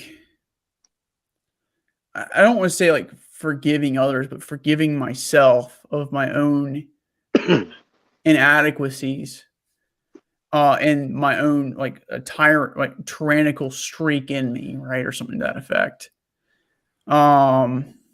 See, the problem I have is I like what you're saying. Well, hang on. Okay. Yep. I want to ask him something too, but let him finish his narrative. Absolutely. So heaven and hell could also be a legacy. So, for example, you have a child that just doesn't get it, right? James, let's just pretend for a minute that you impart all the wisdom you can on your kid, and your kid just wants to sit there and like he now is living off of the street, or he's something not what you imagine him to be, or something to that effect, right? Because you failed somewhere, or even they fail, and that could be your own personal version of hell. While the opposite could be heaven. If I could just ask, because you say the seven, that's a Catholic thing. Were you brought up in the Catholic Church, or? I'm all fucked up, man. But do you follow a Catholic trajectory? Because usually I'm more Methodist than anything. Okay. The seven sacraments is in Revelations. You break the seven seals. The seven seals, yeah. But only the Catholic Church. I've only ever heard them talk about the seven. Usually they say the others say two, baptism and confirmation. But that's more Methodist. Baptists only focus on baptism. Yeah, but I think they'll say marriage, but to each their. I would say that being in all three at some point in my life. I was a Baptist for quite a long time. Yeah, I was Baptist. I went to Southern Baptist Church. They focused entirely on baptism. I went to Methodist, focused on a baptism, actually a baby baptism or christening, baptism, and then confirmation. And Baptists, they don't get into the theological things like sacraments. They don't usually talk in those type of theological terms. But and I can talk like the Pentecostals. I can do the speaking the okatoba okasata eota. Yeah, I was about to say what is that? Brought up with Pentecostal. Are you speaking in tongues, Amy? I can speak in tongues. I don't know. I have no idea. I must be consumed by the Holy Spirit. Like Robert Tilton. Yeah. Yeah. I mean, heaven and hell can be very interesting, and I think it can be based on the individual level, based off of legacy. If you were and this is kind of what I do. I like to look at things from a secular viewpoint first, as well, or not first, but as well, just to kind of see if I can't like stretch the meaning or find the meaning. But I mean, so at a core level, I mean, is there any doctrines that you fundamentally hold to to Christianity? Any tenets of the faith that you hold as core and inviolable, like this is what it says, this is what I believe, it can't sway from that, this has got to be it? Well, I mean, that's a rough question to answer, I guess, and I'm not going to do any justice, I think. So what I would say is, I think at some level you arrive at a faith-based conclusion at some level, because even if you rationally look at everything, just like I can rationally look at the resurrection of Christ and say, oh well, Christ, it's impossible to tell. Like really, it's next to impossible because we're 2,000 years removed. Eyewitness accounts, I mean, it's oral histories. What I would argue is that, it's literacy was not a very common thing back then. Writing books definitely wasn't common. And so, things just, I would just say it's at some level you have to make a faith. You have to jump to faith. But faith in what per se? Just that a God exists, or Faith is in it any more than God that? exists, or faith, or confidence, or I would even maybe argue hope, faith, and confidence that something exists beyond us. Maybe whether it makes you feel better or not, I don't know, because I think there's a good argument for an evil God. Maltheism. Yeah, even from a pagan, that's the word that I like to fall back on is hope. You know, hope that something's there. Yeah, I mean it's I would call it confidence because again, like what's the epistemological standard? What's the evidence? And then you have like you form an hypothesis or a hypothesis, and then that hypothesis is God, and it's supported by this evidence. But the problem is you can't test it reliably. And just to go back to one thing you said, or at least what you were saying at the beginning, I feel like there was a lot of use in what you were saying. Almost you could turn it to a secular standpoint if you just say, we don't, what would be your personal hell? And that is the thing you're trying to avoid. And what is your personal heaven? And that is what you're trying to achieve. And when you put it in those terms, it makes sense. It almost sounds like it's more of a pep talk than theology, if that makes sense. But that's not really what we're dealing with. Exactly. That's with most theists. The issue you run into is, I guess the common belief or the loudest belief, which is evangelicals. Like I can't tell you all the times that I've dealt with evangelicals. Like I can't. This guy. So like Google this guy, Brother Ross on ECU's campus. It's the school I went to. Ross, Brother Ross, man. Oh my God, this fucker.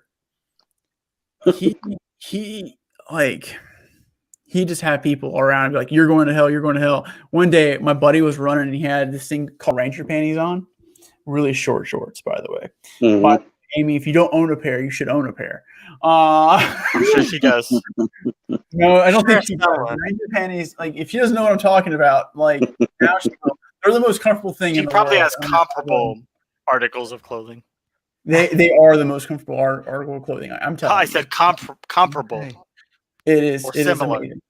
It is amazing. And he's just running around, right? And I'm like, hey, is he going to hell? And of course, the shorts are like, they're short. They're like boy shorts. Like short. You could see things you don't want to see. Oh yeah, like cheerleader short. Oh boy, they're really short. And I'm like, is he going to hell? And he's like, yeah, but he's just running, man. Like he's just running. It's light. Like he's treating his body like a temple and everything. Like he's running. He's making sure he's physical. Well, he's going to hell. Oh, come on, man. Like Brother Ross is fucking garbage.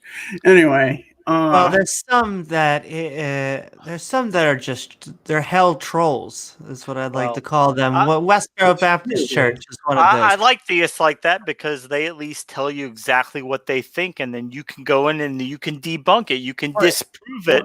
But when they don't really hold anything, it just kind of it's like trying to nail Jello to the wall. You can't debunk it. You can't disprove it because it just changes.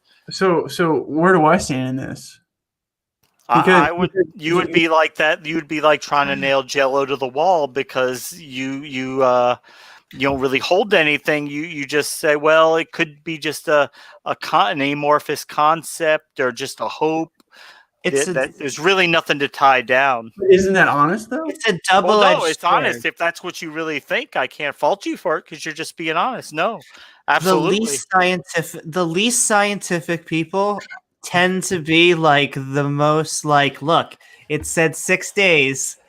We're going with 6 days. Yeah, we can easily go in and disprove that, but someone who has just a God as just a general hope or a general concept, you can't really prove that's not real. It's just exists in the person's heart,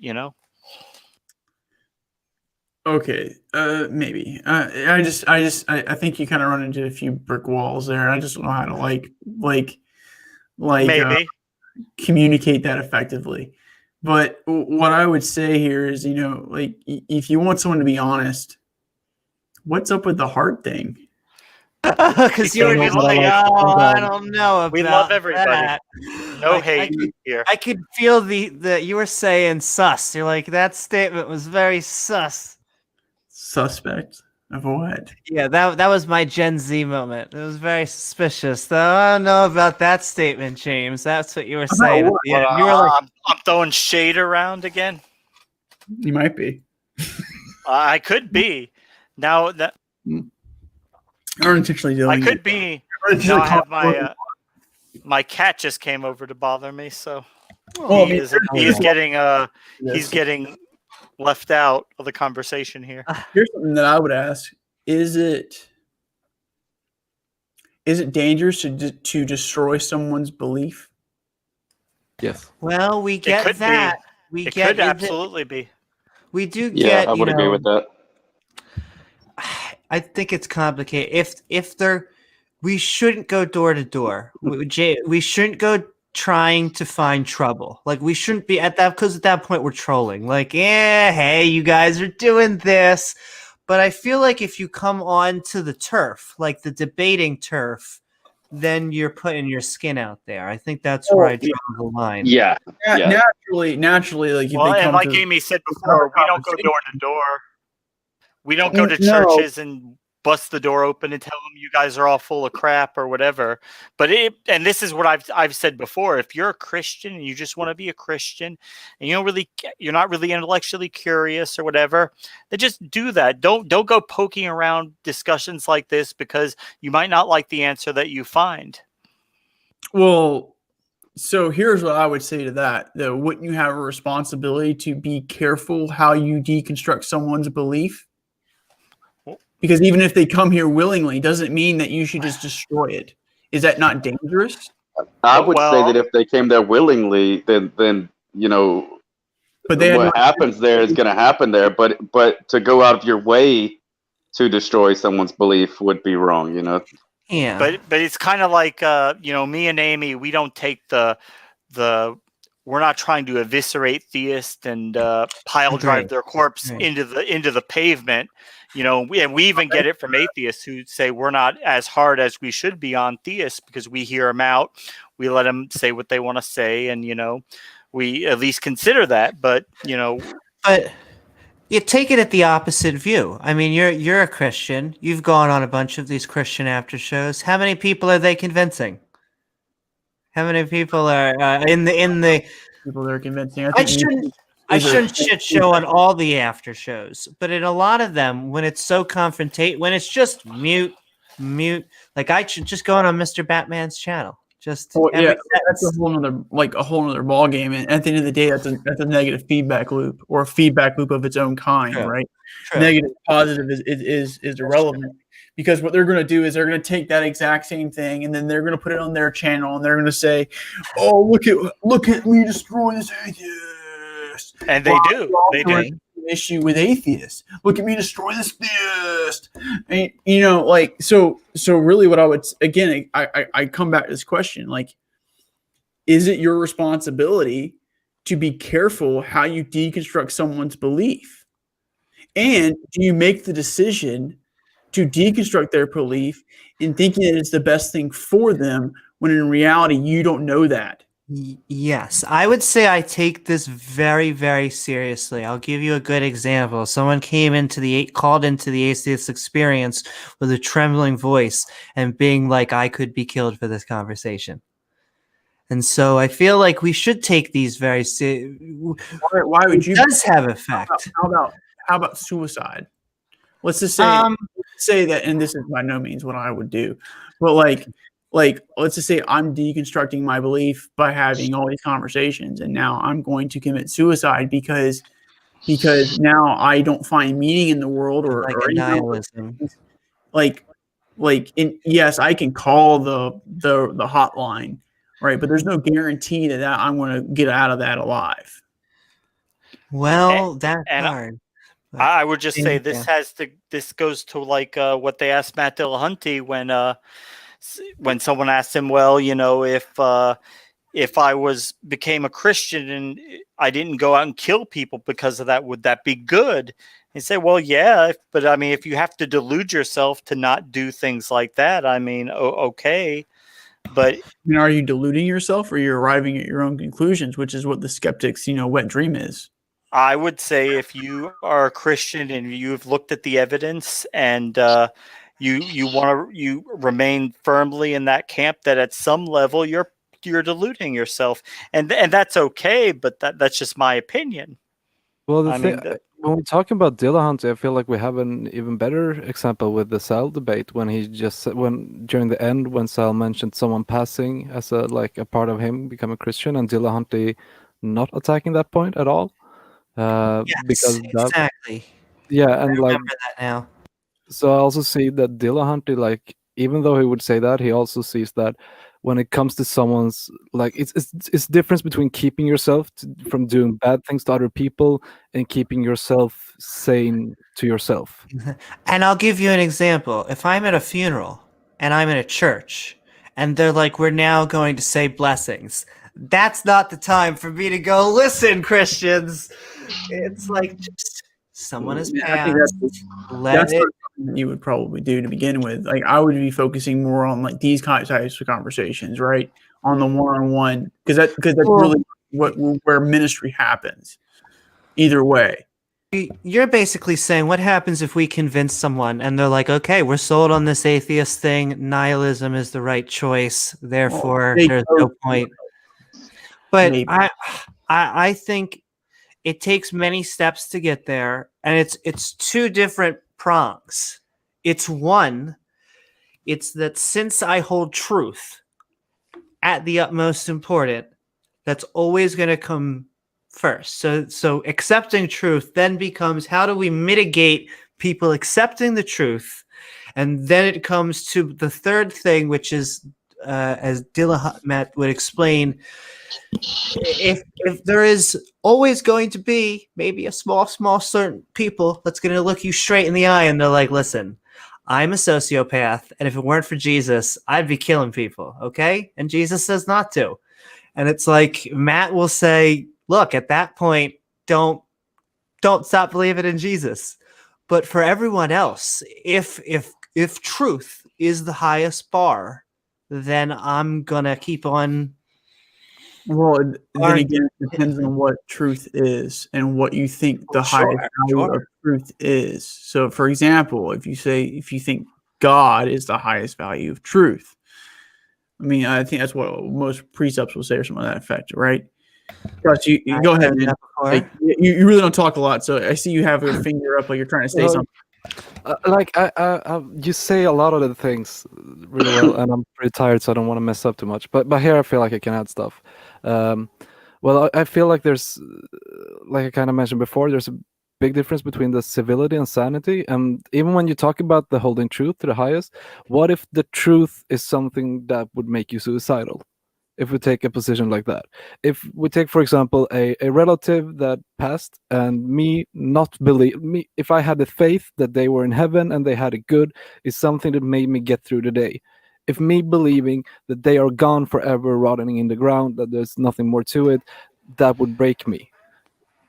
But in that case, that's like kind of why I'm feeling with Jim on a lot of topics, and why I'm kind of split on the issue, because in those scenarios I see that this is a utility to give people comfort and something that can help them in the long run, even though it doesn't have to be strictly biblical. No, it is, and that's why that's one of the biggest challenges, I think, when you're talking to someone, because Christians, because they a lot of times throughout life they short circuit the grieving process by telling themselves that their loved ones and friends that have gone are not really gone. They're just up in heaven and they'll get to see them. So you don't ever have that process where you think, this person's gone, I'm never going to see them again. So at that point, once you've gone through that life that way, to contemplate the opposite, that wow, all these people, my mom and dad, they're really gone, I'm never going to see them again. My best friend, we all have these tragedies in our lives, and that is something that is a challenge, I think, why people, especially as they get through life and encounter these things, why they want to retain onto the faith. I don't know about that. I think maybe. Yeah, and also like I that think was a lot of it is people haven't come to terms with their own mortality, that they're going to die. Go ahead, Tuss. I'm sorry. no, but the thing is, like, first of all, that was just one example, like of how things could be. If we could take something else of like, not like nihilism and all, like there's no meaning to things. I don't believe there's a meaning to things. I've learned how to handle it. It was a big problem for me, but if I never found a way to handle it without God, and if I don't have like, if I didn't have the mental capacity of coming to a conclusion that would make me able to handle that, am I just, should I be doomed to fail in order to search the truth, or like, I don't see how we totally get away from this. But I would just say I think that we have to treat theists who are coming and looking for, we have to treat them at some level as adults, and we have to assume that they're capable of making the intelligent decision that they want to know the truth. And that does sit in the back of your head, like, for this particular person, could this not be a good thing if they know the truth? And that is something to consider. But I mean, if we took that route, we wouldn't be doing any of this. We'd just be letting people believe whatever kind of things they want to believe without intervening, because maybe that belief means something to them. I'm kind of stepping in a little bit. I'm kind of siding with Jim on this one in the aspect of what I would equate the two. Amy just got through talking about how she was on the atheist hotline, and this person was afraid of hell and calls in, trembling, so on and so forth. And I would equate the two. If someone were to lose their faith immediately in a strong way, it could have the same outcome of believing in hell. And if those numbers align in any sort of way, then it's not a good outcome, as far as the suicide rates and whatnot would go. But what do we do? Do we just not tell people that what they're believing is fallacious? I think that if they're not coming out for a one-on-one situation, they're not taking up arms per se. If it's just a person that you're having a friendly conversation with, maybe it's slow to go into that, right? Like, I think it would be wiser to, create a friendly way of speaking to kind of get through eventually, but to try to break them immediately, to come off aggressively, I think would have the same, for some, for some people might have the same outcome as that fear of hell. I mean, maybe I'm stretching here a bit, and maybe this is more of an opinion, but I live in a really small place in Florida, and it's a big red country, bunch of Trump believers and all this crazy stuff. Well, I'm in Florida, and I'm a Trump voter, so hey. And a lot of this town is completely, Christian based, right? And a lot of the people that I know of, I don't want to call them dumb, but I would call them easily convinced of whatever you wanted to convince them of. And they're holding on to this, to God, right? They're holding on to this thing with dear life, and they're willing to fight you over it. And I think that if they were to be broken immediately, it would be just like we were just talking about, with the I'm not going to see my relatives again. It might be. There's nothing here for me anymore. There's no reason for me to continue to live. It could be. I mean, and that is something I think I consider.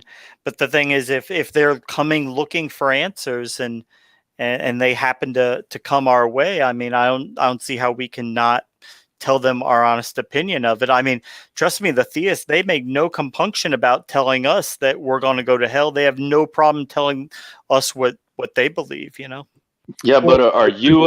I don't think any of us are better than the next. No. As far as being mistake prone and whatnot as humans. Sure. But I think that the two of us may be wise enough to do things differently than that. I think everyone in this conversation right now could probably take the same stance, to try to do things differently. You have to do things with discretion. I agree. And I think that's all that Jim was saying as well, is that, how do you go about this? How do you break this to someone? And do you do it, do you go about this easily, or do you straight attack this? And if you attack it, the outcome could be the same, as the whole hell analogy. I think if you don't handle it carefully, there's actually good studies that show, a lot of our comments online have whatever, like if you have an opinion and you're shouting it, people are going to take the opposite opinion on it because of you're just drilling into people. So a lot of our discourse, especially in text, is very detrimental. And so if you really want to win emotions or Yeah. inflection or anything. And so if you really want to win people over, you kind of have to not insult them, really. Like it's You have to almost talk super easy. Yeah, exactly. Form a personal relationship with them. It's the same concept for ministry and whatnot. Like you have I Okay, there you go. almost That's get why I'm siding scared of with Jim. personal relationship, but I think it fits in this context. So I'm gonna let it go. what This you is Yeah, I why like I'm that. siding with Jim. I'm just trying Yeah, to like think get of that. inside, and then I'm gonna convince him. I'm working on it. you will Convince not him of what? Atheism? Yeah, I'm working on it. I think we're gonna win him over. I do. I see a lot You're not of the first. the wheels are grinding up there, Jim. You're We're not working the on first. you. And you won't be the We're last. not the first. Well, we could be. You don't know that, Jim. No, you're not the first who've said that. I've had what is it? Oz from Tart say that. I've had a few other people from Tart say something like that. I've had some other atheists say that. I've had what's his name? Fucking. There's a few people. But you know what? You just had Tuss Beatbox say that, and that's a first. Yeah, so there you go. No, This guy's on the See these luscious locks. conversion story. Yeah, here. look at that. How could you deny that? I mean, look at him. He looks like Jesus, Yeah. Okay. like an atheist version of Jesus. that's funny. He almost looks like the American version of Jesus, which is like the very white, blonde hair, blue eyes, exactly how he was in Israel. Exactly. I think I'm like the SoundCloud Jesus, maybe. Yeah, you're the stock photo Jesus. Well, I mean, there's a lot of things to this, right? And so, like, you have to be very careful. And this is where, like, I think it kind of comes back to a few other things, right? We talk about like personal relationships and personal response and taking responsibility and using discretion and stuff like that. Really, that's kind of what it boils down to. What makes anything dangerous or not? And if you don't use any form of discretion, or like you don't. I mean, you don't arrive at some form of some rational conclusion that, looks at everyone as a whole or something to that effect, then you're going to run into a problem. And there's a lot of different things I would kind of take on a little bit, but just anything can be dangerous. Anything. Well, I mean, we can only be responsible for ourselves. I know part of my ministry, there are atheists who go into theist rooms and just spam, derogatory comments, and that's not how I approach it. I spend like 90% of my time listening to them and hearing what they say, so that when I do speak, it can be, effective because I know where they're coming from. Yeah, I ran into one of those guys today. He just wanted to hear himself talk. You ever I hear? would say our responsibility is like first, like my personal responsibility is our responsibility. Not to turn this around too much, but Jim, do they ever know True Scotsman? I can't imagine, like, because as an atheist, that generally can't happen to us. But yeah, can. He's not a real Christian, yeah. But that must happen all the time between different Christians. Well, yeah, like I mean, that's just the way. That's just the tribal aspect of it too. And I wouldn't be surprised if it's within the atheist community, but it's not for the atheism. It's for other things, right? Yeah. So like it's for maybe some political belief or something like that. Well, like veganism, I could think of maybe like Michael Shermer hit on that with on- the Atheism Plus when he mentioned that he didn't feel included in that because it was Atheism Plus a whole bunch of left-wing views that he doesn't endorse. Yeah, like actually, this is something that I find really hard. Is I very rarely, besides Amy, I think run into atheists who are proponents of free markets and kind of like. Really? Capitalist concepts. Now be careful there. It is a market. I always be careful of the word free, but yes, absolutely. I like a market economy for the most part.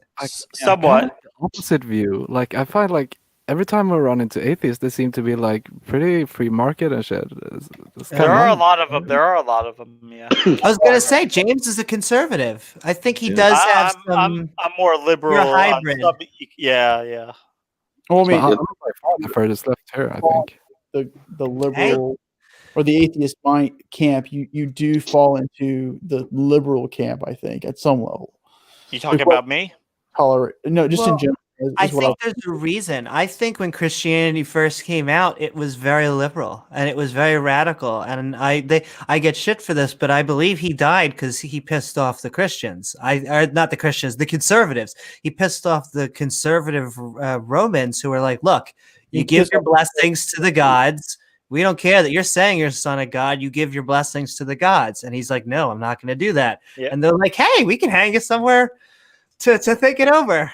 And Dr. Richard Carrier, please read Dr. Richard Carrier. Well, there's something else too that I think that or watch his debates. He's a beast on the issue. So it became conservative. So now we think of the conservative Christian, but I don't think it was always that way. I think it became that way to now all you have is tradition. And so tradition is going to line up more with conservative. Well, there is some purpose to tradition and rituals and stuff like that. And, one of the things that I would say that is a counterpoint to like the Western way of looking at things is the Eastern way of looking at things. So like you have Confucianism, which focused highly on rituals, right? Like there's importance to rituals. Then you have legalism, which followed in the Qin Empire. And that was an atrocious empire. It was actually, I would argue, that's before I don't know I don't know what their belief structure was because normally people don't talk about the Chinese beliefs, but it's very interesting because it's a very legalist type of way, very Pharisee type of way, and they committed atrocious crimes against humanity. But again, that was the Qin Empire, spelled with a Q.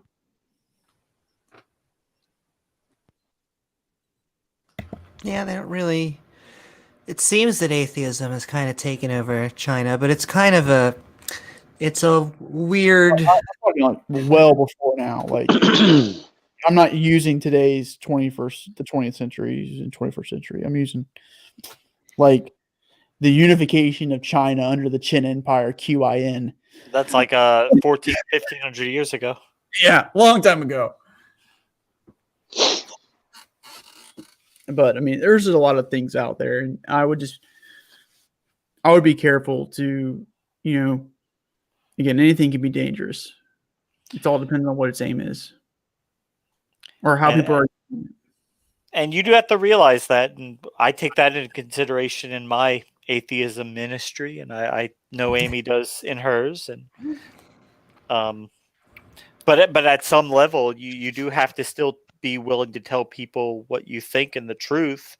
You just have to be conscientious about it, Yeah, of course.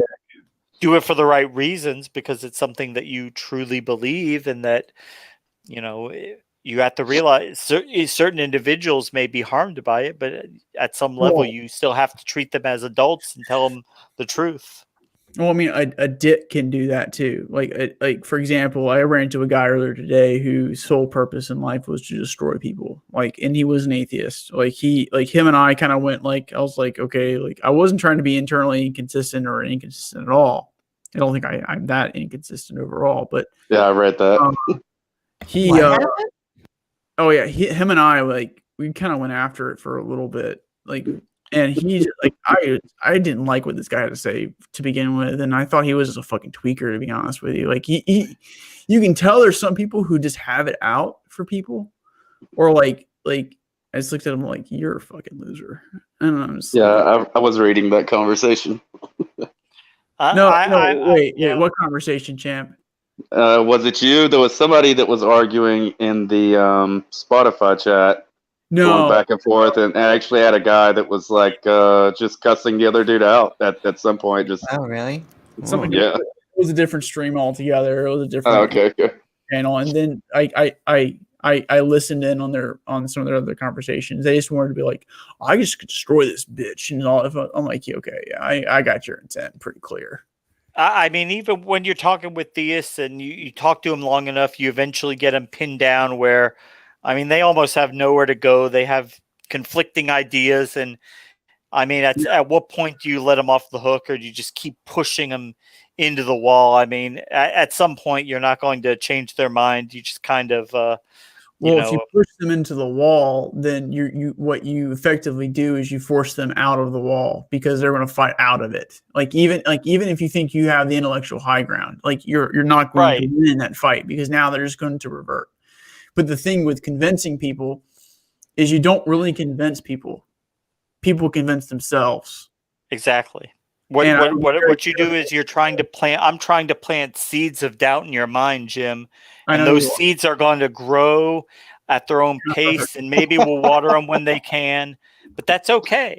Maybe you're not ready, Jim. Really? But are you looking at the seed parable right now? It's funny. I'm just saying, I'm planting seeds of doubt in your mind, and then Amy will water them, and then when they're ready to grow, they'll grow, and then you'll come to these realizations on your own at your own pace. Same thing happened to me.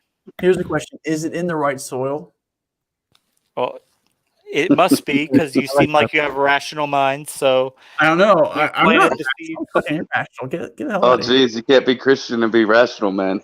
No, I guess that's true, but you have the potential to be rational. You're just waiting to be rational. You're like a chicken ready to hatch out of its shell and come into the real world. Rational.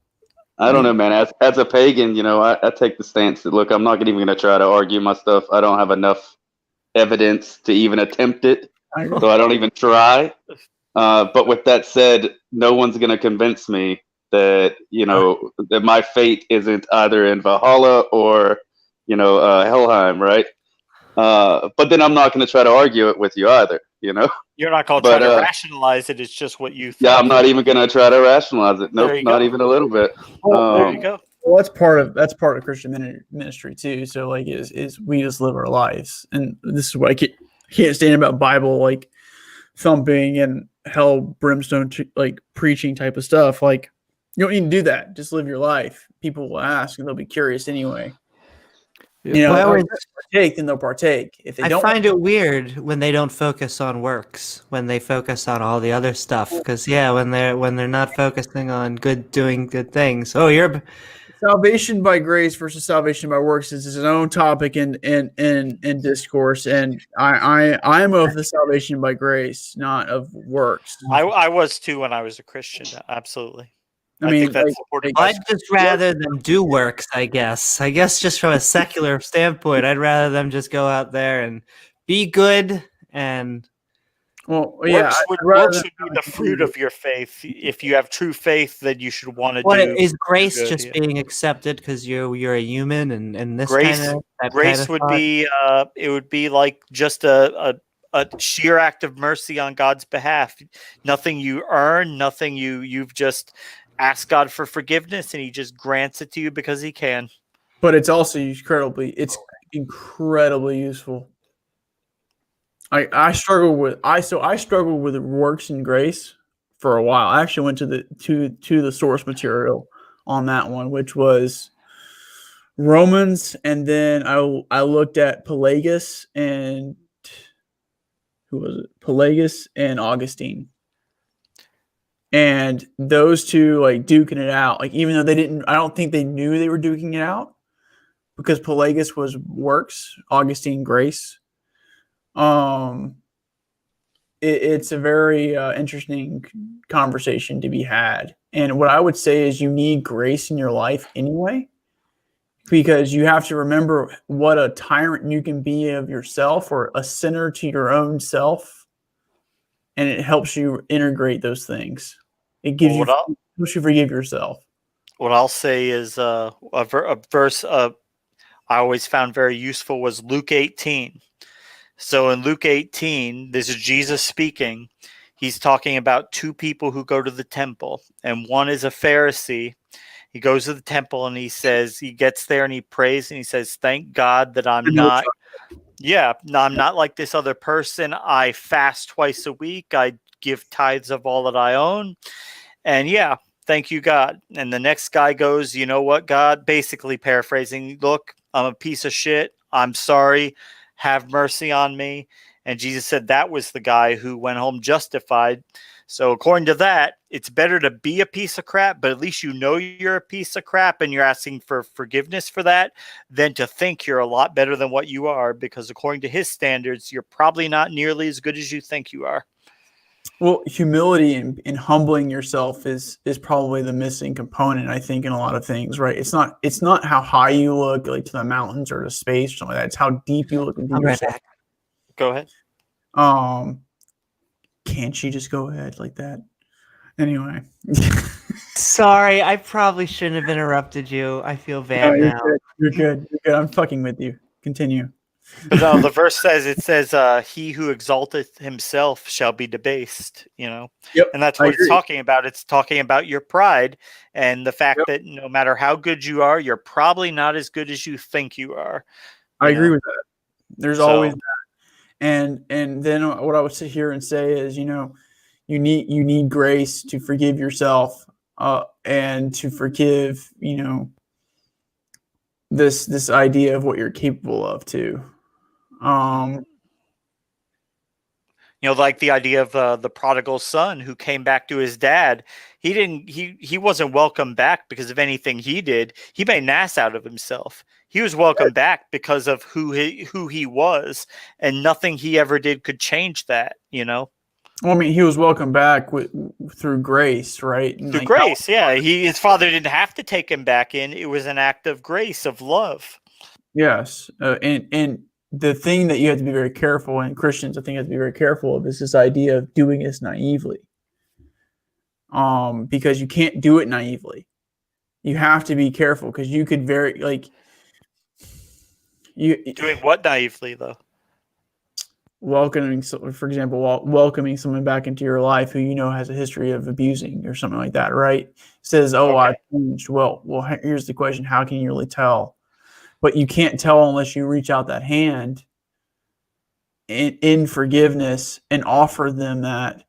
But again, the thing you have to navigate is the fact that they haven't, and how do you determine that?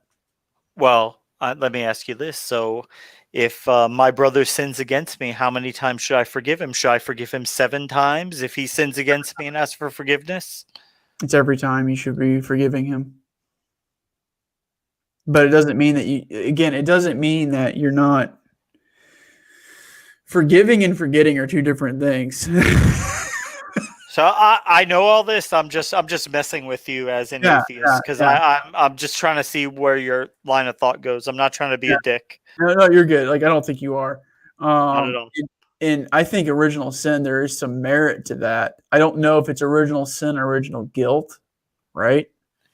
So you go ahead and tell me the merit you see in that. Well, I think original sin, there is a limitation, right? And that's what sin can be too, is a limitation. And what it is that you're trying to do, or something like that, like in your aims or something like that, because you have false aims. You don't have aims that are conducive to who you are. So if that's the case, then you are sinning against yourself. And I get it that Adam and Eve did their thing, and then sin entered the world. And I wrote a poem I call it The Curse of Eve, which talks kind of about this idea of what happened during that time. And the issue with original sin, again, is like it's kind of needed, I think, because there is this concept of that we're not perfect, that we need to kind of check ourselves a little bit, that it's also this idea of what we're capable of that spans through our history, maybe. I feel like I'm kind of rambling a little bit. So no, I'll just say I don't have any concept. When you say the concept of sin, just the idea that people do messed up stuff and everybody's done that. Yeah, I think nobody's perfect. We've all done things we're not proud of and whatnot. But the concept of original sin is that you're born tainted with things that people did before you were born. So you're kind of screwed from the start. And I mean, that's why these denominations practiced infant baptism was because they actually really believed in original sin, and therefore, if you didn't have infant baptism, then if a child died, that they would go to hell based on that original sin. And then denominations that don't believe in infant baptism just worked their way around that and said, well, you have original sin, but God doesn't punish you for that. But yeah. Well, what I would say with original sin, though, is you do have original sin because you are imprinted with what your parents' beliefs and all that other fun stuff. I mean, we talked about that like a while ago, right? We mentioned that, you know, like a baby just absorbs everything the parents do and don't do. And if the parent doesn't do something right in which you don't know, like this is a running joke for me. I'd rather choose what I'm going to fuck my kid up with, you know, that way I can just let them know, hey, I intentionally chose to fuck you up this way. So that way you can choose to overcome it or not. But, you know, it's kind of a joke. And that does happen at some level. But I mean, you honestly wouldn't want your child held accountable for the choices that you made. But they are going to be held accountable because they're imprinted with that information, and then they're going to act that out. At some level, but not directly. They are held accountable for that. But not directly. They are directly because they're going to carry. So if you go and you rob a convenience store, your child should bear the mark of that because you did that? I mean, I wouldn't call that. Okay, so I don't think that's original sin necessarily. So, like, for example, if there's something that I do or I create a series of patterns that my kid begins to emulate. So let's just say let's just say I'm a drunk. I think that's probably the best one, right? Like if I'm a drunk and my kid sees that, right, then he has a choice. That's my fucking alarm. So just to let you guys know, I wake up at 4 a.m. every morning. So I will stay up now for the rest of the day. So original, this idea is now they're imprinted with the fact that I'm an alcoholic and that they're going to emulate that behavior or choose not to. If they choose not to, great. Oh yeah, you're rocking and rolling there, Tuss. 10 a.m. Tuss has been up all night. Yeah, he's killing it, man. Freaking drink some coffee, brother. I might go grab us a cup of coffee. But like that's the point though. Like original sin does exist at some level. So now, doesn't necessarily mean original guilt. I don't think. Now I know Augustine agreed with the original guilt, but I'm not a fan of that. Well, I mean, so imagine. So just pontificate this. So you create two people. You put them in a garden. Okay. You put a tree there. You tell them not to eat from the tree, or they'll die. And then, as a result of them eating the tree, well, now I'm going to make a place called hell. And maybe all their descendants who don't accept this belief set will have to go there after they die to be tortured there forever. And I mean, that's what the doctrine of original sin entails. I mean, at its core, that's what it entails, right? What you've implied in that story, and we can rewind the tape, is that they had no other choice but to eat from that tree. They didn't. No, I didn't say that they didn't have a choice. Maybe they did, but how does that affect billions of people after them? Their choice not to, eat from the tree, but they're condemned. But what's that? I get your doctrine of what you're saying, and right. And the doctrine of what I was saying does make a lot of sense. So therefore, original sin, there's an argument to be made for original sin and why you need to forgive yourself for both, not only the sin of your forefathers, right, get committed against you in some form, right, and the sin and your own sins. Hey guys and gals, I hate to interrupt real quick, but that 4 o'clock reminder was to remind me that I need to go get my 2 hours. Well, thank you. Thanks for coming in, man. Appreciate it. It was lovely having you on. Absolutely. Cool. I appreciate nice to all have of you as input well. from a religious person who's not a Christian. Exactly. It's always fun for me. Have a good night. Thanks. Absolutely. Everybody have a great night. I need more meat in my life. Need more meat? what? I need more meat in my life. I love meat. It's great. Meat? Oh, I can get meat. meat pretty easily here. It's everywhere. Yeah, the Galveston mead. Like I went to a brewery in the Galveston, and it was more of a beer mead in Stockholm. Yeah. Really good, but I can't stand the wine version. I think it's too sweet. Well, what you guys need to do is send me as much as you can by mail. So send me some mead from Grownfield Sweden Brewery or by Meadery. mail. Yeah. Just look up Grownfield Meadery. Yeah, no, I know it. I live a bit north of Stockholm, Uppsala. We have like a bit more of the actual like Norse mythology shit over here, so we got real fucking meat and shit. It's pretty dope. Yeah, I was The in real shit. Stockholm twice. I went to Stockholm twice. It was a great. No, I went to Copenhagen twice. Stockholm once. Stockholm was really cool. I liked it. I stayed on the hostel boat in the harbor. Oh yeah. Hell yeah. Yeah, it was a good time. See, and I've never left the States. I so badly want to visit everywhere, but so I natural. like the northern countries. Only other country I've been to is the Bahamas. Oh, that sounds good too. Only for like a few Yeah. hours at a time on a day cruise. I was in Egypt for like 10 years ago or something, and that's the only time I've ever left Sweden. Oh, okay. Yeah, How was that? Was that interesting? Spring. See, It was warm hot. weather, I'll take it. Yeah. You didn't go? Haven't been to Norway, Denmark, nowhere else? Germany? Nope. No? Hey, See, Germany is so close, and you don't even need a passport. You could just go there and drink all that amazing German beer. It's not that great. I don't even like beer. Don't say that. Don't tell me that, Jim. It's like it the gets sweet boring stuff. after a while. I mean, it's good, but it gets boring. Boring, I guess, if you live there, but yeah. oh, now the real riffs start. We're seeing everyone. Also, like German purity laws, right, prevent like diversity and experimentation in their beer. So if you really want like yes, drink German beer. It's great. Go I can give you a bunch of brands you can find at your your beer store and go out. I probably drank all of them here, but Yeah, like water, guys. if you want a good one, go drink the Sherlocken's Rausch beer. It's smoked beer. Yeah, that's a good one. But anyway, what I would say there is, then go to Amsterdam where they actually experiment with beer. yeah, the Reinheitsgebot, it does limit the beer. Yeah. And the American scene is slowly starting to like bubble up because we're starting to see more microbreweries and more breweries comparatively speaking. So I don't know, in a few years we might have a decent beer selection that's not Bud Light. I'd be open for that. Cola One can Weiss, hope.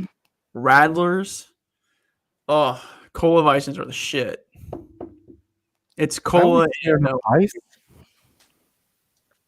so you mix the two. You mix Coca-Cola and wheat beer. And a Radler lemonade and wheat beer. Or Hefeweizen. Sweeter the better. I'll skip the beer. Yeah. You not a beer drinker, Tess? No, my taste is like a fucking 5-year-old. I like Sweet. like sweet, where it's so Yeah, like there. almost chemical more than like tasting like a fruit. It's like the chemical fruit. That's what I like. Chemical You fruit, like like purple synthetic over fake. grape. That's what you're telling us. I understand that mentality. Mhm. I get it. Yeah. Like orange drink, not orange juice. True. So just for the fun, I've also been to Italy as well. And yes, you're right, Luca. Italy does have a fine selection of wines. I loved a lot of the different wines that I've had in. I'm not going to say too much of Rome, but Rome had a few good house wines and different things. I liked some of the wine in Vicenza, and in the northern countries, the northern not the countries, but the northern areas. I think Italy has good like liqueurs and stuff, like their flavored liquors. They have a lot of They're good stuff. more almond liquor, but they're Yeah, amaretto. Ooh, I like amaretto. You like amaretto? So do I. Anything sweet. So I like mead because it's sweet. Meat is good. meat is so. My issue with overly sweet things is it gives me a headache. That's why I don't like overly sweet things. Yeah. Okay. So if you want something Yeah. while it's cold, so either go to the store and get you some Glühwein, find a place to get you some Glühwein that's really good, warm, Or you can make your own. Just mold wine. Make like a slow cooker, some cinnamon, some orange, and mull it over for like a little bit. Warm it up. Really good. If it's cold outside, it won't be cold outside for long. I like if something's bitter and you add sweet to it. Like I can drink coffee, but yeah. Have you guys Irish tried this coffee? one? What is Irish coffee? But I'll try it. Irish coffee, it's like coffee with typically Irish whiskey, Jameson, or Oh yeah, Bushmills. sure.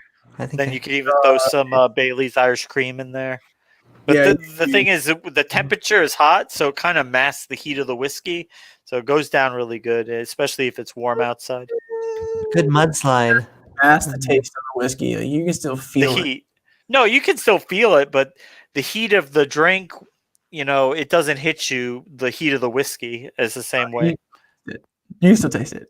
You definitely, it's just not quite as hard, I guess. I would go for if I was gonna make a an Irish coffee, I would use Tullamore Dew. It's a little I don't know how to explain this. It's a little thicker, I think, comparatively speaking to Jameson. And so Tullamore Dew just I think does a better job of it. And I always used to make it with Bushmills, but lately it's been Jameson. I mean Bushmills is okay as well. I love Bushmills too. But I mean, there's lots of different ways to do it. And don't go to Ireland and ask for an Irish car bomb. That's not going to end well for you. No, I would never do that. Because they'll look at you and be like, if you're American, they'll look at you and be like, do you want to fund me 9/11? What? I'm not fucking joking. Because it's like a derogatory based on the wars and everything with the IRA in Northern See, Ireland. when I go on 4chan, they call Americans burgers, and so I'm used to being called a burger. I'm a burger.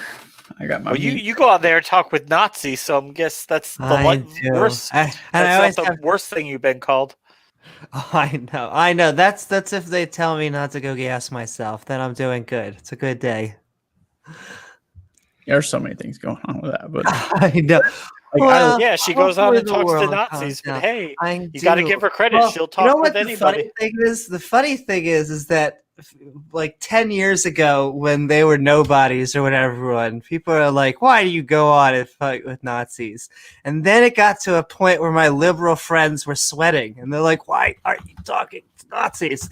And then hopefully I'm hoping it calms back down again because I love troll. I talk with them the same reason why I talk to the creationists who hate me. So it's so hard not trolling. Wow, what I'm bitch. the nicest trolling in a place where they're supposed to be like, we are troll central. We how dare you? But oh god, are they easily trolled? Only Amy knows some of my sock accounts that are. That's true. You do some trolling too. Not to be disclosed. I guard my sock accounts very. I keep my cards very close with those. There's so many good things. Trolling, even trolling Matt Dillahunty of all people, who I love. Ooh. But that's nice. That gotta be fun. The funny thing is, he doesn't even need to. He fights the people in chat, which is so me. Like I thought that's what I'm gonna end up doing, with theists in chat. You see me in there, but it's funny that he does it too. It shows you that it doesn't matter. No matter how big you get, you're gonna wanna. People talk shit. You're like, though that's the whole attraction to Twitter, right? Is that you can actually call John Bon Jovi an asshole or something. You can pick something and go on there and really fight with them. You call Bob Barker a dick. Yeah. When I get into real fighting, get in with K-pop stans. That's the real war. Yeah. We have hit the reason why the internet exists, right? You made it. It's the worst. The worst. Is the internet dangerous? Should be the next topic. Well, of course, but you can't live without it. Yeah, that's a double-sided coin right there. Yeah, it's just like social media. We're doing this, but then there's also, who knows what. It's like, is free speech good or bad? I mean, it depends, but it's probably better to have it than not. Even though that has some consequences to it. I think one of my favorite topics, I think I haven't quite seen is the Constitution still viable for the U.S.? Were they they were arguing something similar to that on Modern Day Debate, or was that? I haven't seen anything like that as far as like talking about specifically the Constitution. Yeah, the Constitution is super weird to me. Like, I really don't get it. Why don't you get it?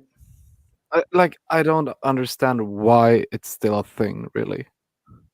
You mean why they treat it like a holy document? Yeah, like it's like the guideline. It seems more like the end than. Because I like our Constitution, but I think what Pete Box is he's saying is an Americans seem to worship it. We seem to. It's different for Americans, but like even I was trolling with someone from the UK, and I'm like, "You're living the only country in the world without a written constitution, so of course you don't think it's important." I see both sides to this, so I'll let Jim and Tuss talk. I mean, there was a time where I was not so for it, but I like it overall. I'll be honest with you, man. I think the Constitution's a fucking work of genius. Like it is a living framework, right? It is a framework that you can put whatever the fuck you want in there. Basically, really. You can amend it, but there's hard rules, right? But like you can really do it. Like it's a house, and you can determine your own floor plan and everything. It's just like here's the space of the house, and then you can add on if you want and all other fun stuff. It is. You really did say the important part is living. Some people it really becomes like the Bible, and it becomes like founders wrote it. Therefore, we got to. I mean, there's some imperfections. There's some things that they didn't quite get perfect in it, but there's some things they never dreamed of either, like the internet and the ability of the press and the internet. There's like things they didn't foresee. Free speech, like really free speech on a scale that's unprecedented. Though they give me shit, I like our Constitution because it's secular. That's one of our main things. Yeah, I push back on. I'm not saying you have to like if it's wrong or right to disagree with the Constitution. That's not like what I'm getting into. Like just the concept of it being such an old document still being as viable and still being like the reason people think certain things. Like even hearing sometimes like pretty progressive people like Destiny or whatever talking, they can say things like, well, the goddamn American Constitution, like the finishing point. And I'm like, that part I don't get. Like it's Sweden like, has a constitution, but it's probably much newer, I'm sure. I think most countries at this point have constitutions. Only the ones that have except the UK. kingdoms. They're the only country without a written formal constitution. I thought the UK has or they have. It's not really they call it an unwritten constitution. I'm not sure because all their government is actually based on the monarch, but okay, yeah, a little bit. But all power derives from the monarchy, whether they exercise it or not. But the monarchy doesn't exercise it. They don't, and they're exercising of power, and they actually given it to the parliament in a lot of ways. But it comes from them to give to the parliament. That's organically where it arises from. I get you. Yeah. From a constitution perspective, like the U.S. Constitution, like there's a lot there, and it can be molded. Again, it depends on the aim, right? So, like a conservative can look at it one way, a liberal can look at it another way, and a leftist can just destroy it. They do, and they do. Yeah, there he goes. He's the leftist. Yeah, the European socialist. Come and save us. Like save all us. sides on here. Save us. What I think is really interesting about the Constitution is like it puts responsibility at each echelon or each layer of the government. So like every person has a responsibility in an area of responsibility that they have to influence, or they can influence. And the I don't know. I just think the federal is unbiased, but like I think it is the best form of government. Well, what I would say is, and this is why I get into debates with people on the Electoral College and whatnot, is that the thing I like about it is that it emphasizes home rule. The United States, we're a huge country with different and diverse people.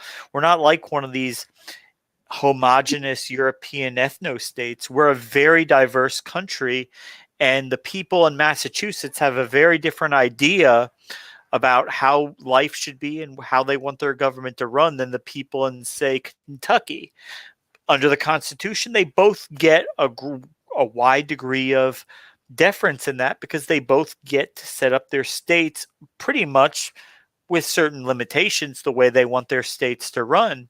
The problem comes when people in one state want to tell the people in another state, well, no, you guys are too dumb to do things your way anymore. Oh, yeah, we're going to have to come in and tell you how to do things.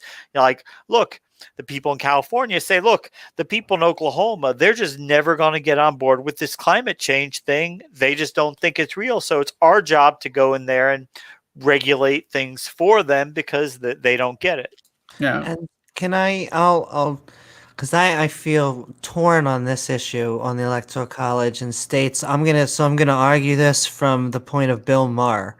Bill Maher's joke is there shouldn't be two Dakotas. Is just like how many people is in California and they get this many senators and the two Dakotas outweigh them. So then why not the thing college? The thing is, then you can And I'm not invalidate sure, the U.S. Senate. So why even have a Senate and a House? Just have one body based on population, and it's It's not reasonable because we organize ourselves by state, and like this is the fundamental aspect of the New Jersey and the Virginia plans, right? The Virginia plan was about like the senators. The New Jersey plan was about population. And, this is kind of what was talked about. And then when you translate this to the Electoral College, right, you kind of start to create. It's funny because it all still equals all the seat totals for the House and the Senate combined. So it takes that into consideration. But yeah. And it forces the president or the candidates to campaign all the way around the United States or at least to the battleground states, which makes other states important and the battleground states change. At the same time, it also makes really those purple states. It's not like they're in the red states fighting or the blue state. They're not in. The Republicans aren't fighting the battleground in California. states. The states people have a chance of winning. I see. I don't know. I see both sides on this. So we're gonna go back to Christianity because. I would just say real quickly that the Electoral it embraces who we are. What we are is we're a country that's based up of 50 semi-autonomous states. We're not really a unitarian state like France or Germany. We're a confederation. Federal government. I do understand. We're a federal government that separates powers according to responsibility. And I'll give you the defense the other way. We'll flip it in that I don't want the little guy, like Jim said. I do want them to go to the little counties and actually fight for New them. York and California. But it's hard, so I'm just trying to weigh, I guess, both concerns there. Well, the thing that I would sit here and say is, and this is what I don't agree with. So, here's the argument: that Electoral College is bad. We should go to a popular vote. Okay, well, if that's the case, then you're going to have the minority of the minority of the majority dictate policy because they're the loudest ones. So, and what I mean by that is the cities, the minorities in those cities, those loud minorities in the cities are going to dictate policies for everyone because that's where most of your voting basis is. And then you're also going to sit there and say that, people seem to be educated to make decisions, and they can all vote, and we need a completely democratic system. But then you say that everybody needs a 4-year degree, which is not true. But you don't want to reform the K through 12, which actually gives people, by the time they graduate, they actually gives them the right to vote, or something like that. It gives them the means to vote effectively. But you don't want to reform that. You just want to send everybody to 4-year college. That doesn't make any sense to me. And there's a lot of things to this argument that you want to have complete democracy, I'm very skeptical of complete democracy. I very much share Plato's views on that. Well, the idea is that most of these decisions would be made locally anyway, and that the only things that should be going on in the federal government would be a very limited set of things that affect the whole nation, as opposed to people in one state telling the people in another state how they need to live, But which wasn't the original intent. That's what it's turning into. And Yeah, people, that is people what go it's to turning federal into. elections and they vote for the overall like country that instead like in I have to kind of qualify this to make sure I do this the right way. They're voting for policies that a president is making that a state could make, or even to a county level or like a city or something to that effect. They're going to want to come in now, and there's going to be some type of push for some type of assault weapons ban at the federal level because the Democrats control Congress now. So that's coming. They're going to want to come and say, well, you guys are too dumb to regulate guns in your state, so we're just going to do it at the federal level. Yeah, and there's this elite. One thing I would say that I don't agree with is there's this elitist attitude that if you're not from the city or a city, you are somehow less educated. I don't agree with that. I think that is very bad. Well, that's going to be that's the battle between rural and urban. That's always going to be. So for example, like the battle part, you're right. Part of that is right. So you say, oh well, because people live in New York and stuff like that, and say, well, I'm more diverse than you because we're the melting pot or something like that. But you're not. And the reason why I say you're not is because you don't know your neighbor, not like some people in rural communities or something like that. You don't understand like some of these things. And what you do is because everyone's so close together, you form it's like a cognitive trap essentially.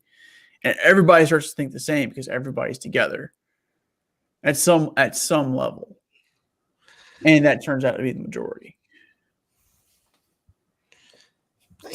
I mean, to me, the liberals and the conservatives all try to. This is me tackling politics. The liberals and conservatives all have similar views, and they came to they all circle around the same problems, like abortion.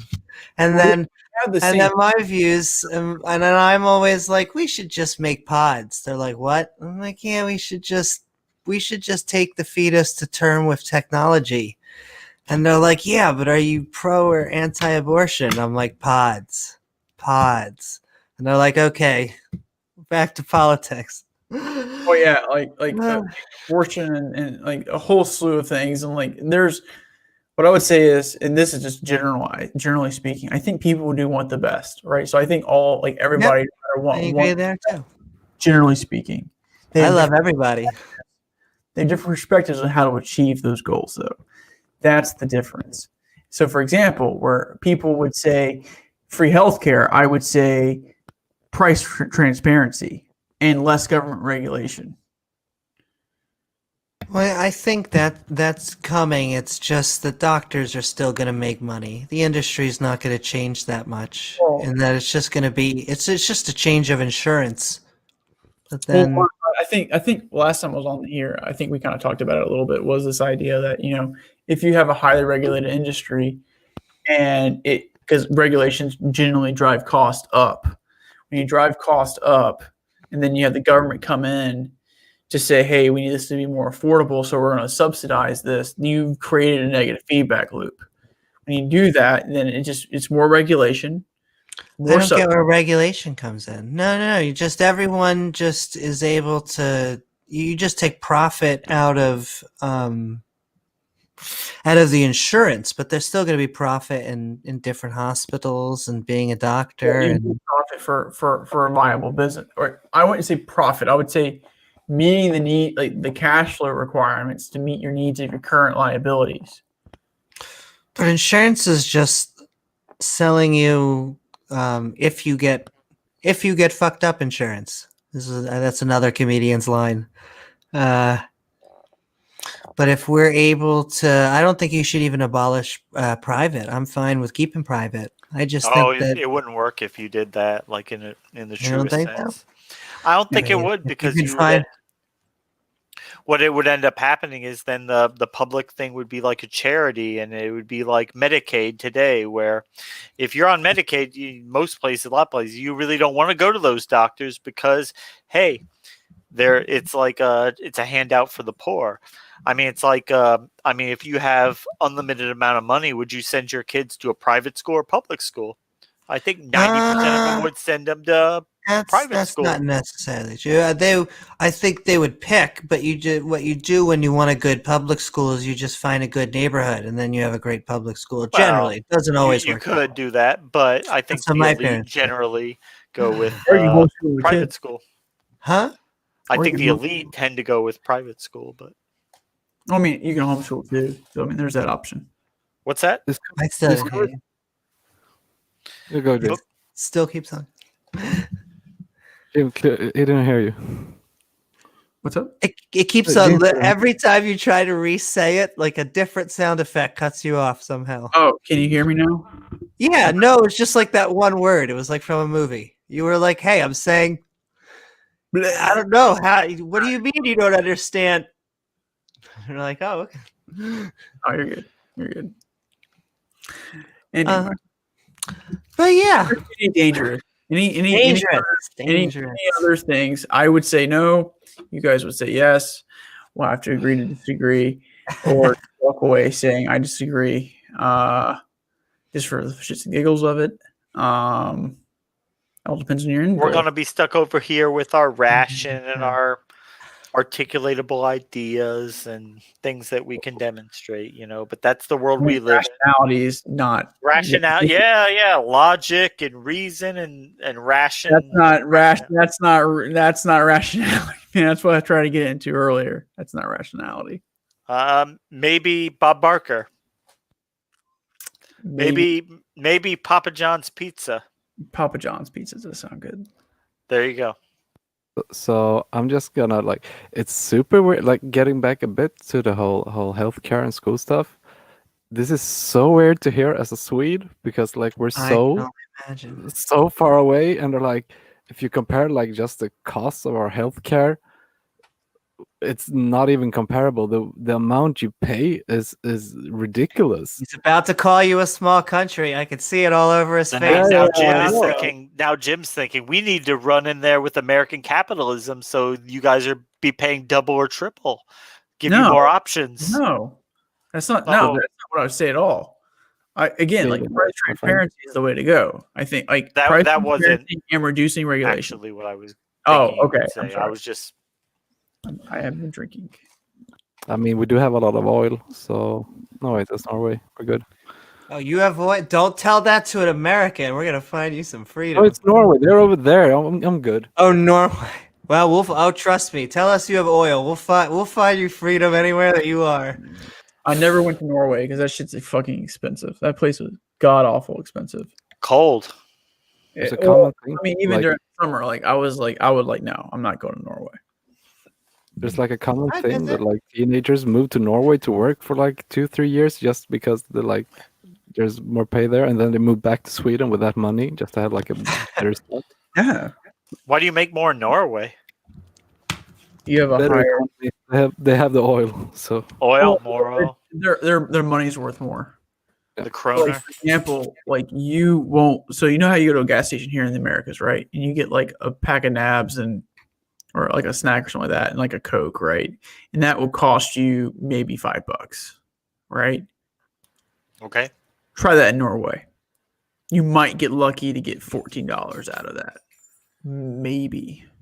Well, the prices are higher. Maybe. What's the price that higher? I don't even know that. More. Inflation crazy. No, it's not inflation. The currency is just worth more. So if it's worth more, wouldn't it be the opposite? $3? The opposite. Yeah, it'd be $3 Yeah. instead of $5.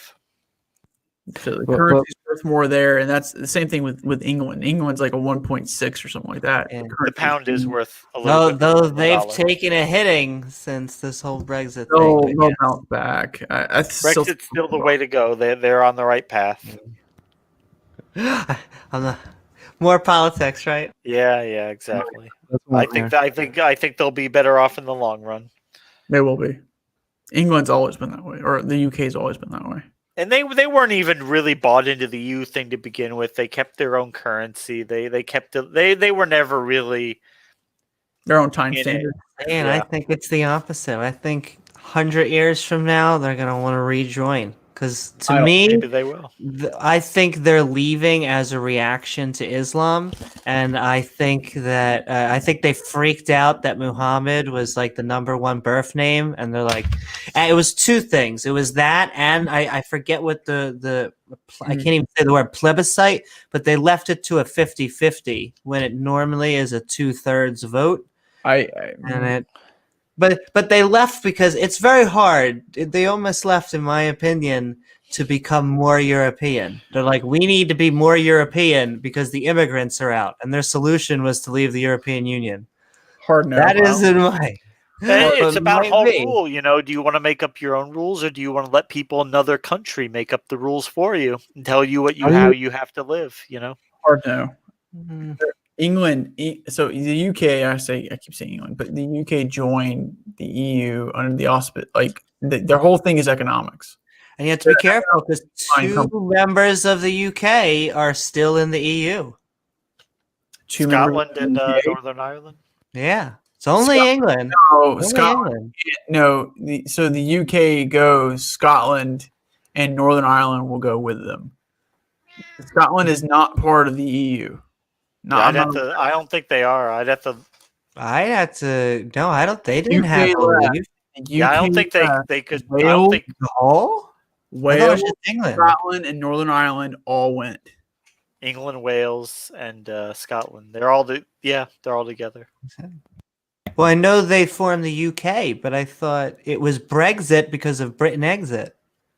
Well, Britain is the island. is The just whole- the. Yeah, but I UK is don't- 3 countries.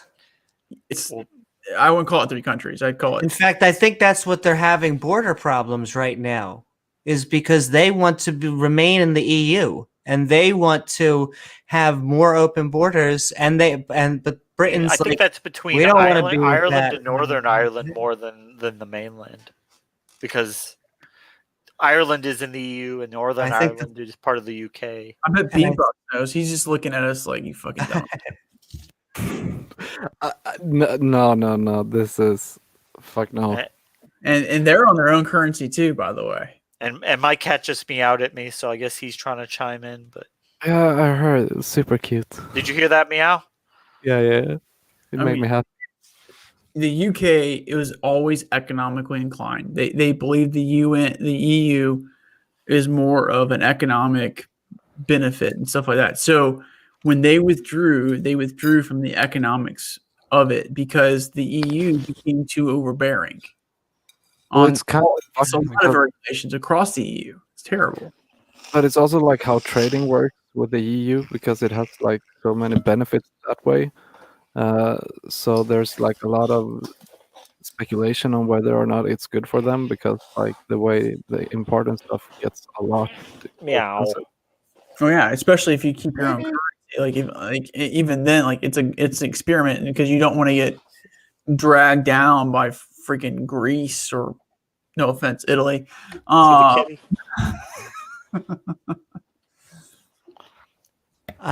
love all carnivora and especially cats. He's taking a nap back there. Is that a puppy? Cats. That's a cat. That's a cat. Another That's a cat. cat, More yeah. kitties. Kitty. Yay. Not really at all. I can't help it. I'm totally gonna be an old cat lady. I can feel it in me. Absolutely, you Longer need to this be. goes on.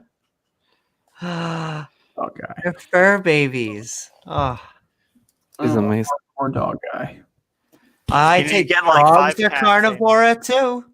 They're carnivora. It's an awesome branch. That's why they're so awesome. I just go. Dogs are weird. I like dogs because they're the only human created like species. We That's have true. transformed them so much they're not even fully. They can eat fruits and vegetables now. Wolves cannot do that. I mean, we've made glowing fish. That's pretty dope, right? That's do. dope too. Well, so Well, the thing. I mean, according to the creationists, the all the animals before the flood were vegetarian, so the snakes were eating vegetables before the flood in the Garden of Eden. I don't know how that worked. That's why I That's convinced him to eat apple. I get it now. What's that? Snake convincing. Okay, that was stretch. Oh, sorry. I mean, that's biblical Makes sense now. biology. Yeah, the snakes had to have eaten vegetables before. I don't know how that works. If they snuck up on the apple or the orange and kind of swallowed it whole, but I mean, hey, I can just see like the like snake getting over an eggplant or something. And just watch it yeah, get massive. exactly. Swallowing the eggplant whole. Yeah. Yeah, I'm not gonna buy that. Hey, I've been trying talk to to hold back. talk to Nephilim Free about biblical Oh. biology. Oh, well, you know what? John Maddox. That we could talk about the harm there, and this is going real on the fringe. They're the people who believe that they can control snakes because of the passages in the Bible. It's in my home state. I think I passed one of those churches Really? in North Carolina when I was in the mountains a few months ago. I'm not And gonna they- lie. I swear to God, I think I passed one of those churches. There's only a We're few not of them going left. to- I mean, probably just maybe a dozen or so real snake handling churches left. I mean, I'm sure it's a great show. In the mountains. It's all in the I mean, mountains. you can watch all the videos online from them. Yeah, where they also claim to drink strychnine. I mean, who knows if they're drinking a lethal dose or not? But they It's over do. time. Strychnine kills you. It's not immediately. Yeah, whether they're how much they're drinking at any one time, I don't know. Whether it's a lethal dose, I highly doubt it, unless they have developed tolerance to it. But No, I don't think you can actually develop a tolerance to strychnine. Like I just know that it's over time that you actually kill somebody with strychnine. I mean, if And you who take a knows if large they're enough dose drinking at one anything? time, I imagine it would still kill you. But Yeah. And so like rattlesnakes and snakes, like I swear to God, I passed one of those churches. I'm not gonna lie. rattlesnakes, coral snakes, copper snakes, or copperhead snakes. No, rattlesnakes. Coral snakes will kill you in a heartbeat. And the problem with coral snakes is they have a really small mouth. So I live in Florida. We have them here. Yeah, yeah, you know what I'm talking about. Like if you they have but they're fixed fangs, so they don't have the same fangs, but their venom is neurotoxic. It's more deadly. yeah, like if you run into a coral and like it's trying to attack you, just show its forearm to it, and they can't grip on because they can't get their mouth wide enough, and they'll just run into it. Hurt like a bitch, but it'll run into it. It's still not a good game to. I wouldn't want to. Not a good game to play play. the game. Yeah. If you're running into it accidentally, like they can't bite. It would take them a long time to. They have to chew it into you. The venom. It doesn't go like a hypodermic. It has to run down a channel in the fang. Yeah. So you have to sit there and be like, "Hey, like I'm not letting you play this game," and then I'm right. Yeah, before they inject a lot of venom into you, but still.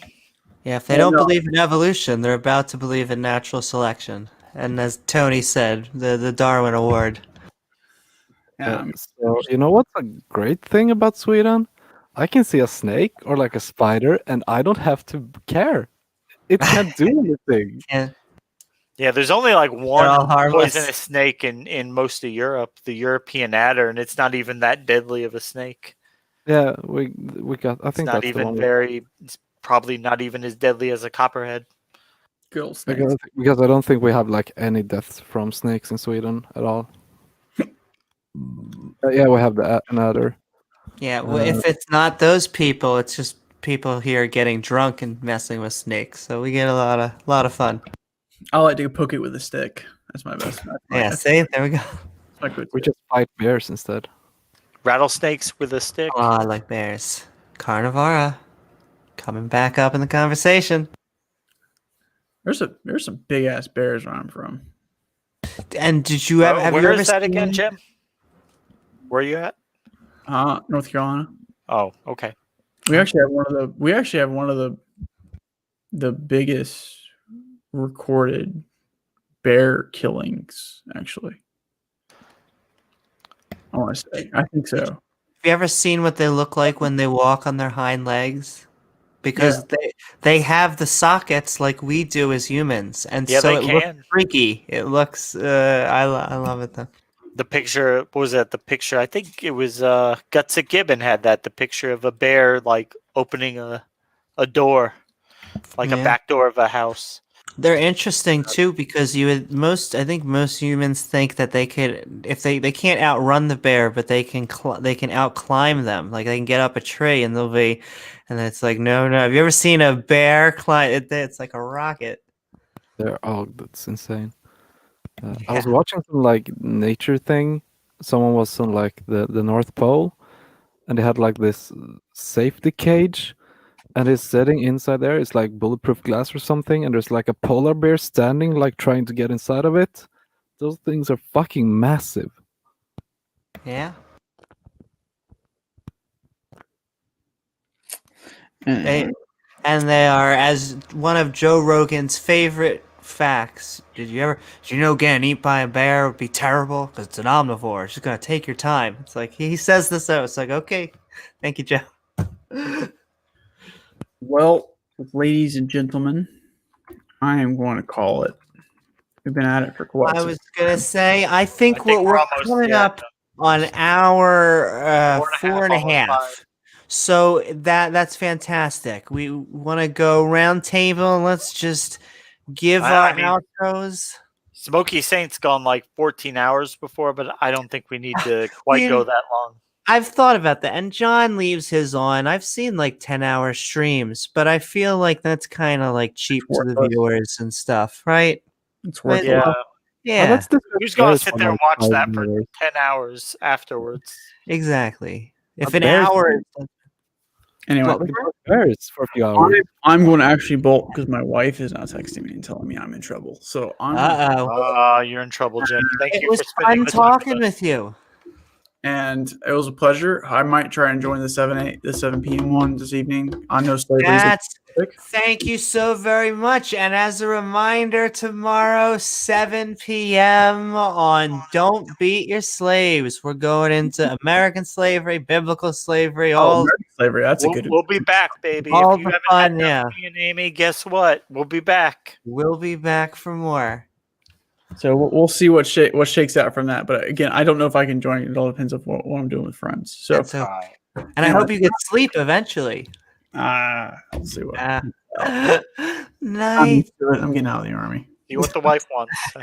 Absolutely. Take it easy. Have a good night.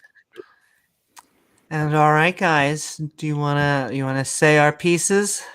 I think we all agree with each other here. We're all atheists now. I took Jim's side on a few things. Like I still see like a utility in belief, but then again, also like I said, it's not a unique utility to belief. I just believe that currently there are people who can benefit from it, and I don't want to ruin that kind of. You have to be. Yeah, you can't just rip it away from everybody willy-nilly, but at the same time, if they come to us and they want to know, I think we have to treat them like adults, and you have to tell them what you think. Yeah, no. Then again, also like I'm not talking about like if you come to a debate, of course you can question it, but like it's more like a general answer to if Christianity is dangerous. Well, it has different sides. Is kind of what I think, and I'm kind of torn on it. Well, I'll stand in for Sam tonight. Sam's motto is atheist, not asshole. That was her thing. So that makes sense. I kind of like that. That makes sense. And all right, I think that's gonna wrap it up, guys. I think we had an awesome conversation. I think it was very insightful. It was a good debate between the Shermer and Jones. Yes, Jones. it was a nice. good debate and It was a nice a conversation. Was not a dumpster fire to, I'm sure, the sadness of many online girls. We would have liked to see him go a little bit harder, but you know what? It was so.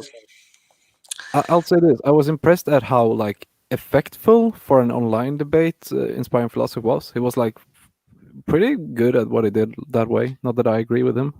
For a Christian, he was. He knows what he's doing. Yeah. Yeah. Definitely. He didn't walk into a lot of the traps a lot of the times they do. Yeah. And all right, guys, don't forget, join us tomorrow for more fun on slavery. We'll be And I back, hope baby. you all have an awesome night.